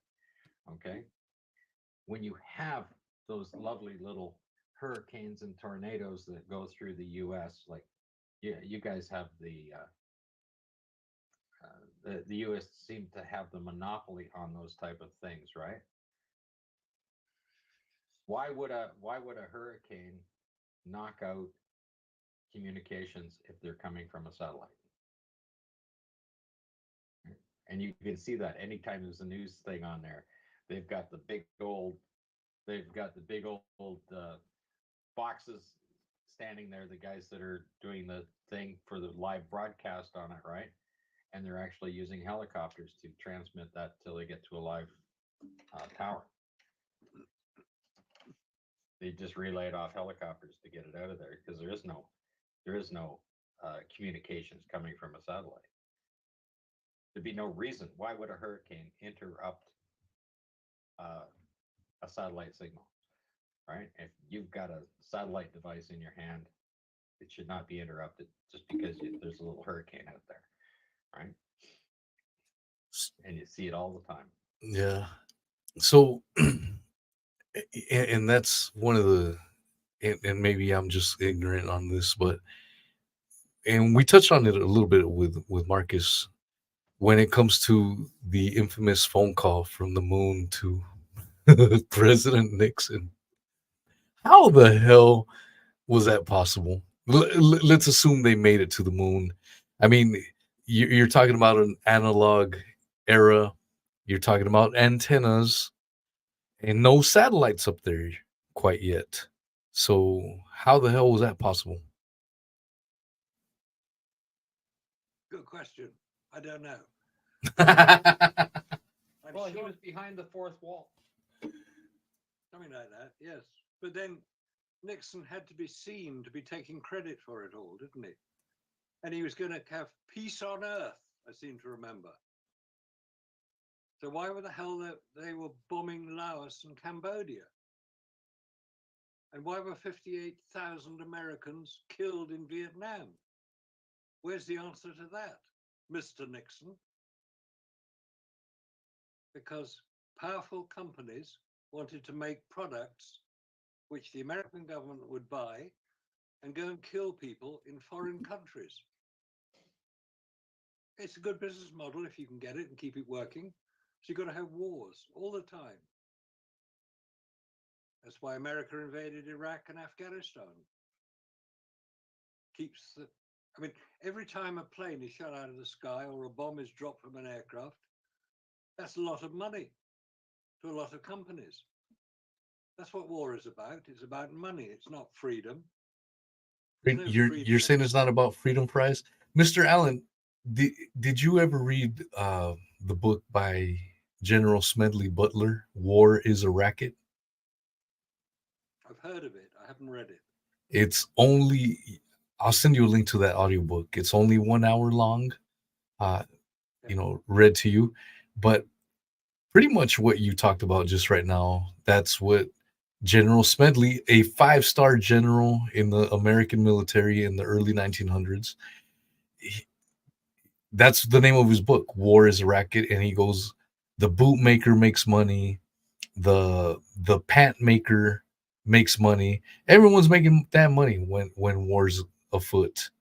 And this guy was one of the highest ranking generals in the entire American military, so he knew exactly what he was talking about. It wasn't just conjecture. And the fascinating part is he wrote that book well over 100 years ago, and the same playbook is still being adhered to this day. And you know who the only American president who hasn't engaged America in a war? Uh, was it the porn star president? Quite a recent president. So Trump, right? Yep, that's right. Yeah. Trump did not engage America in any foreign wars. He didn't, but he did tease a couple. He teased going into Venezuela. He also teased Iran, going into Iran. So, and maybe that's where, like, I know some people think Trump will be the game changer. I don't believe that because of his Epstein connections and this whole 34 counts that he's facing. I think it's a sham. I absolutely, it's all bogus. However, if he would have been nailed for his Epstein ties or real crimes, and if we would have seen Bill Clinton or George Bush held as war criminals, or Obama killed many innocent people via drone strikes, but we're never going to see that. So this whole trial with Trump right now, in my opinion, it's just show and circus. I, I I know some people get real emotionally attached out here. Some people are real happy about it. Some people are real sad about it. I I just sit here, watch it, and laugh. It's all a circus, in my opinion. And you folks may disagree, and feel free to discuss. Yeah, no, I think you're right on that. I don't agree with you totally on Trump and Epstein. You heard the story of when Trump invited Epstein to Mhm. visit Mar-a-Lago. Mhm. You've heard that story? Yeah, it's mythology. It's not it. There's no their relationship. The more credible uh, part about it is that their relationship soured over a real estate deal. There's a story going around that he caught Epstein in the act and took him off. You know, it's a comic book scene, and he called the authorities, and here's Trump with his Superman cape. It's all, in my opinion, complete mythology. Uh, it's nonsense. Uh, you've got Trump's friend, or Trump was a friend of Epstein for many years, well over a decade. I think 15 years before their friendship expired. Tell me, how many friends do you have personally that you know very good for 15 years? You know well enough to get into their plane. You got to have, that's next level friendship, in my opinion, when you're willing to go into their plane. Trump owns his own plane. So the next question is, okay, Trump owns his own plane. Why the hell did he fly in Trump or Epstein's plane 7 times? He has his own plane. So Plane. yeah, and again, to get into someone's plane, you don't get in a stranger's plane. There's a relationship there. There's trust there. The story I was referring to was not any of the real estate deals, which obviously Trump would have been involved in. It was what happened to one of the young kitchen workers at Mar-a-Lago. Epstein hit on her. Yeah. Trying to recruit her for his operation. And Trump took against it and chucked him out. And he's never visited Mar-a-Lago since. Yeah, I heard that. And that one's parroted by one of the Epstein victims' lawyer that represents about 30 of them, not very many of them, considering that Epstein's victims probably number in the thousands. And so people take that and say, well, yeah, that they apply it as a general broad stroke to every other victim, when that's not the case. Uh, Here's another story, or very little known fact that people ever talk about. How did Donald Trump meet Melania? I don't know. Through Jeff Epstein. that one for, and it makes sense why people don't want to talk about it, especially Trump supporters, because it's a damning one. And it's not just to pick on Trump. I mean, Bill Clinton flew on the damn plane 28 times. My whole thing is, all these guys are, and let's talk about Donald Trump and Bill Clinton. Those guys, you can find plethora of photos of them golfing and hanging out. You have a quote from Donald Trump in 2009 saying Hillary Clinton would make an exquisite president. So to me, it's all wrestling. It's like a wrestling match. And you may disagree. You need your good guys, you need your bad guys, and you're gonna have your heroes and your villains. It makes for great Shakespearean theater, and that's what we're in right now. Well, I'll tell you straight up. Whatever relationship that they had, okay, if you want to sour a really good relationship with anybody, just sell them your used boat. Okay? I don't care who it is. I don't care if it's a boat, middle-sized boat, or you sell them a yacht.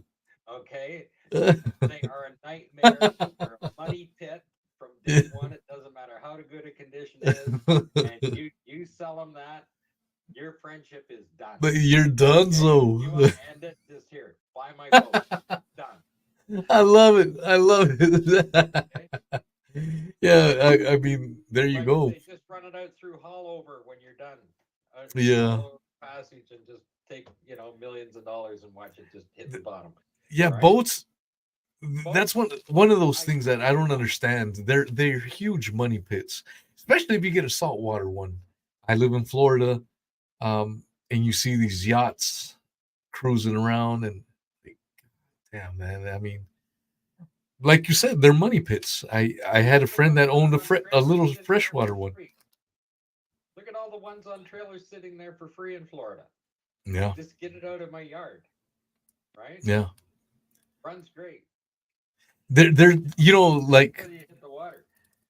Marcus said, NASA never a straight answer. There's one for both. Like I think it's something like you're always like spending money. 1,000. Break another, Yeah, bring out another. break out, yeah, break out another, or bring out another 1,000 is boat.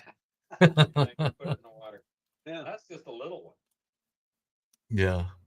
Yeah. Oh, Gosh. yeah. Break out another 1,000. I like that. I love it. Yeah, I mean, it's one of those things where the supporters of one will come up with arguments, but I feel confident. Like if we were kind of like debating the moon landing, if someone wants to debate me, no, Trump is a good guy. I feel confident that I would erode that confidence in them.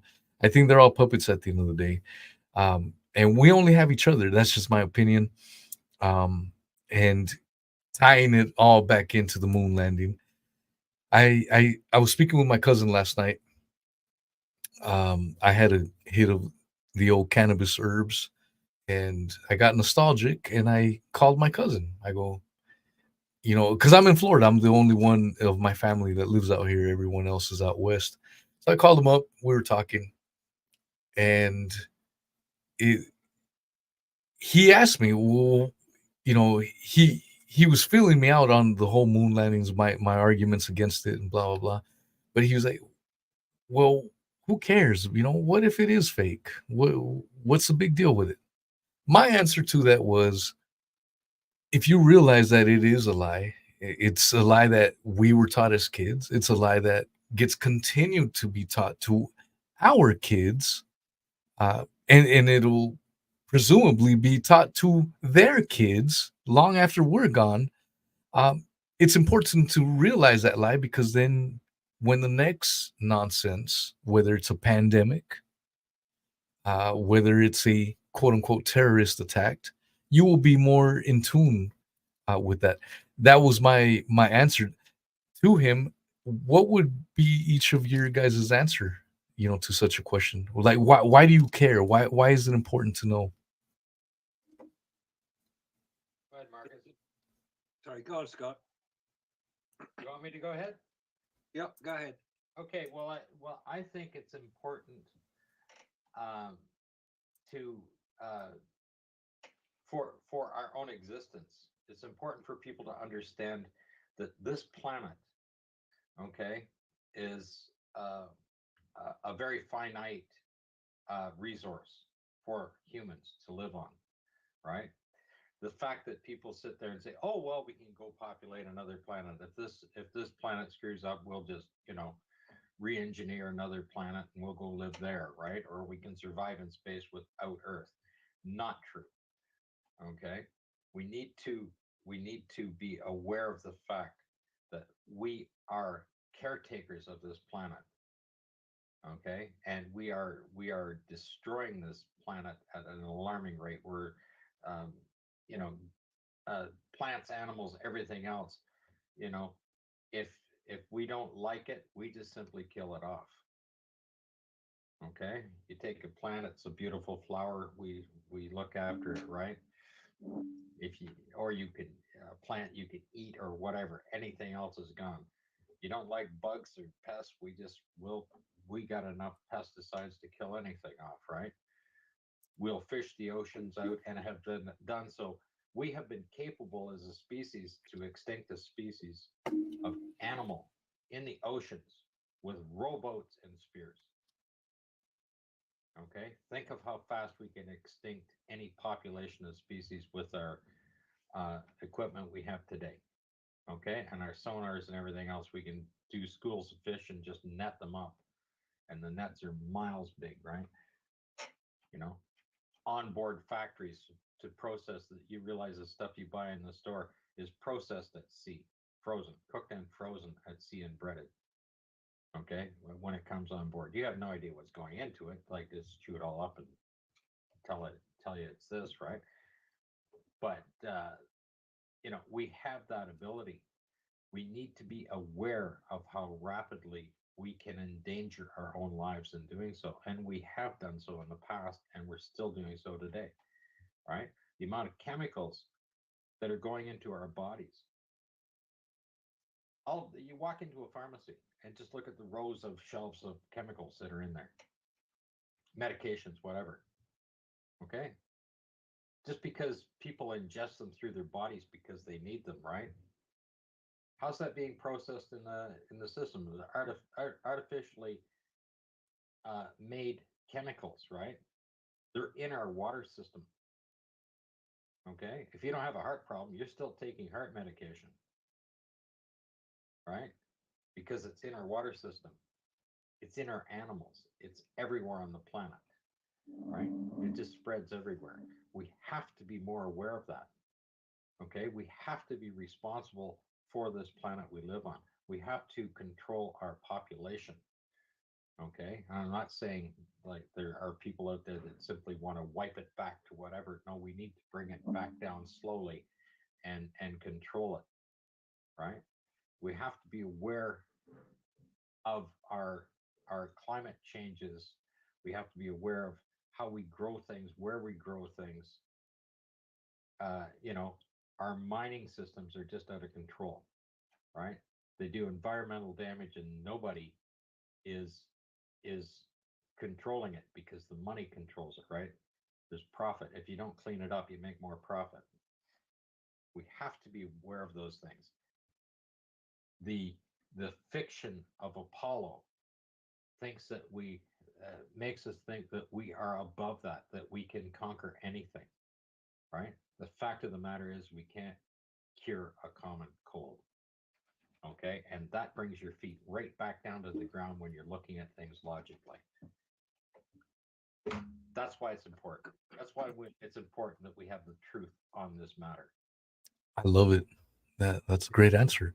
And that's I'm not asking for people to agree with my answer. I mean, that's just my answer. And I believe we all have our own answers. So I'm just simply curious. What's your answer to that question, Mr. Allen? That's it's a very good question, actually. It's one of those that is not really given too much thought. I think what Scott is saying is basically correct. We are a species with amnesia. We don't know what we've done. We choose to ignore it. Now, whether Apollo is publicly admitted to be a fraud, which I happen to believe it was, either doesn't matter at all, because eventually the truth will come out when it's seen that we cannot, with our current technology, return to the moon, but that's what we're trying to do.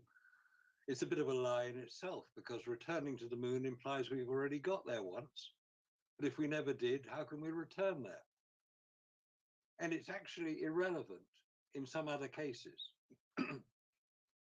It's a relatively small but very important part of our development as humans that we should know the truth about what we have allegedly done. Many things we have done, some of them have been very dangerous, like climbing tall mountains, flying small planes across large oceans. And those are never questioned because the evidence for them is so overwhelming that to question them, like who were the first people to climb Mount Everest? Probably Mallory, who was one of the first to claim it, or it was said he did, but there's no evidence that he did, and that's his problem. The first to officially climb Everest was Tenzing and Edmund Hillary and his Sherpa porter Tenzing. The evidence for it is overwhelming. Nobody questions that. But the evidence for the moon landings is so tenuous and so questionable, and we're seeing 60 years after it happened that they cannot repeat it, that we question it. Now, a lot of people in America, I'm from the UK, so it's possibly I'm slightly less emotionally involved, are wedded to the idea. They say it's part of American history that we landed on the moon.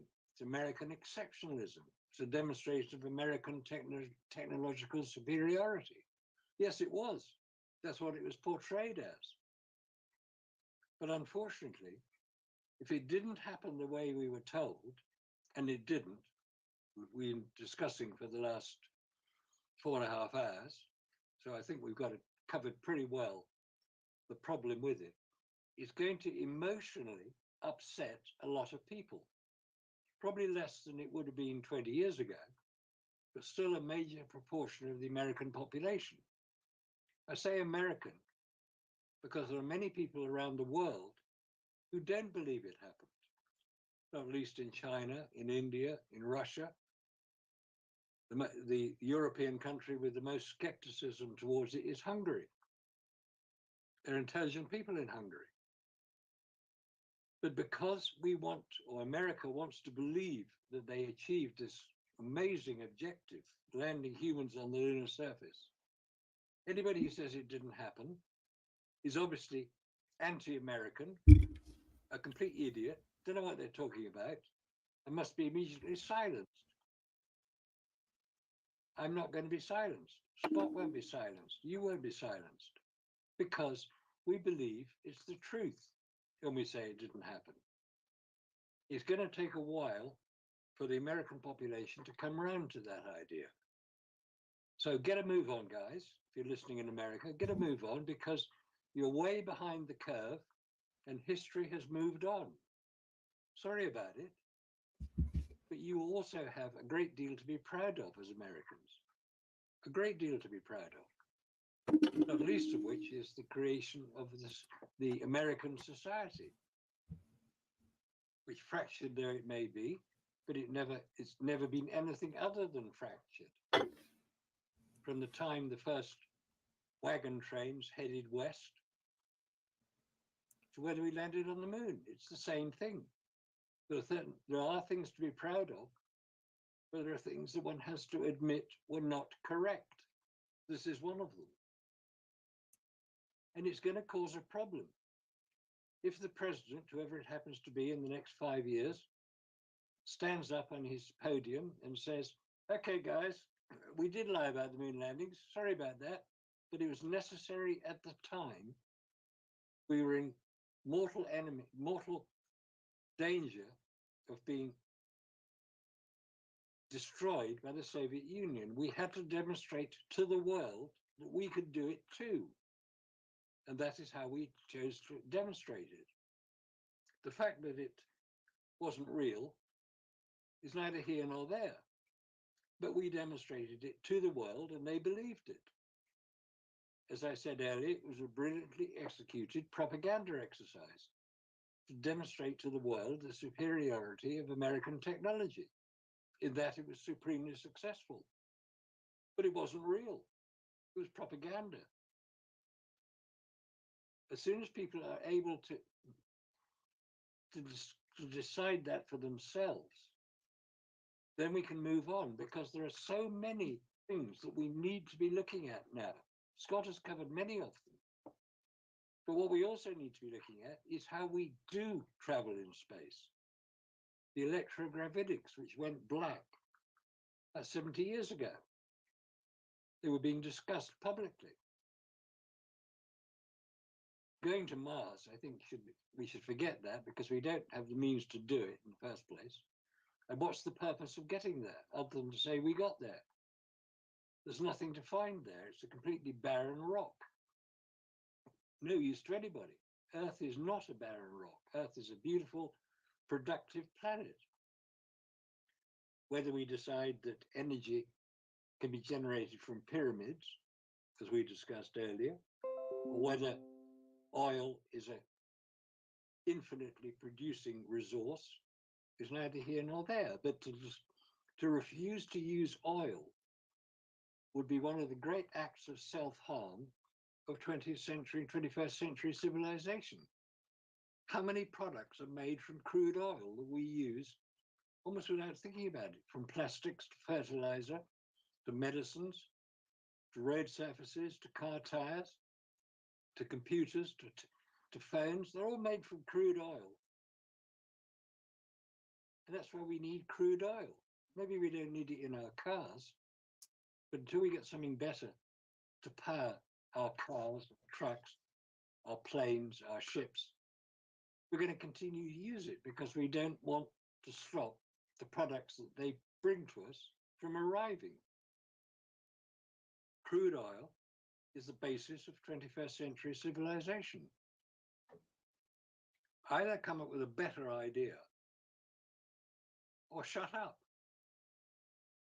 It's that simple. So if we acknowledge that Apollo was fake, the number of scientists, and there are very, very intelligent and clever people working for NASA, they could direct their energies to something more productive, like 0-point energy would be one. If we can produce that, forget about burning oil out of the ground. We could probably produce other things. That's what we need to do. So let's admit that one of the 20th century's prime events, the landing of the men on the moon, was a propaganda exercise and was faked. And let's redirect our efforts into a new Apollo-style moon landing program of generating the energy that this civilization requires from clean, non-polluting sources, i.e. 0-point energy. Let's do that. That would be the good legacy of Apollo. I definitely agree with that. I'm, again, a skeptic.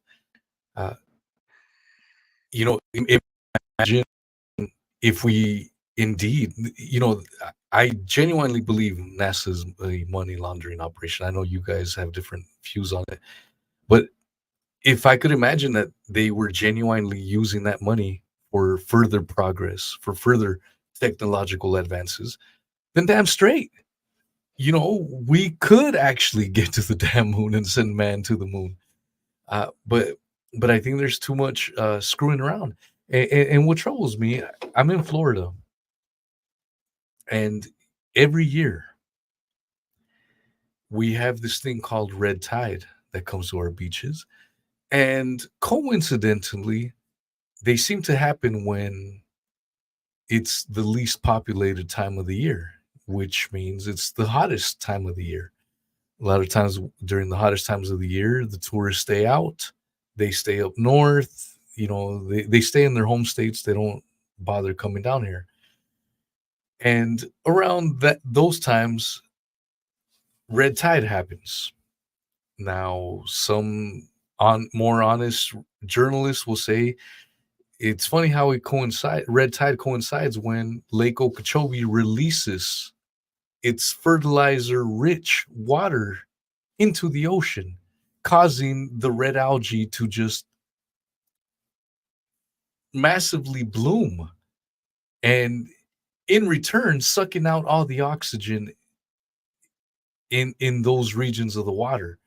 And if you suck out all that oxygen, that's going to kill a crap ton of fish.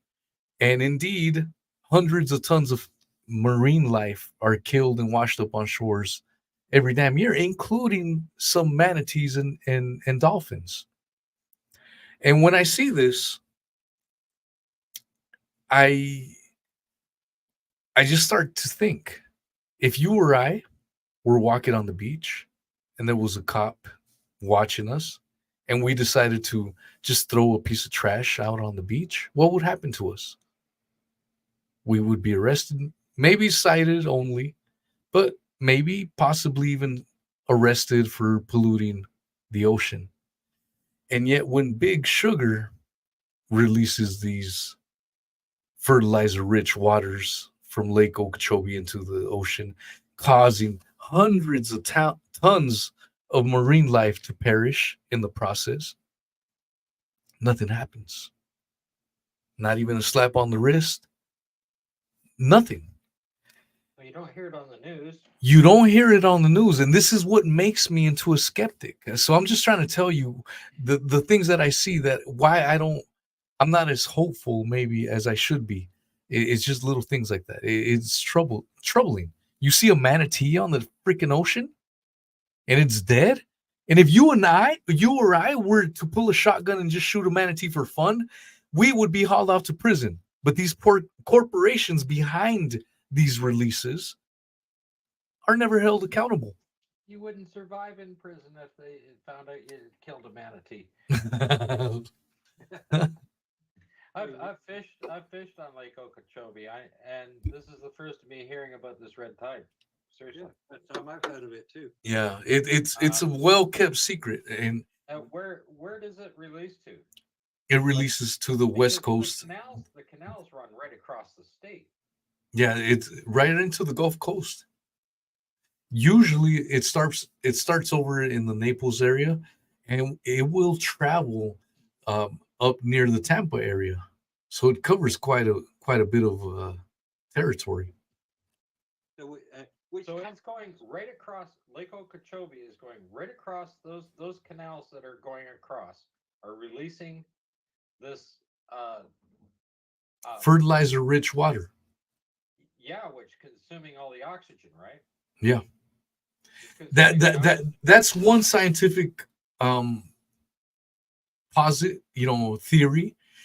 There's another scientific theory that says, well, red tide is natural. It's been happening forever. And my theory is that these guys are the ones paid by these big sugar companies. And of course they would say such a thing. But you have to look at the evidence. Why does red tide coincide with Lake Okeechobee releases? That's unreal. You got to wonder what chemicals have been put in. I understand that, like, you start fertilizing land, right? And you're going to increase the algae into a body of water. I mean, if you want big sugars in that area, so that yeah, well, that'll do it too. Yeah, that'll do a lot. We have the same problem on lakes in Alberta and stuff like that in Canada. There's documentaries on the amount of fertilizers that are getting into the larger lakes, right? And it's causing algae. And of course, the algae is just gets rid of the oxygen in the water like you wouldn't believe, right? Yeah, and that's the troubling part. I mean, I love science, and it's cases like that make me lose a lot of faith in science. Science should be able to be questioned. If it has a solid foundation, it will withstand all criticism. But when you blatantly see it doesn't matter if it's big sugar, big oil, whatever, big pharma, control the narrative in many of these instances and disguises itself as science and shuts down any criticism towards it. It makes you lose a lot of faith in that, and that's where I'm at when it comes to science, because I still believe in science. I just don't believe in the science. And for some people, they don't understand the difference, but for others, they clearly know what I'm talking about. Science has been politicized. Yeah. There's a story which I found out about it years ago. Smoking was causing lung cancer, we were told. Therefore, smoking should be banned or reduced or made so expensive nobody wants to buy them. It's not smoking that causes lung cancer. It's diesel particulates. Now, that was identified about 50 years ago, before all the propaganda about smoking is causing lung cancer. I mean, many people know people who've died from lung cancer who've never touched a cigarette in their life. People who've smoked a pack a day for 50 years. Yeah, and lived until their 90s. I knew my cousin's grandma was that way. She'd smoke a pack every day, and she died in her late 90s. Well, good for her. Now, what was interesting was a researcher at the University of Oxford, and she decided to look into this. This was around the time when it was becoming a fairly common discussion. She said, I wonder if it is correct to say that smoking causes lung cancer, or is there another possible cause of it? And she decided to have a look at diesel particulates. That's the PM 2.5, the very small particles that were released. This is 50 years ago, before a lot of vehicles were cleaned up and exhaust was cleaned up. So she said, right, I'm going to take two areas that have similar levels of diesel vehicle, that have a lot of diesel vehicles, and another area that has no diesel vehicles, and see if there's a difference in the lung cancer rates.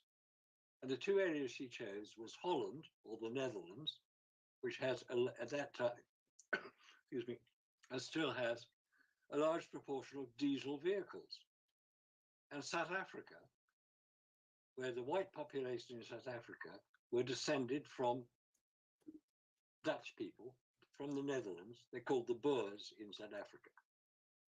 And she looked at the lung cancer rate in Holland and the lung cancer rates in South Africa.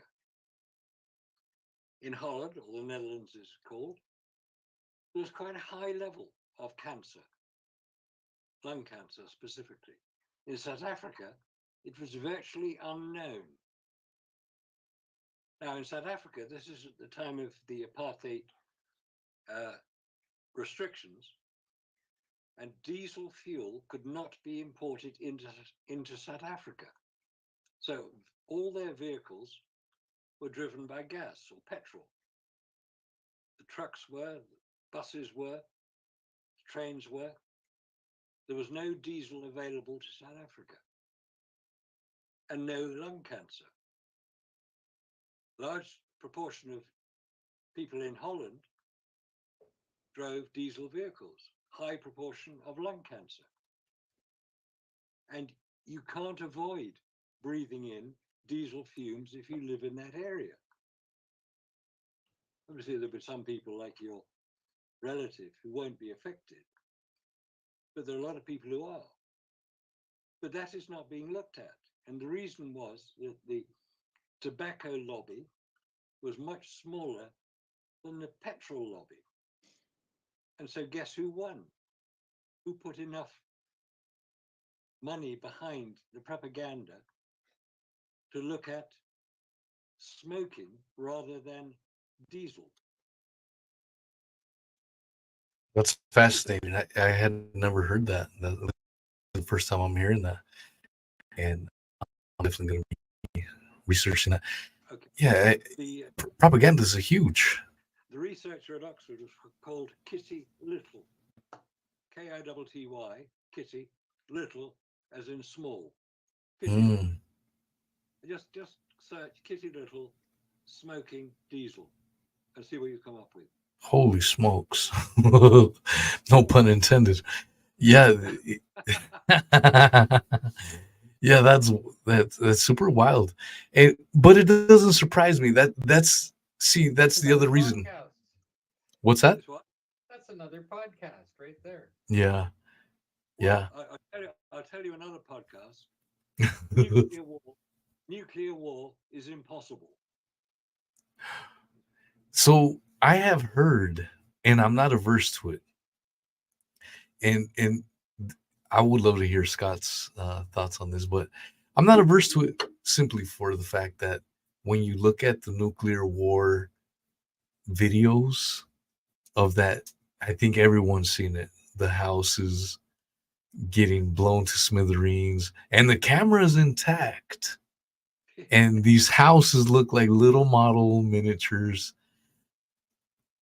I have questions. I'm not going to say I'm all on board into disbelieving, but I have a lot of goddamn questions. What's your thoughts on that, Scott? Well, I think, okay, the camera technology, even at the time, was good enough to display those in any kind of miniaturized version of the thing. The one thing that really sets things apart, if you take a look at Hiroshima and it's how it's repopulated at this particular time, and then you take a look at Chernobyl, Okay, and Mm, you realize that the radiation is still there, yeah. affecting the area enough. What kind of bomb was that was dropped? I mean, it's incredibly powerful, but Mm, it wasn't atomic. It doesn't produce the radioactive signature.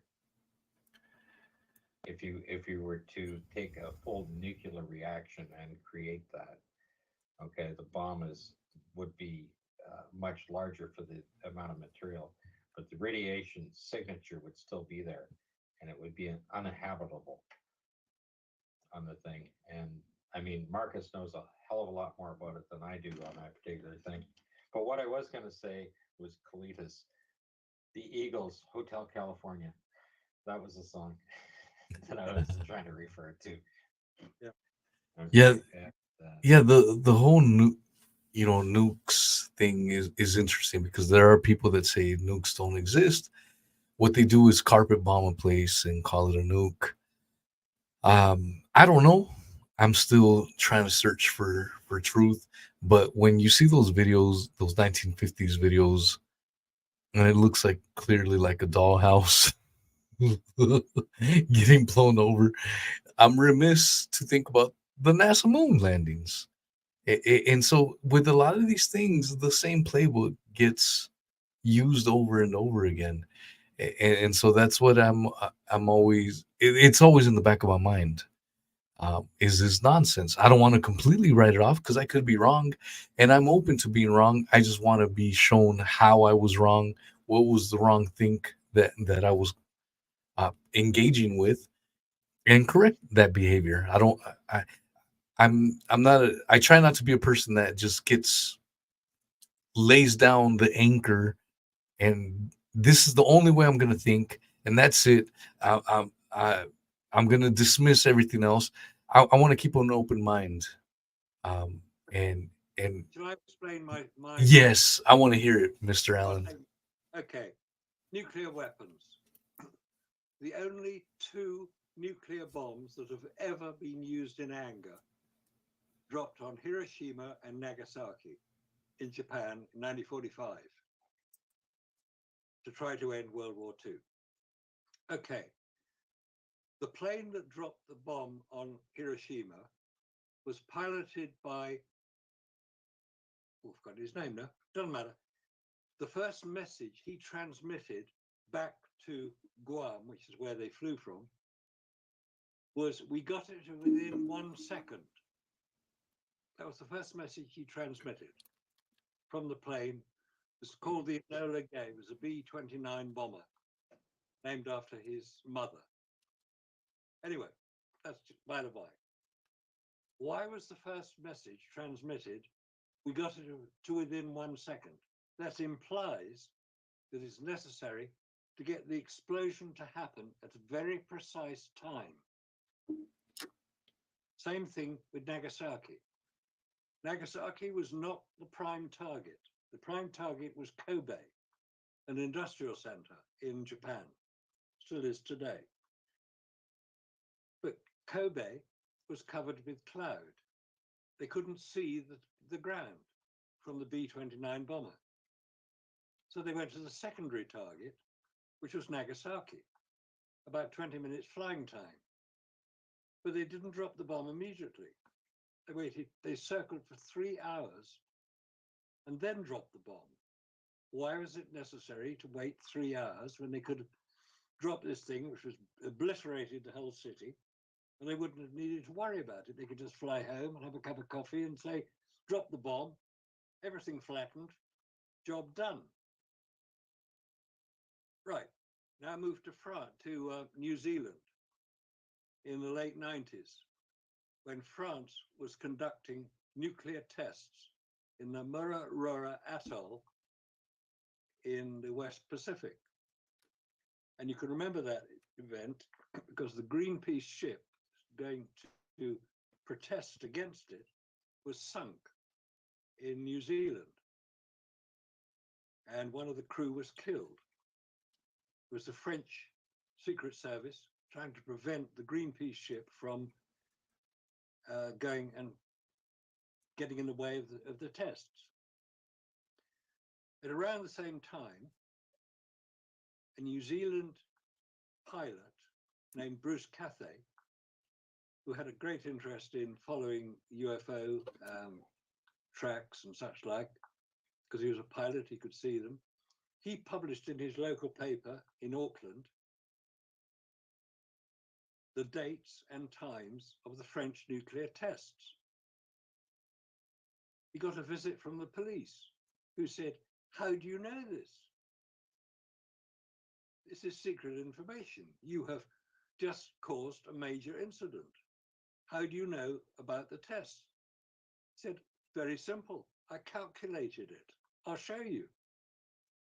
And he demonstrated to the police officers how he achieved the. Now, it was obviously confirmed that it was correct, or he wouldn't have had a visit. He said, "This is how I did it. A nuclear bomb does not just go off anywhere. A nuclear bomb will go off at certain physical locations on the Earth's planet at a very specific time. And that time is dependent on the angle of the sun above the horizon at that location. And the calculation is based on certain physical and metaphysical calculations. This is how it's done." And he showed them. And they said, "Okay, we understand that you can do it. Please do not tell anybody." He said, "No, I'm going to publish it in my book." And he did. It's called Grid 33. Mm.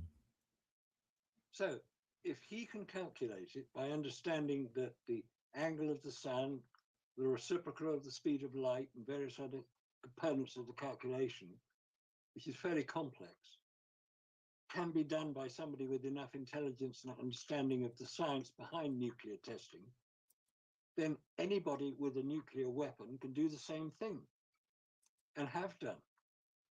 That is why, if anybody is threatened with a nuclear bomb and can work out when and where it will land, they can preempt the attack, and it will not happen. That is why no nation, though it will threaten with loud voices a nuclear attack, it will not be effective for that reason and that reason alone. Now, if anybody knows different, as I always say about the moon landings, prove me wrong. As far as the moon landings are concerned, I've been saying it for 30 years and it hasn't happened. I've been saying this about nuclear testing for 10 years and it hasn't happened. So maybe I'm right. So let's not worry about nuclear bombs. Every other test in Hiroshima and Nagasaki and the Trinity site test prior to that was known about well in advance. Every test that has been done was a test. It wasn't a weapon. It was designed to be a weapon, but it would not work as a weapon because both sides would know when it was going to land and where it was going to land and could take precautions against it. So don't worry about nuclear warfare. It's never going to happen, guys. So you don't are you telling me, Mr. Marcus, that you don't ascribe to so I'm looking for a home right now. I sold my old house here in Florida, and I don't know if I'm going to stay in Florida or if I'm going to move. I don't know. It's still up in the air. Doing a lot of research. I don't want to make a stupid move. But one thing that does trouble me was seeing a report that the Russians have developed a nuclear submarine, which releases a nuclear torpedo that causes a nuclear tsunami, waves of 100 feet, high, and maybe you might survive that. But if you touch that water, that's radioactive water. That's what has been told to us in the mainstream press regarding the Russians. And, with everything escalating in the Middle East, with things escalating in Ukraine, with things escalating in Taiwan, I'm scared as hell. And then you also have this thing that a lot of Americans don't even know about. There's a thing called the constitution-free zone, which encompasses the entire American country, and it starts from the ocean and it covers 100 miles inland. So if you live in those zones, which 90% of Americans do, you are in that constitution free zone. So if shit hits the fan, the constitution doesn't mean anything. Uh, so that's in the back of my mind, whether I want to stay in Florida or not. Uh, because if you take 100 miles, that encompasses the entire state of Florida from one coast to the next coast. It's all under that constitution free zone. And if you don't believe me, definitely Google that constitution free zone, and you will be blown away, as I was. I had no idea about this until just recently. So But that is all based on one erroneous decision yeah, that Russia is going to attack with this famous, all submarines are nuclear. a nuclear submarine. So And you nuclear give me a little bit of hope, Marcus, Mr. Allen, where it's good to doubt it, because I'm freaked out because Florida is flat. We have no hills. We have no mountains. If a tsunami, 100-foot tsunami hit here, we're all underwater. I know we are, but don't worry about it. It's not going to happen. It's the proper. You don't tell me you've fallen for their propaganda again. I just don't know what to believe. That's all. I don't know. I like to read it all, but I believe very little of it. And that's where I'm at these days. I don't know what to believe. I don't know what's fact. I don't know what's fiction. Look, Well, if what we should be discussing is the most powerful tool known to man. The most powerful tool. And that is fear of the unknown. It is the greatest motivating and driving force out there. yeah, it's called FUD, fear, uncertainty, and doubt. Yes. And if you can ramp up the fear, generate the uncertainty, you create the doubt. That's what they do. Now, if the threat that they're coming up with, in this case, a nuclear torpedo, which may well exist, part of the propaganda. But the idea that somebody, whether it's China, Russia, North Korea, Iran, the UK, could set this sort of thing off, they've immediately signed their own death warrant, because you could be reasonably certain that the B-52 bombers, which are continually in the air, would probably come along and drop one of their bombs on you, like Dr. Strangelove showed. So you've got all it won't happen. It can't happen. It's propaganda for political purposes to generate the fear of a supposed enemy. Is Russia a supposed enemy? Apparently, we're meant to believe that, which is a tragedy, because the Russian people are not interested in invading America, for goodness sake. I mean, what a stupid idea. They got a big enough country of their own. It's the biggest one on the planet. They make excellent vodka. What's the problem? They don't Yeah. need to drink American You- beer. You know, I'm not, and I hope people don't mistake me. I'm not a Putin apologist by any means, but he makes a good point when there's a video of him holding the globe, you know, just a little globe model, and he's basically saying in Russian, from what I understand, and what is translated as, "Look, you guys are worried about me, Russia. If you took this globe and spinned it, just gave it a nice hard spin, like you're gambling, and then just stopped it with your finger, just randomly, I'll put money that there is American influence in that region more so than any Russian influence. And when I heard him say that, I'm like, God damn, he's got a point. I'm not a fan of his, and I want to caveat that. I don't want people to think that I'm a Russian apologist or a fan, but he does have a good point. I mean, when you think of American influence across the globe, it's everywhere. It's in the It islands. is It's everywhere. We have bases everywhere. Yeah, 800 of them. Yeah, 800 American bases around the world. How many Russian bases are there?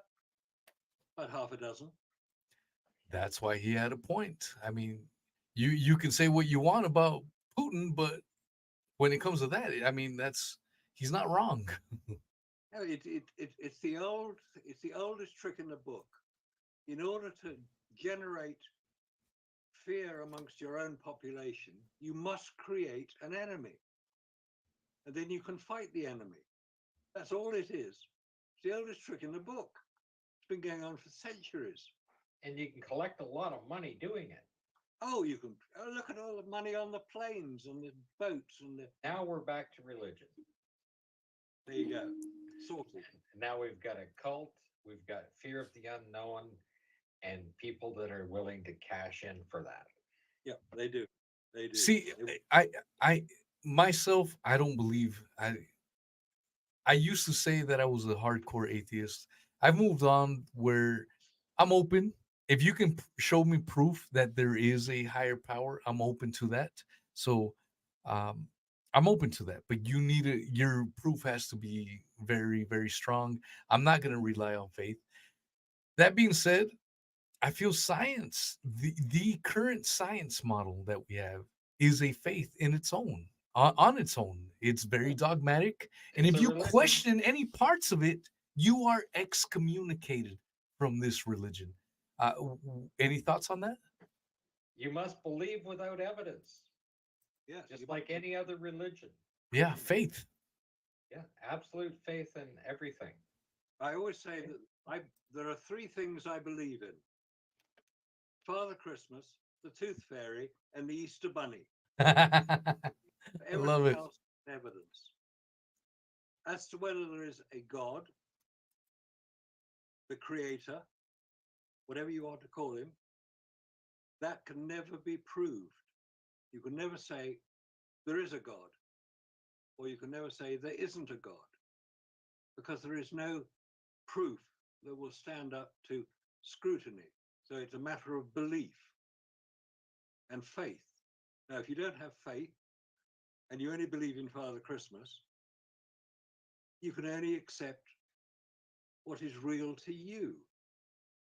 If you choose to believe there is no higher spirit, there is no controlling force around the planet, fine, you don't have to. But you may be missing something.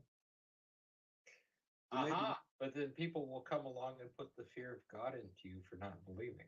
I know. And if you're not frightened of God, so you can't have the fear of God put into you, you're immune from that sort of activity. I tend to believe that there may well be a higher spirit known as God or the great architect or whatever you want to call him. It doesn't matter what you call him. We're only trying to identify something. But what God does, you can only decide for yourself. You cannot be told it. There is no evidence behind it. But if it happens, there is no doubting. There can be no doubt. And that is the great benefit. Now, whether God was created by some religion to organize social control, that has more evidence behind it than whether God exists or not. I don't know. I don't really care if God exists. It doesn't matter. That's not important. It's what goes on up here in our I head. agree. I agree. I debated a gentleman that is very in tune with Bible scripture and whatnot. I debated him. I have no belief, and I grew up in a house of faith. My father is still a man of faith, and for me personally speaking, that was my first red pill where I began to question a lot. You know, here I am as a young kid growing up in LA, and I'm being taught that Jesus is the Lord and Savior. We need to pray. If I'm bad, if I do anything bad, I'm going to be burning for eternity in a lake of fire. And I believe that. I believe that. And that was all out of love. If I was to burn in this eternal lake of fire, it's a symbol of love. That's what I believed. I no longer believe that. I believe it's all fairy tales. It's all a ruse to control us even further. And so that was my first sense of distrust. I had been brought up to believe in this God character. I had been brought up to believe in this Jesus character and all their rules. And if, you know, if I was feeling a little frisky and I wanted to relieve some of that friskiness, I was going to be burning in hell for the rest of my life. Yep. Completely ignoring that we're all human and we're all animals, which is what I believe now. That being said, that was my first red pill. Then my next shocker came when I started questioning the government. So Oh, now I'm in I'm in this state where I feel I'm the only one that thinks this way. And it's weird. But then I keep meeting other people that feel this in much. I'm not saying they agree with everything I say, but in very similar ways. Where, yeah, religion is a sham. Yeah, government is a sham, and it's a weird feeling because you're building a new community, and for all we know, we could all be wrong. Maybe science, maybe you do need to mask up and get 69 boosters. I don't know. Um, I just try to go with what makes sense, and I try to ignore the propaganda, this left right nonsense. And as I get older, I realize that when you're in the middle or try to strive for the middle ground, you're closer to the truth. When you're gung ho on one side or the other side, throughout history, we've seen the sides flip flop. The you know One side that thought they were absolutely right turned out to be absolutely wrong, and we see that flip flop throughout history. And it's not just American history; you see that globally, throughout the world. So one thing that remains constant is the people that try to remain neutral, try to remain in the middle, try to analyze the data as it comes in, and then make as much of a informed decision as can be.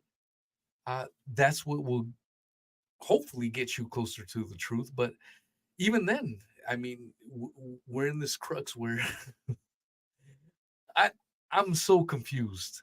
I don't know if you guys feel that way.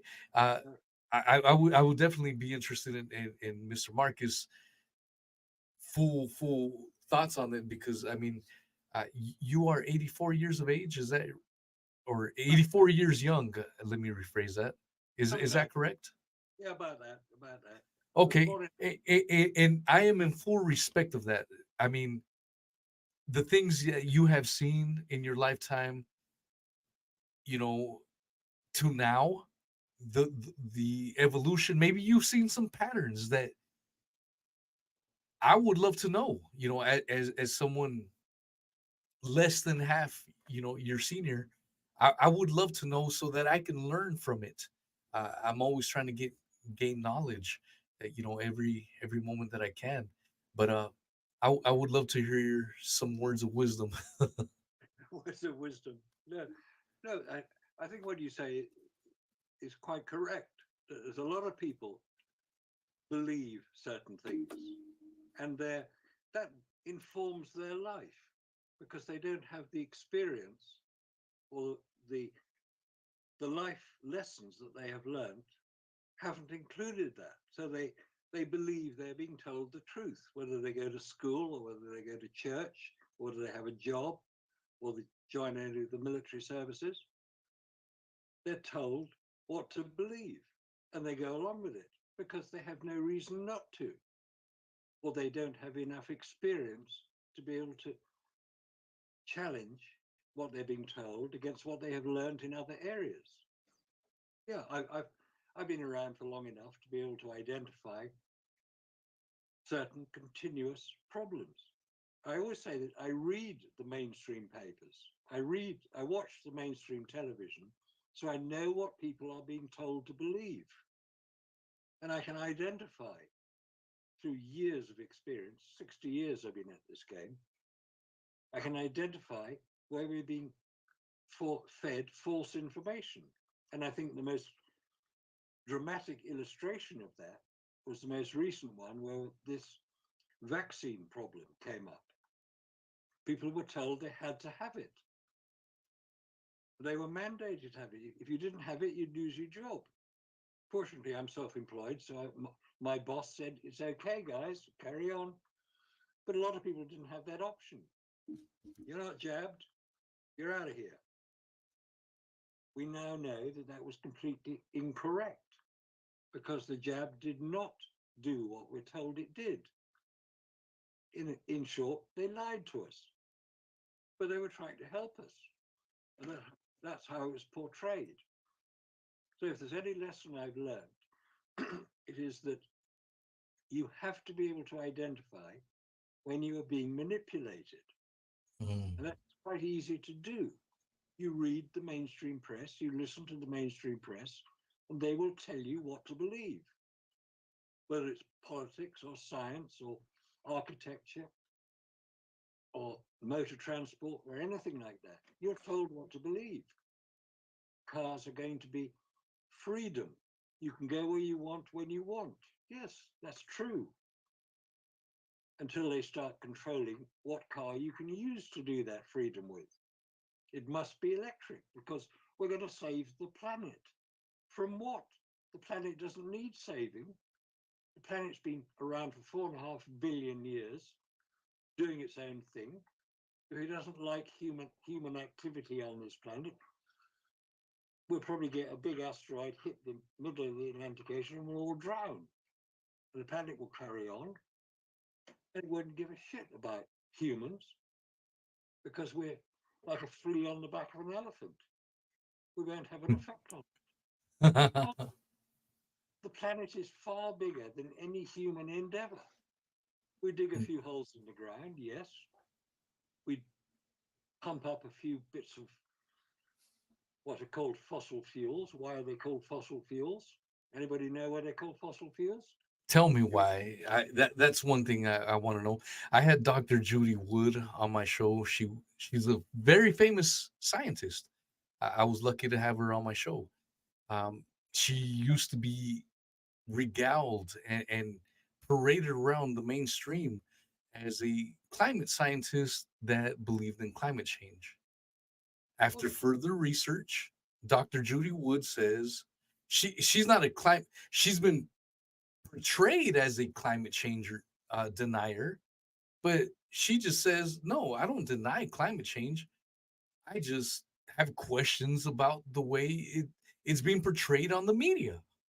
And now she went from being a darling of the mainstream to now cast out as a conspiracy theorist, a climate denier, all the regular tropes that go along with questioning the official narratives.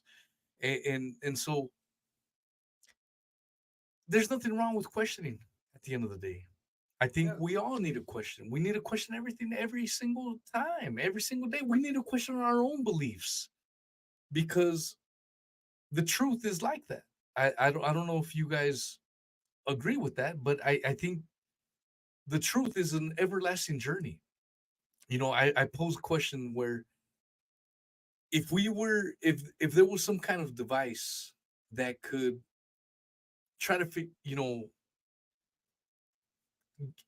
diagnose each and one of us. There's 3 of us here in this chat, and let's say this device scanned all 3 of us, and this device could tell how many things that we believed in vehemently are actually true and how many things are false. what would be the percentage of that? Would it be 5% of the things that we actually believe to be true are actually indeed true? Would it be 30%? I highly doubt it would be 60%. I think it's a very low percentage. And I'd like to hear your thoughts on that. You're talking about realities here. Yeah. And then again, now you're into perception of realities. And how would a machine discuss that? I keep thinking about the red pill you said you were taking. And it reminded me that on Tuesday, it's a green pill, Soylent Green, right? Soylent Green is Tuesday. Is So I don't that know Soy what day Boy they- Appreciation Day? Yeah, so I don't know what day they were serving you the red pill. It must have been Sunday. They're serving you the red pill. But I know that like Tuesday is green. That's all I know. Yeah. That's my reality. Okay? That's my truth. Whatever you're being fed, and there again, like the perception from one person to another of what is real and what isn't real is another reality in itself, Yeah. Yeah. right? And now you get from country to country. Religion to religion. Yeah, you have these people that call everything. themselves Christians, but if you talk to a Absolutely. Catholic or a Baptist, radically different belief systems. Exactly. Unevangelical. Uh, and you see that even in Judaism, you see that even with Islam. There's different sects that believe in different stuff. And so, and I guess goes back to the whole religion thing. So you have all these competing beliefs and taking a certain verse and translating it in a plethora of different ways. How do you know that your belief system is actually true? You don't. You can't. It's just a personal choice when it comes down to it at that point. Yeah. Or what we call generally accepted for the society you live And that's where my other skepticism comes in, because I especially during this last quote unquote epidemic, we've seen people just shut up and listen to the consensus. And boy, oh boy, in hindsight, was the consensus wrong each and every turn. So it puts you in a different category. We're like, damn, who do I go with? What do I believe? These guys are lying. Those guys are lying. These guys are lying. Well, they'll have to come to us. Yeah. Yeah. We'll just set the standard. Okay, we'll put the fear in. There it is. Go to right Nexus there. Online. If you haven't been reading Nexus, you're just about to. Isn't that how it goes? Yeah.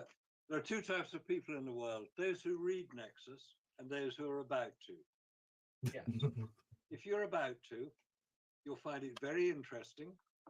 Also, have a look at the book on moon landing.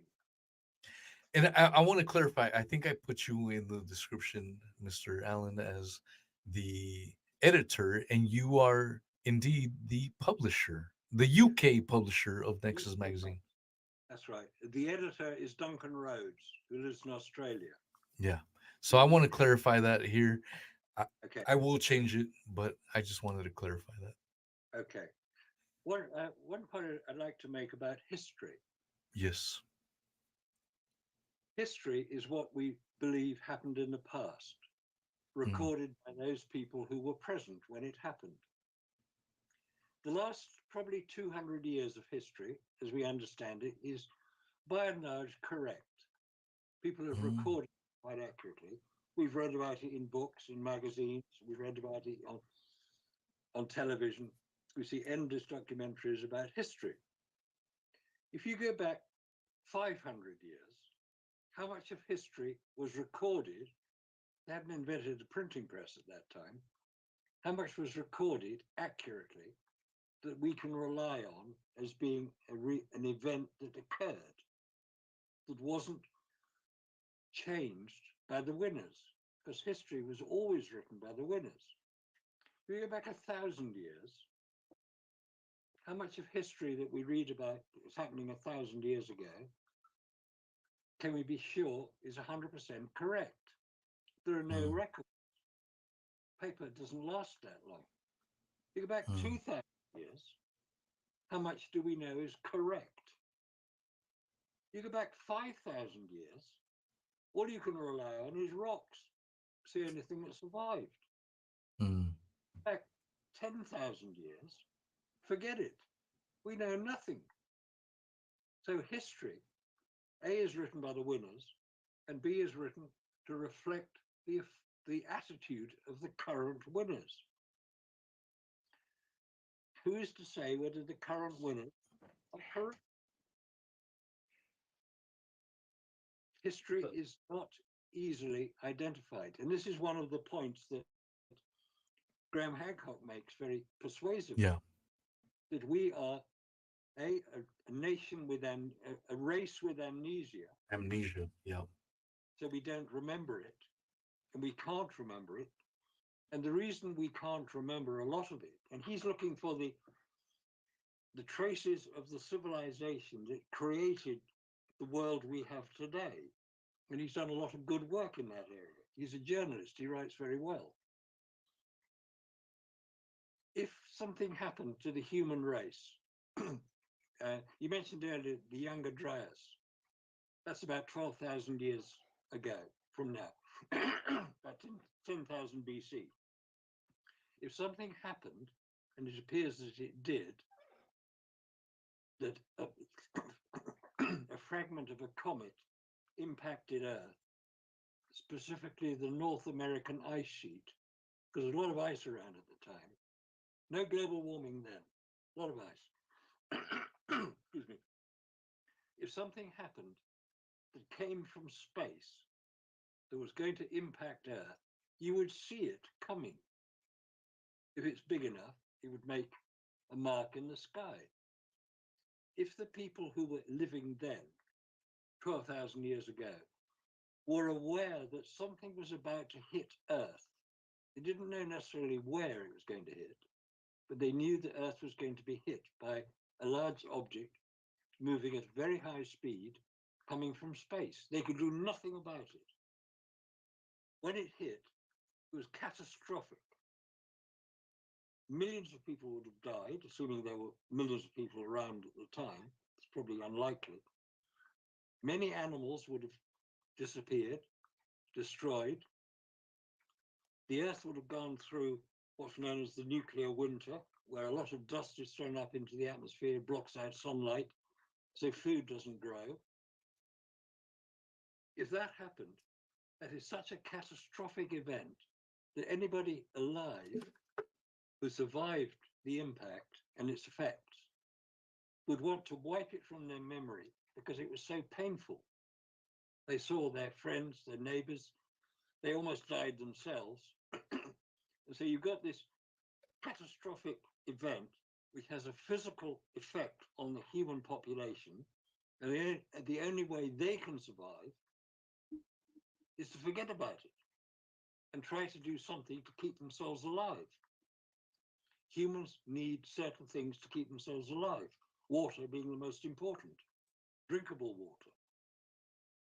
So if the human race decided to wipe from their collective memory this impact, which virtually destroyed their world that they could see, because there were no cars around them, there were no trains, they couldn't travel anywhere. So they had to just get on and create their own life from then on.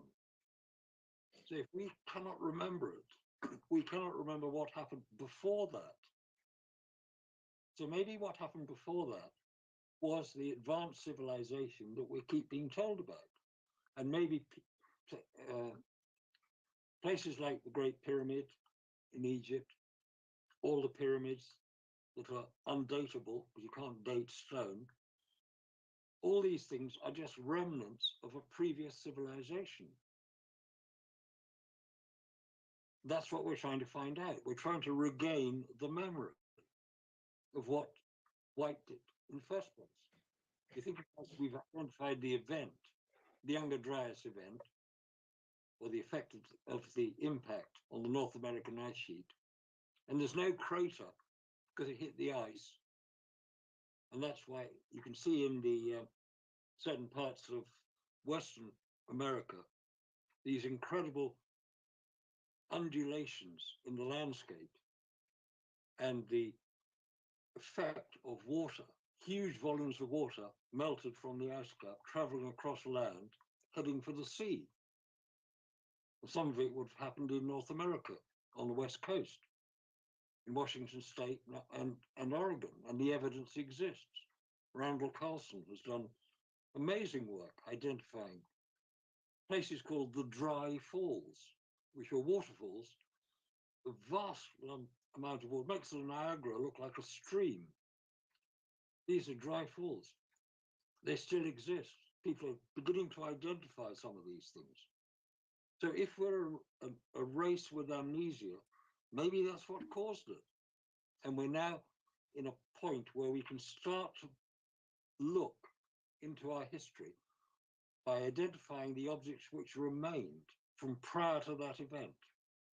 And I would say that the pyramids are one such monument remaining from that event. That's why we don't understand it. So we say it's a tomb. That's based on current thinking, not on historical thinking. So the record of history is very sketchy. It's non-existent past about 500 years because there was no means to record it. We didn't have paper and pens to write it down. We certainly didn't have computers. It was oral memory. Yeah. And the human memory, the oral history that people recount maybe changed slightly, but it's probably based in fact. So when you hear stories which apply in things like certain oral history of serpents in the sky, could that be the trail of an asteroid? There's a very interesting book written by Immanuel Velikovsky called Worlds in Collision. And he uses a lot of historical evidence. Now that book was published in, I think, 1954. And it caused such a problem with the current astronomical community that they got it banned. Can you imagine? A book about history being banned because it didn't agree with the current situation. Hi Oh, guys. I can imagine. Yeah. And it was then taken up by a popular publisher. It was published originally by Macmillan, who were an academic publisher. When they had to stop publishing it because of the effects being created by the community to get this thing banned, how can you talk about these things? It was taken up by a popular publisher who publicized it and sold millions of copies. Same thing happened to Eric von Daniken when he published Chariots of the Gods. Oh, he believes in UFOs, does he? Oh, no, Eric von Daniken just asked questions. Yeah. Could this happen? Is this the way it is? And as a result of all the publicity he got, he walked all the way to the bank with large amounts of money, and he's published 40 books since. So he didn't do too badly. Yeah. Velikovsky's work is now recognized as being very, not necessarily accurate, but sensible. Immanuel Velikovsky came from Russia originally, via Palestine, as it was then, moved to America, published his books there. So anybody getting cancelled is probably getting close to the truth, which somebody doesn't want to hear. Oh dear. We haven't really advanced very far. Not very much. And one of the things that I've often said on my show is how really the only history that I believe happened as it was taught to me is that of the Mongolian Empire. And the reason I say that is because the Mongolians didn't have a written history for a long time. So most of the history that we have of the Mongolian Empire is from other empires that were conquered by them. Yep. So, and even their family history of the Mongolian Empire is very brief, They don't embellish. There's a famous story of Subuday, I believe, uh, Genghis Khan's famous general that went on a 2-year excursion to explore the West. He even made it to Poland, Eastern Europe. They were ready to conquer Eastern Europe, and that could have changed the whole trajectory of human history had they done that. But right around that time, Genghis Khan died. So they had to pull back out, go pay their homage, and abort European conquest missions. And I think that's an important piece to human history in general that is overlooked substantially by many historians, by many white supremacists that think uh, white people are superior so much, and they don't take into consideration that it takes luck. It takes lucky breaks. Their lucky break was Genghis Khan dying because Europe was next on that conquest. And like I stated previously, that that could have very well changed history as we know it. You know, and again, the reason I trust that history over any other history is because they didn't have a written language. It's other hand accounts. We already know that history is written by the winner, and so you're gonna get a certain tale, a certain story told or tailor made for that narrative that government is trying to spin, and that's what it is with every government. It's not just the Americans, it's not just the British, it's not just any other government. It's every government does it, and that is the only exception. Have you guys dug into the Mongolian Empire? Not specifically Mongolian Empire. Are you aware of Tartaria? I am aware of Tartaria, and there's a lot of old world that gets connected to Tartaria. Yep. And there's free energy involved as well. Well, 0 point energy, I think we should refer to it. Are you okay, Marcus? I don't want to keep you on too long. I just want to make sure you're okay. No, I'm going to have to. It's 2 o'clock in the morning. Yeah, yeah. Which is fine. So maybe I should call it a day and get some sleep because I've got something on tomorrow as well. Yeah, for sure. Yeah, this was a lot of fun. I feel like we could go on for hours. You guys have been on for what, 5 hours now? Almost 6. Almost 6.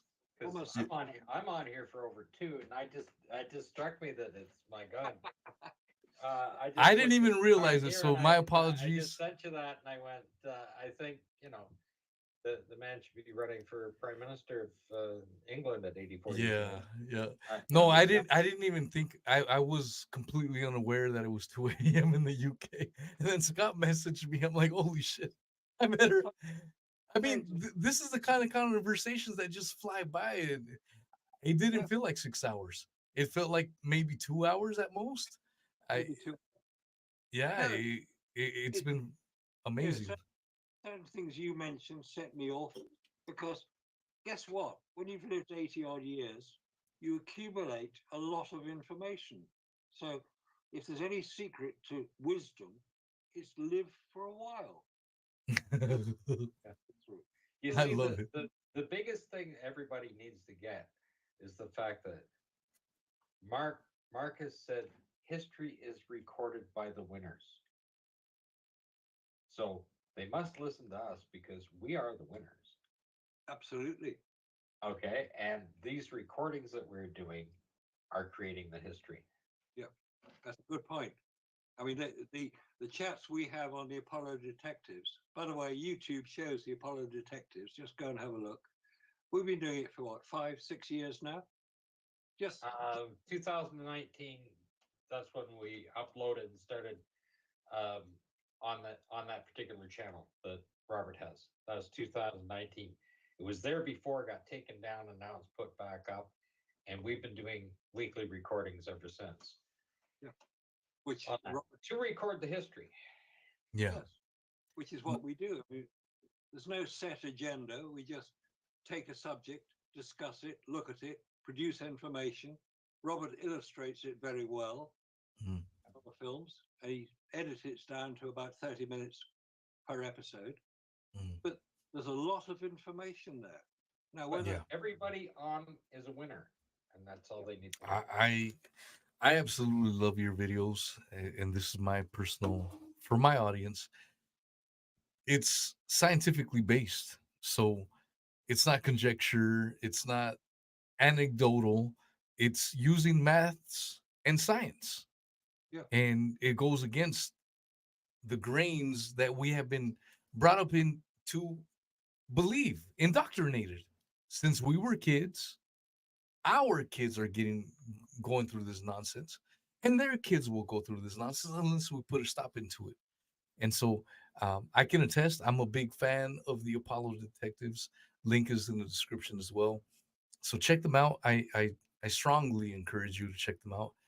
Their conversations are fascinating, especially this is one of my personal favorite rabbit holes, the whole moon landing. There's many rabbit holes. Marcus and I hit a few of them in these 6 hours, but the moon landing is definitely one of my favorite, maybe my personal favorite ones. There it is. moon rock, Let's get her on eBay. film, Yeah. film, that's what they use, film. Come and get it. experiments- Come on. Experiments that you and Robert did, and we all did, and it's written up on the Owlist website, Yep. demonstrates a photographic film is destroyed in a vacuum. End of story. End of moon landings. Now, I'm sure that people will disagree with that, but you got to prove it with evidence, hard, factual, repeatable evidence, not wishful thinking. We've had too much wishful thinking, belief in authority, use of science in a wrong way, because science can be used for good or for evil. You've got to use science in the best way, and that hopefully is what we do. So, as I've said many times before, no human has ever flown to, landed on, walked across, collected rocks, and returned to Earth. No human. Unmanned craft, yes. Or should I say unpersoned craft? Because I'm sure that ladies will go to the moon one day, not yet. But no human has yet landed on the lunar surface. So let's just get that straight. If you don't agree with me, prove me wrong. Please prove me wrong. Come on. Come get it. Yeah, there's a lot of people who will be listening who will say, he's wrong. Of course we landed on the moon. I saw it on television. We all saw it on television. I saw it on television. I don't think a lot of people will, Mr. Marcus. Luckily, a lot of the people that listen to my idiot ass, they do not believe in the moon landings. Yeah. So they are seeking wisdom from yourself, from Scott, and they are trying to further their knowledge in how to deal with people that actually believe in this myth. So Ignore them. Forget about it. They're not important. There are many better things to do. yeah. Let's get 0 point energy working. Let's get it in public. Let's do it. That will help so much. Let's have a look at some of the other areas we've discussed today. Correct history. Let's all be winners so we can write our own history correctly. Or don't do it digitally, because when this supernova comes along, or the solar particle events occur, or the solar flares come, it'll destroy the computers. So put it on paper, print it out, Carve it into stone. carve it in stone. That'll last forever. Carve it into stone. Then, Scott then says, you're a winner. Then Yeah. you're a winner. Anyway, Chicken Then dinner. you Carve it in stone. I'm pleased, I think it's time I went to bed now. I think so, sir. It's always a pleasure. I have your Alice website, your Nexus website, any other links you want to leave with us before we Yeah, you finish can this? put Jara White's website. Jara White, who does a lot of films about the moon landings. Moonfaker.com. So you know where he's coming from.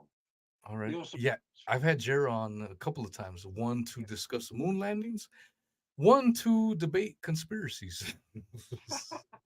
Well, That was a lot of fun. Um, so, but I like Jera. He's very technical, you know, very smart kid for sure. yeah, yeah, he is. So thank you very much, Weezy. Really Thank been a you, Mr. Marcus. I hope we do it again. And I mean, this flew by so quick. I honestly didn't even. I was like, "Holy smokes!" Until Scott sent me that message. I'm like, "Holy shit, we are at 6 hours." yeah. That's good. That's fine. Yeah, I'm gonna have to break this up into two parts, so one and two. So, thank you so much, Mr. Marcus. I hope you get some sleep. I hope you have a fabulous Sunday. I hope you get some rest. I'm sorry I kept you up so No, don't worry about long. it. Enjoy doing. Otherwise, I wouldn't be here. Yeah, I enjoyed Yes, this very we'll much. have to do it again soon. Let's Yeah. do it. I'll message each of you individually. Let's see when we can get together. Maybe do it an hour earlier, so we're not up so late. Yeah, But yeah, I don't mind these late long podcasts. You would be surprised. You know, Raza, Dr. Raza thinks that people don't want to listen to these long shows, and I told Dr. Raza, you'd be surprised. The people that listen to me want to listen to 2 hours, 3 hours, 4, 6 hour podcasts. Yeah. My listeners will listen to every minute of these 6 hours. I guarantee you that. And so there's people that actually do. I mean, there's people that will listen to 30-second TikTok videos, but there's people that want to listen to a full context conversation exploring a plethora of different topics. And this is what we accomplished today. And I think people will highly enjoy this conversation at the end of the day. Oh, just one other point you could include. Um, the website unchartedx.com. Mm, It's run by Ben Van Kerkwyk, and he looks into a lot of these ancient mysteries.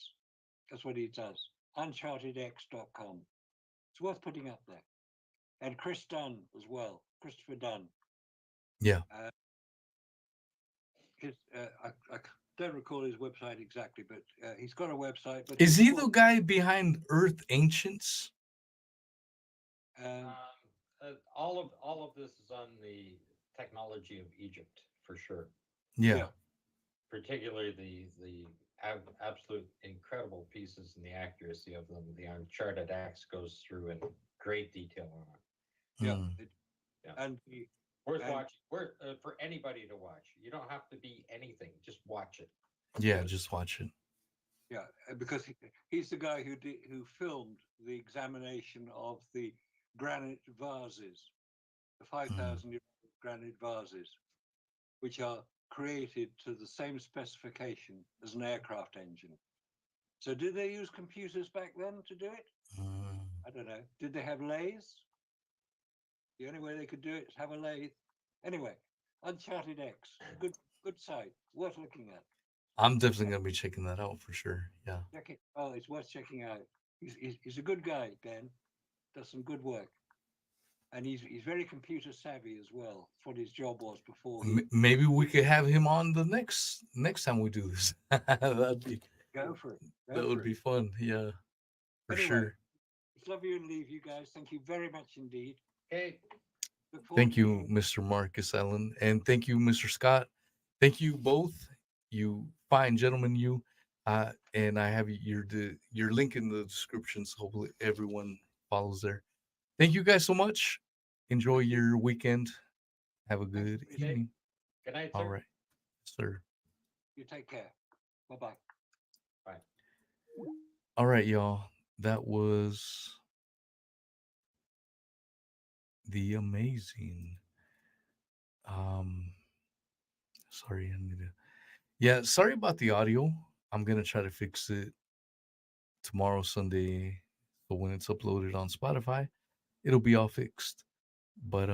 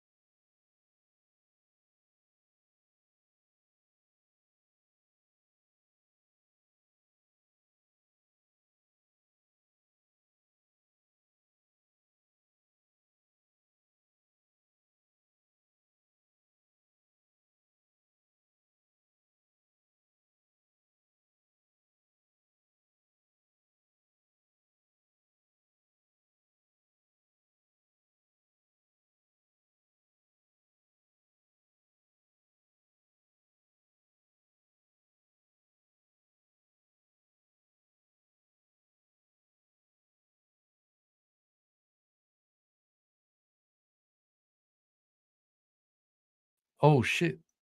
I was talking this whole time and no one could hear me. Uh, 4.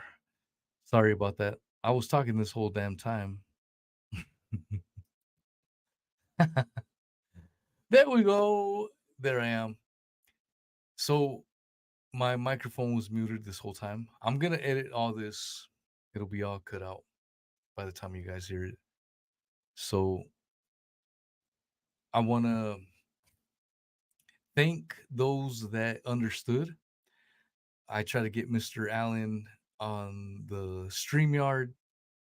He was having issues, so I had to figure out a different way. That different way involved him calling me through Skype and then trying to screen share the Skype onto StreamYard. Some of you may have zero idea what I just said, but anyone that streamed will realize exactly what I said. And that's where the audio problems came in. I tried to fix it as best as I could. It wasn't perfect if you listen to this live by any means. But there was people that listened to this from beginning to end amidst the audio problems. And to those people, I will extend my greatest gratitude. And Lone Star Viz, you are one of them. Harry Junkerman, another one. D2T, another one. I try to do the best that I could. I try to fix these fucking issues. I can't do it all. And some people were upset. Some people were mad. Some people voiced their distaste for it. But y'all got to remember this. This shit is part-time for me. I do it as a passion. If you are listening to this on Apple or Spotify tomorrow or Monday, Tuesday, Wednesday, Thursday, Friday, whenever it may be, it will be a smooth stream and you'll be like, fuck are you talking about? Because I edited the shit out of this.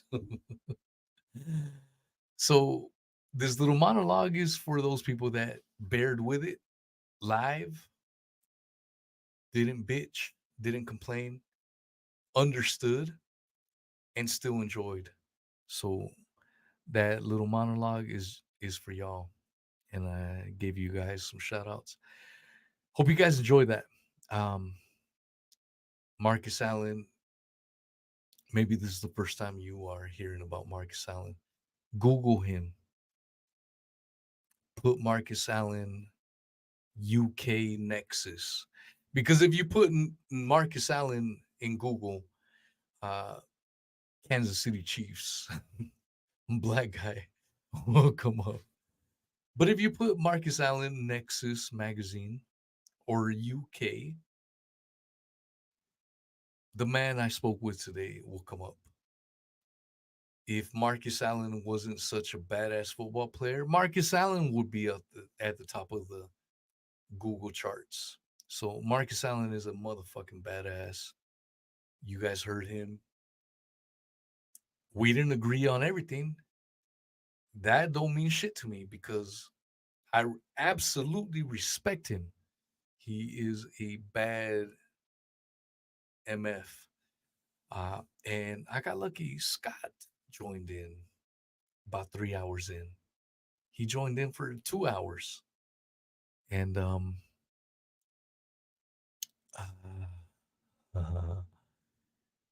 yeah, I got lucky. Scott joined in, dropped his truth bombs, and it was a great conversation. Can't wait to do this again. We may have Mr. Williams jump in next time around. He just messaged me right now. So we would have the whole detective crew back on once again. Hope you guys enjoyed that. Leave a message on Spotify. I do read the comments. I do pin them. I do post them. Leave your comments on Odyssey, wherever you may be listening to this, Rockfin, whatever. I personally enjoy them. If you so feel inclined to leave a comment, just do it. I love it. I know sometimes an episode could be mediocre. it doesn't inspire you to leave a comment, like, review, or whatever the hell it may be. So I understand that, but if you do feel inspired, by all means, it means a lot to me personally. There were a handful of people on YouTube. I think with all the problems that we were having, a lot of people bailed out. But on Rockfin, we had a cool little audience. So shout out to all the Rockfin listeners. Shout out to all the YouTube listeners. We were having some technical issues, and you guys bared with it. So thank you guys all so much. Much love. And yeah, definitely hugs and kisses, y'all.